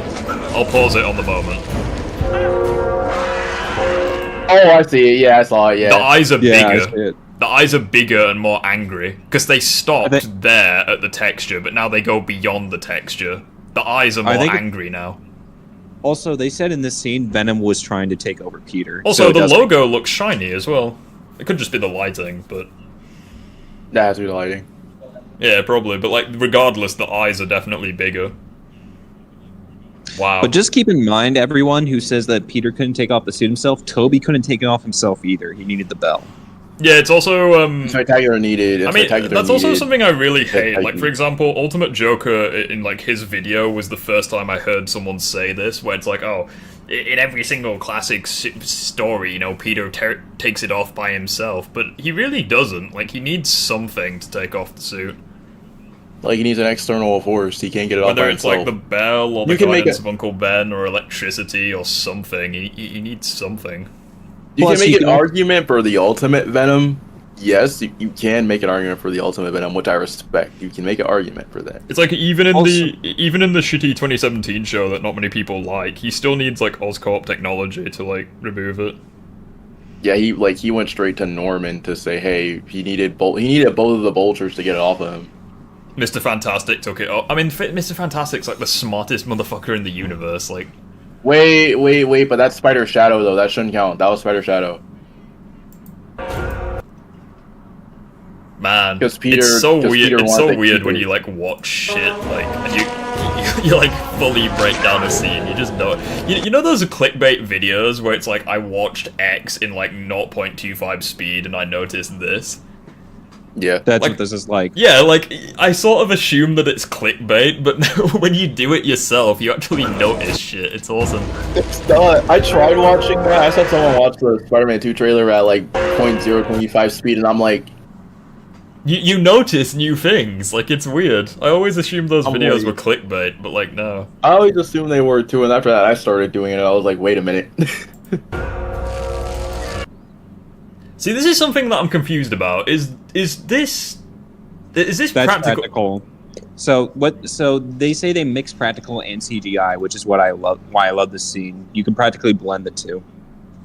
Like, I this know, is all but like, right because the thing that makes me lean towards CGI is like if you look at if you look at parts of Toby's hair, it almost seems like it blossoms out a little bit too much. Like if you look at the hair at the back, like all of a sudden there's a shit ton of it. It's like it instantly appears.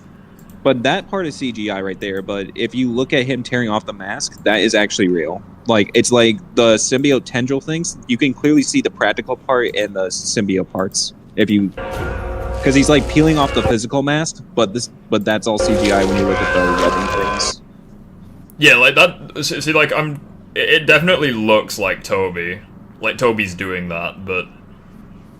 See, well, like, they said that he was, so I just. Yeah. See, I'm kind of curious, like, what they would have done to achieve this. Like, did they make the suit out of, like, a rubberish material and then just CGI it to make it look like liquid, or? Yeah, what they did was they had Toby, like, rip off the suit like a rubbery material, and then they added the CGI afterwards, like, just acting like it was on him. So this is just Toby pretending like he's ripping off something. Yeah, this is Toby like having Taco Bell the night before, and like Riff use commas to move it frame by frame. Oh, you can do that. Oh, cool. I didn't know that. I mean, either way, I like listening to the scene, but yeah, go to the part where he like tries ripping off the whole thing after this. I also just really love. Yeah, I will, but like I really love the fact that it's like tiny hands. Well, it's like webbing, if anything. Well, yeah, like but you could chalk it up to being webbing or what have you, but it's like either way.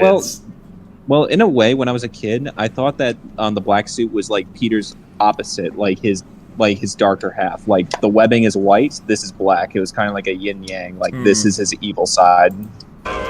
Like this is his counter. That's why when I saw Venom, it's just like the dark mirror of Spider-Man. I don't know. Like me as a kid, I preferred it. Look at this right here. Watch, he peels the part off. See, like that. Now watch. See, that just looks so. It just looks good. Like that's practical though. But watch, when he takes it off, then it becomes CGI. Yeah, because like the suit tries. Yeah, because like a huge amount of it falls, and then the suit tries repairing itself. Yeah. That just looks so creepy. Like the two parts of the costume, like trying. I think that's the first time that we've ever seen like a symbiote try to do that. Yeah, like this. It's like trying to. I hate that. I hate this bit because rip the logo because I like this logo. It's nice, but yeah, just the suit trying to repair itself. It really does feel like it's alive. You know what my question is? If he was ripping it off, where was his clothes? That is also a very good question. Yeah, in the audio book, his apparently he like took off his. No, because he had the costume on underneath his clothes, so like he shredded the clothes off, and they were like somewhere nearby. In like they were somewhere nearby, and like obviously not in here, but maybe on the outside of the clock tower or somewhere.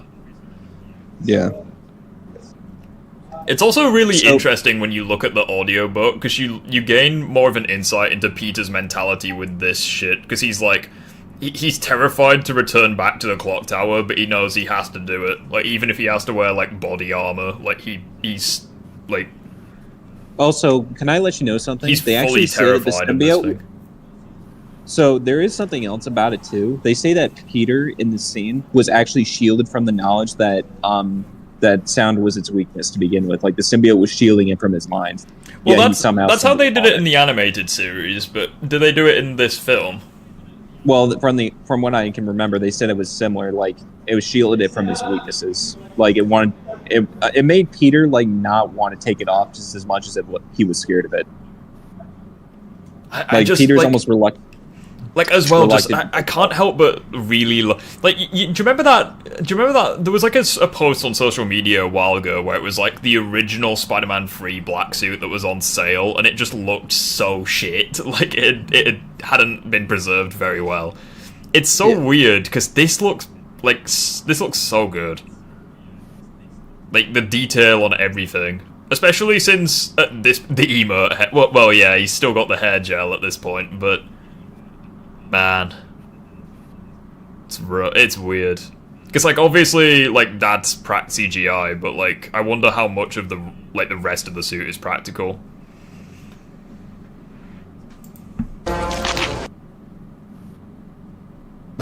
it's just so good, like, all of that shit. See, alright, the logo. And then that's probably the scene you were referring to, right, Asa? Where, like, everything's just going ape shit.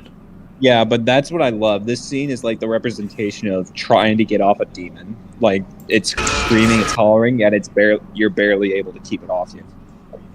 That alone is my screenshot. It's just such a shame that I can't really get... See, apparently this part of Toby's body is CGI, because, like, obviously, like, they had to do, like, just remember, this is reminiscent of Insom getting the symbiote off, like, the very end, where he pulls it apart and you see the red suit underneath. It reminds me of that. Agreed, yeah. I just wish that the Insom sequence was longer. Because, like, this shit, it's, like... It's very, like... The main reason even though it's only 38 seconds long, it's, like, it is edited, so... The main reason I feel like people say Insom isn't as mentally strong as Toby, for example, is because Toby's willingly taking off the suit, whereas Insom was pressured into it. Well, I mean, to be fair, like, it's kind of like an intervention, where Toby goes through the intervention, but, like, it's not... Well, MJ was that intervention, if anything. Yeah, that's what I mean. Like, both Spider-Men go through the intervention. It's just handled differently. Other thing too is for the fact that Peter didn't want to take off the suit. Insom didn't want to take off the suit. And then there's this. Bit. You can argue mentally he did the moment Miles was telling him to do it, but like his feelings were saying something else entirely. Because, like, at the end of the second phase, Peter is, like... he's straight up fighting the symbiote. Yeah, Miles is saying, you have to get rid of it, and he's like, screaming, I can't.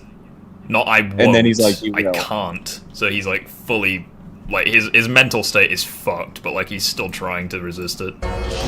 Like, he obviously can with enough motivation. It's just, like he had to be pep talked by Miles. Without that pep talk, Peter couldn't do it. Like, he went... and plus the symbiote already loved Peter more than Harry, so do you really think it's going to let go of a strong host? Man. Well, here's another thing I want to mention. Someone said that the symbiote didn't go for Miles because it said that Peter, it saw it saw that Miles wouldn't, Like for some reason, it still went after Peter opposed to Miles. Like it didn't. Like it still went for Peter. So like even in specific shots like this, it's like it still looks like webbing, but like clearly like an alien take on it. It's not like a perfect spider web. Here's my question. So here's my question: if Eddie wasn't there, what would have been Peter's plan? Peter's plan, I think in the audiobook, it's like Peter would have gone back to his apartment, but he would have had to come back and like try capture it. Maybe like web it up or something. I think he was gonna take the rest of it to Dr. Connors or like dispose of it somehow. Yeah, because contrary to what people say, Toby was weakened after this point.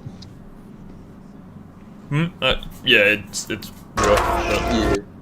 I just love how like the different parts of the costume just try fix itself. It just looks so like really sells the illusion that it's. I think that's mainly the other thing. I think we've seen all the major Toby bits. Like the rest, you'll just see it getting off his wrist and it leaving him. But you know. Yeah, I also love the idea that like bits of the suit are missing. You know.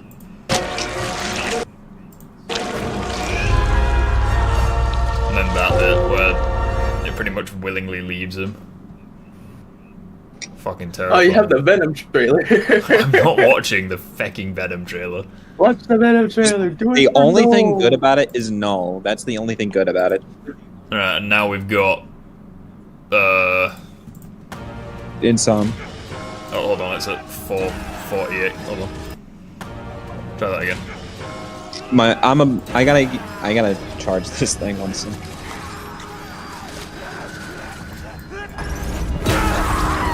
See, the main thing that I like about this scene is Yuri's voice acting. It just sells the scene. Like it sounds like he's in pain. Well, his screams don't even sound human anymore, which is actually really good because monsterish. Because it's like Peter Parker is barely human at this point.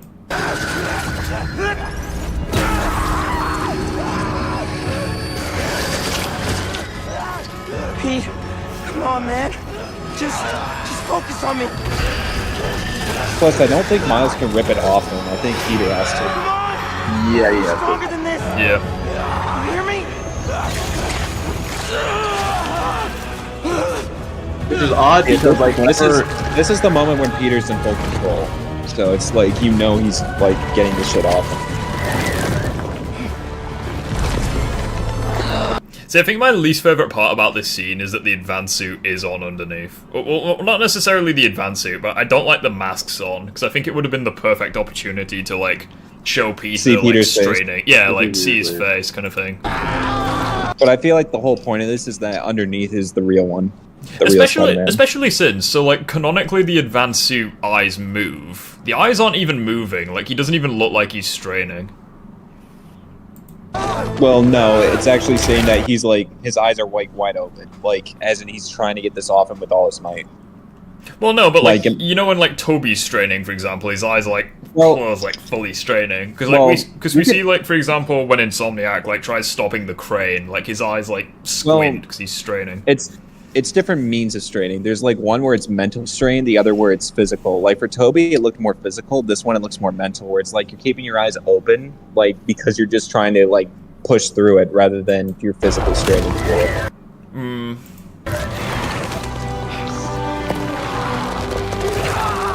See, like all of this is good. It's just how it ends I don't really like. Like right here. Yeah, where like it all just disappears off his legs, and it all just like goes onto his back. It goes to the back of him and then pauses it. Yeah, and then he tears it off, so. I don't know, it's... But yeah, it's kind of the same problem with Toby. It's like, if Miles wasn't there, what would Peter do here? And keep in mind, you have to know that during Peter's this, fatigued, he probably wouldn't be able to do anything. Yeah, and at that point, Symbiote trying to just say, "Oh no, your mind, don't get me over your mind." Well, it's like it goes for Peter, not Miles. Like you would think it would go for Miles, like afterwards. Actually, Venom goes for Miles to tell him to join him. No, like that's when Venom wants him to join him the same way that he wants Scream to, like MJ to join him. Not the same thing. Open spider arms are hardly noticeable, though. I mean, Again, the spider arm thing doesn't really. You hear me? See, again, I just like this one because the voice acting and the music, that sells it for me.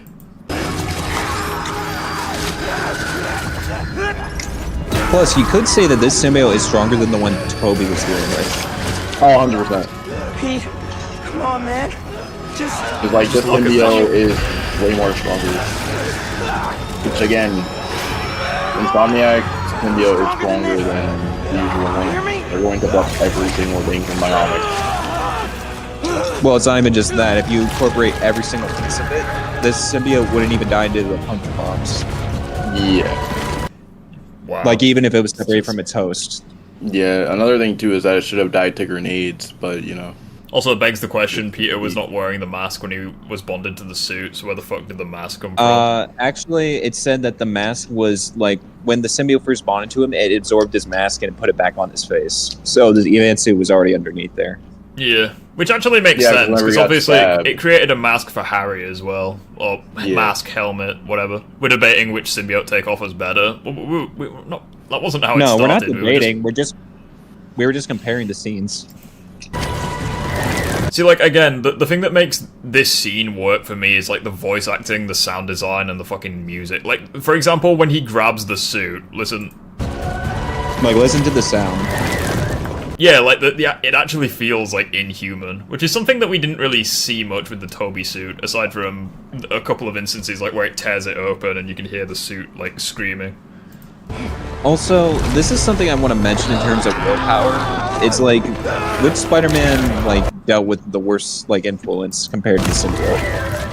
Well, Insoms. It's just that some people say Toby because it made him kill, but Toby was already willing to kill before the black suit.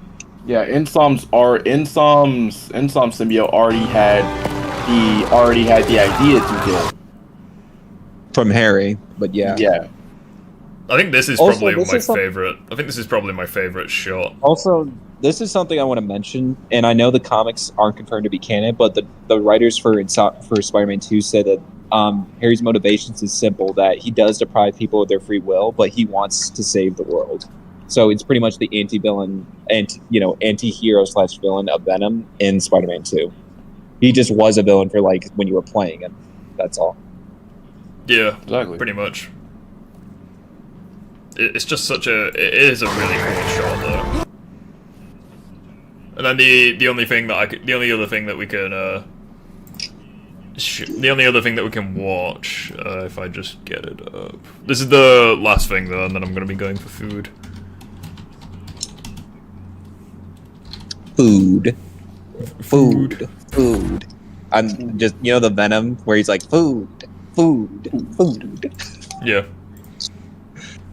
Anyway, let's hope we don't stay up until 2 a.m. again. I'm not debating that fucking topic again. That was so painful. Which one? Oh, fucking hell. It was... So there was a guy in the Discord who doesn't think Peter was nerfed, but he thinks Peter was poorly written or inconsistent in Spider-Man 2. And it was mostly due to the Scream fight, where he was like, okay, so he can physically tear the symbiotes off of regular people, so why didn't he do it with MJ? And I was trying to explain it so many times. Until 2. You could just say Scream is like a version of like a symbiote, an actual symbiote spawn, not a drone. Yeah, it was pain. Oh, God. It went on for 3 hours. Me and Ace went through that, because here's the thing, Ripped. I don't know what happened, but after you had that, me and Ace had the exact same argument yesterday with a Scream fight, and I was like, oh wait, we're doing this again. Yeah, and I was giving him every single thing to go off, and he still couldn't, Katana just wasn't, getting what we were saying. Yeah, I went over here's the thing, I went over it and Ace said, keep in mind, I noticed that in the middle of it, and I was like, let me go back and rewatch this again, and I was like, hold on a second, never mind. I just thought of that randomly in the middle of it. This one was peak. I can't see it. Huh? Oh, my thing's about to die soon, so if I hang up on you, don't think it's because I left, it's because my thing's about to die. Wait a minute, okay. I can't. Yeah, I'm sorting it, Right, there you go, you should be able to see it.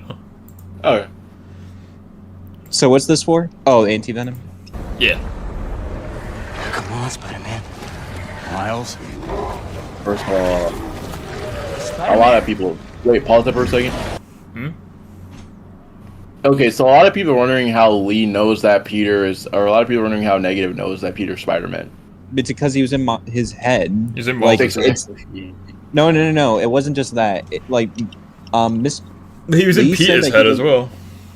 Well, no, that's what I was trying to say. Before he was in Peter's head in this game, he had no idea Peter was Spider-Man. He just called him Spider-Man, and it's not until he saw May's house that he connect the dots.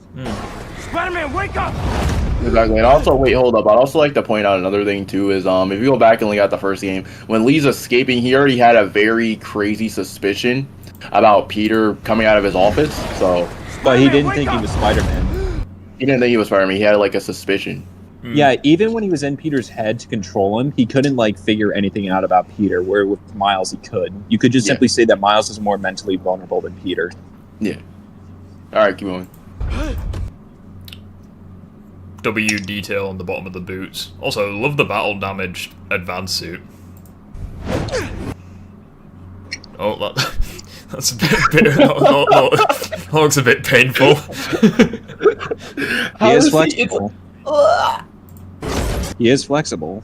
See, but just look, it appears on his face and it appears everywhere. See, the annoying thing about this is that the transformation happens so damn fast. You can't really... Yeah, but watch, it appears on his hands, his face, and his chest. And then it just spreads. There's your boy. I fucking love this costume. Also, can I mention something? Even if Peter didn't have the symbiote on him, just Lee transferring his power to Peter would amp Peter. Yeah, facts. You can even see, like, energy crackling off him. Oh, the moving leg. Let's go! I've got this.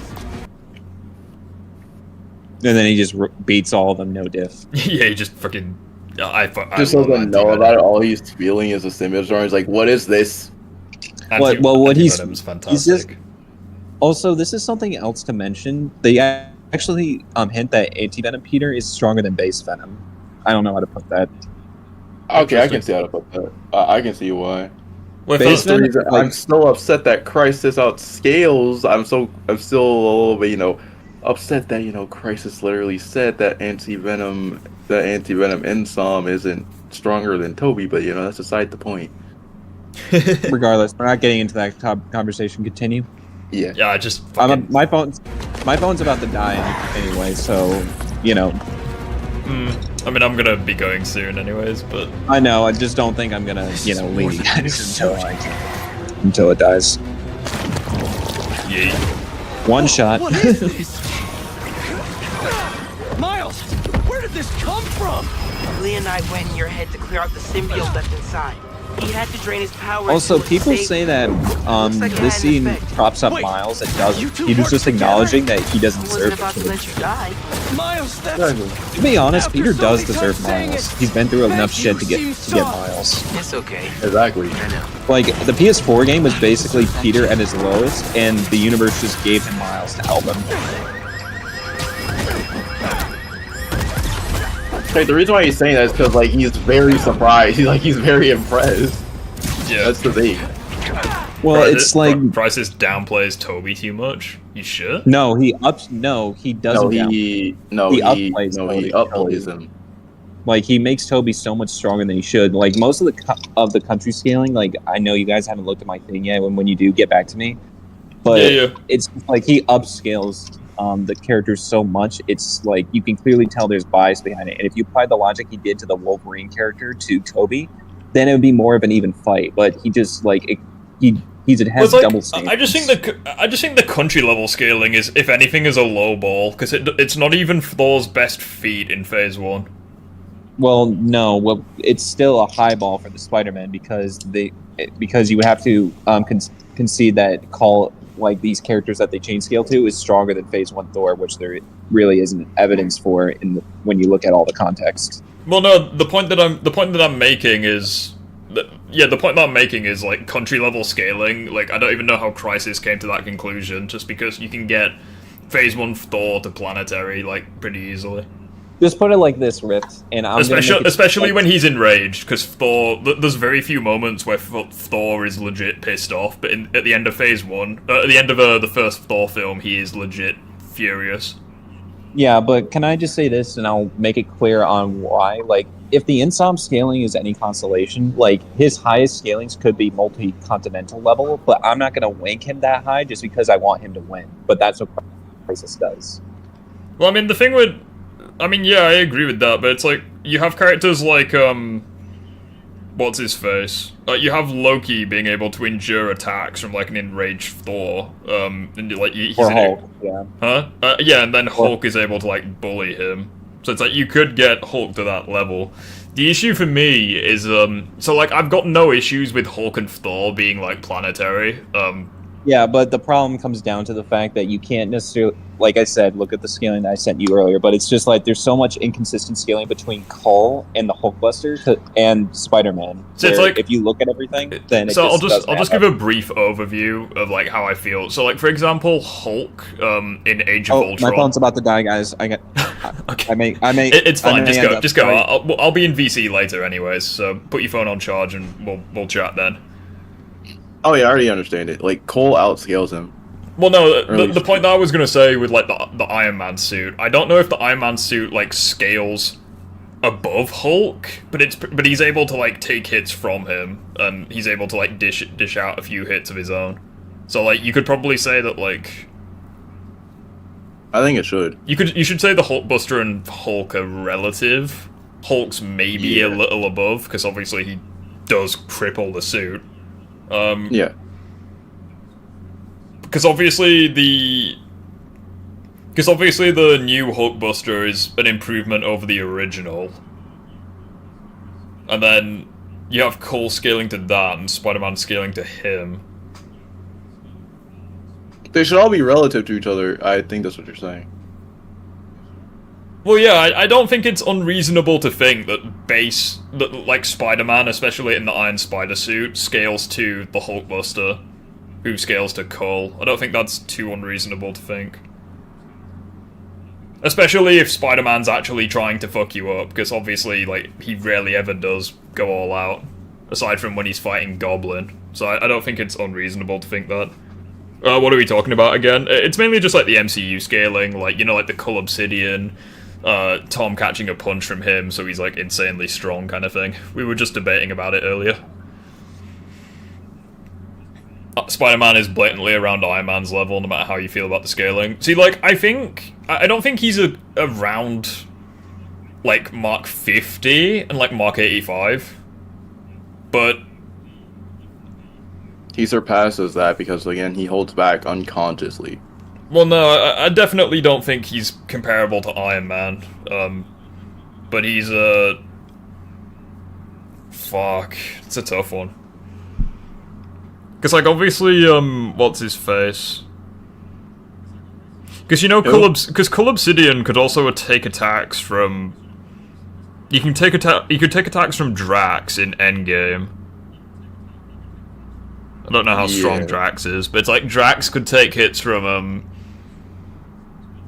Drax could take hits from Ronan the Accuser when he had the Power Stone, and it's implied that Ronan with the Power Stone surpassed base Thanos. So like, and if Cole's able to, I don't know, it's weird. Yeah, that's the whole entire scaling with Cole. It gets confusing. Right, I think, if anything, I think that just proves Cole is a little inconsistent. Because if he's able to like because obviously Drax isn't like the most. Like, fighting is kind of his thing, but he's not that smart at doing it. So, but it's like, even so, he's still really strong. I mean, the way that I look at it is like, Drax likes to blitz base. Yeah, Drax isn't the most intelligent of fighters. Like, he's got, like, raw strength, but he's not... He's implied to be, like, amazing at fighting, but I feel as though... Because he just lacks street smarts. Like, he doesn't know, metaphors. I don't know. I think Drax is really strong, but he's a bit of an idiot, kind of thing. Mantis outscales him, not I'm joking.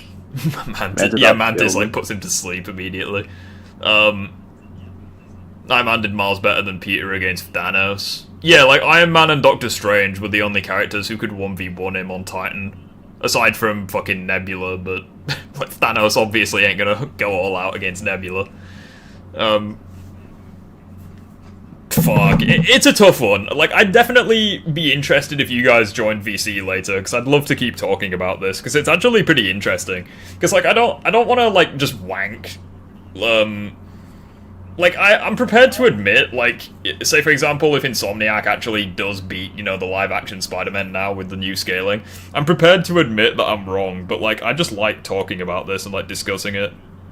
Because the problem with the MCU is that, like, it's so huge and there's so many feats. Like, you could argue it's consistent and inconsistent at the same time. I think it just depends on, like, perspective. That's the only issue. Because, like, some person could be like, oh, well, Doctor Strange 1v1 Thanos and Tom beat Doctor Strange in No Way Home. But it's like, yeah, that happened, but it's kind of, it's up to interpretation, you know? It's like, some people get, like, wanked, you know? Thanos versus Strange. Thanos versus Strange. I forgot how that fight went down. Strange lost, but then again, it was kind of inevitable he was gonna lose anyways.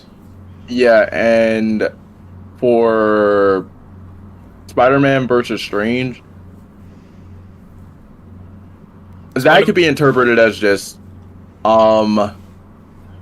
well, I just interpret Spider-Man smart and saw an Archimedes spiral and figured out that the mirror dimension is nothing but geometry. I interpret that as Strange massively holding back, because, like, when he separated his astral form, he should have won, but, like, he just tried reaching for it with his fucked up hands and didn't use, like, the Crimson Bands of Sidorak. Yeah. So it's like, I don't know. I just attribute that to... I mean, I attribute that to poor writing, but I guess he was holding back.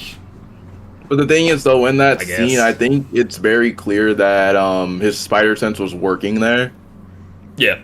Iron Man did better because of abilities and skills. Spider-Man's still relative in physicals. I disagree with that, because obviously he, what's his face? He made Thanos bleed, which is one of the few characters to do that.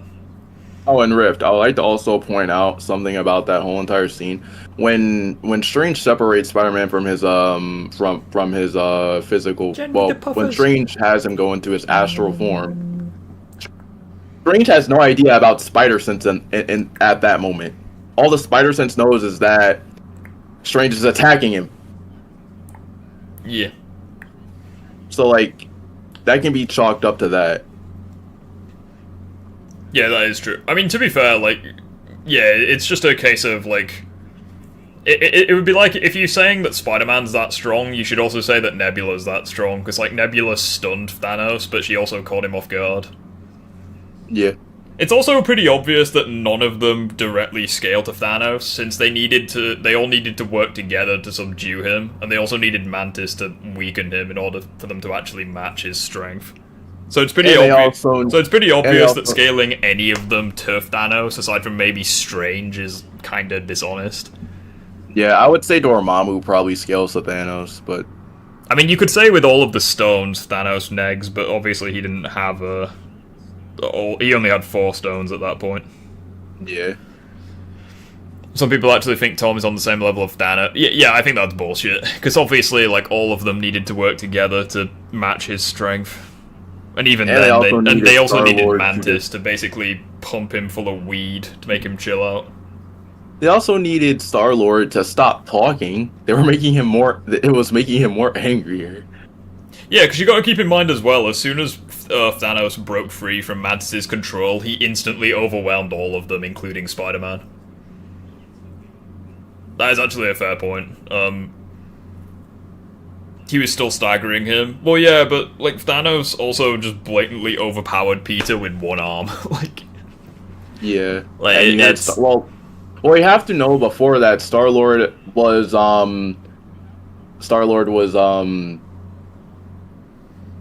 provoking him to get angry. Yeah, true. That is actually a fair point. Yeah, he did piss off Thanos, which is not a good idea. And Iron Man was telling him to shut up, but he didn't want to shut up. And here's the thing, like he said, like, shut up. They almost have the glove off.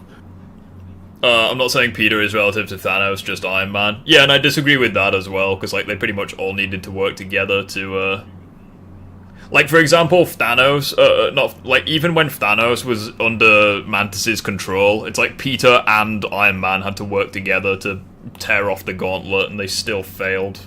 It was like a long process where they were, like, slowly overpowering him. Yeah, and then Star-Lord was just provoking him. Yeah, and as soon as Thanos broke free, he, like, instantly overwhelmed all of them. Which is fucking crazy. Yeah, I honestly don't know. Like, I think...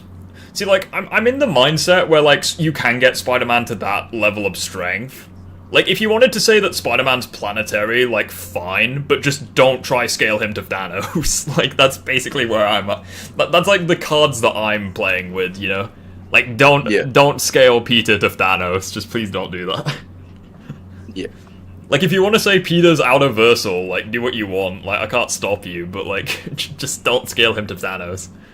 Well, you can try. Like, I've heard people try to scale him to outerversal. If that's the case, then you're looking at Captain Universe. Them working together makes Peter massively weaker than Iron Man? Yes. Because Iron Man could 1v1 Thanos. Like, yeah, he didn't do very well, but he did better than pretty much everyone. How is he planetary? I'm not saying he is, I'm just saying, like, scale him however you want, just don't scale him to Thanos, like, that's all I'm saying. Like, that's the point I'm making, like, I don't care where you scale him to. Thanos is multi-solar system to galaxy, Peter is planetary. See, the planetary scaling I can believe, because I watched the video on that, I can believe that. So, like, I think maybe, yeah. Like, if you want to say his durability is planetary, like, I'd believe that, because obviously he's got Iron Man tech as well, but it's still, rough. Riff, check my previous comment. Have you seen the new scaling for PS4 Spider-Man? Yeah, I saw it. You know, like, the sandstorm feats and him creating shockwaves. Yeah, I've seen that. But yeah, wait, was that Chaos? I think that was Chaos, yeah. I said I. Well, it's multiple people. Like, Chaos did it, Phison did it, like, loads of people have, like, posted it. Like, Asave's checked it, what have you. But yeah, with that being said, though, guys, I do genuinely want to go get some food. So, yeah, I'm going to be heading off now. It's been great talking to you guys, and it's actually a really interesting topic to go over. Because obviously I'm in the camp of people where I think the live-action Spider-Men do win against Insomniac. But it all just depends, you know, it depends on, you know, the scaling, because obviously you can say, like, multi-continental for Insomniac, you can say, like, moon level for fucking MCU, you know, it really just depends. It's that simple, you know.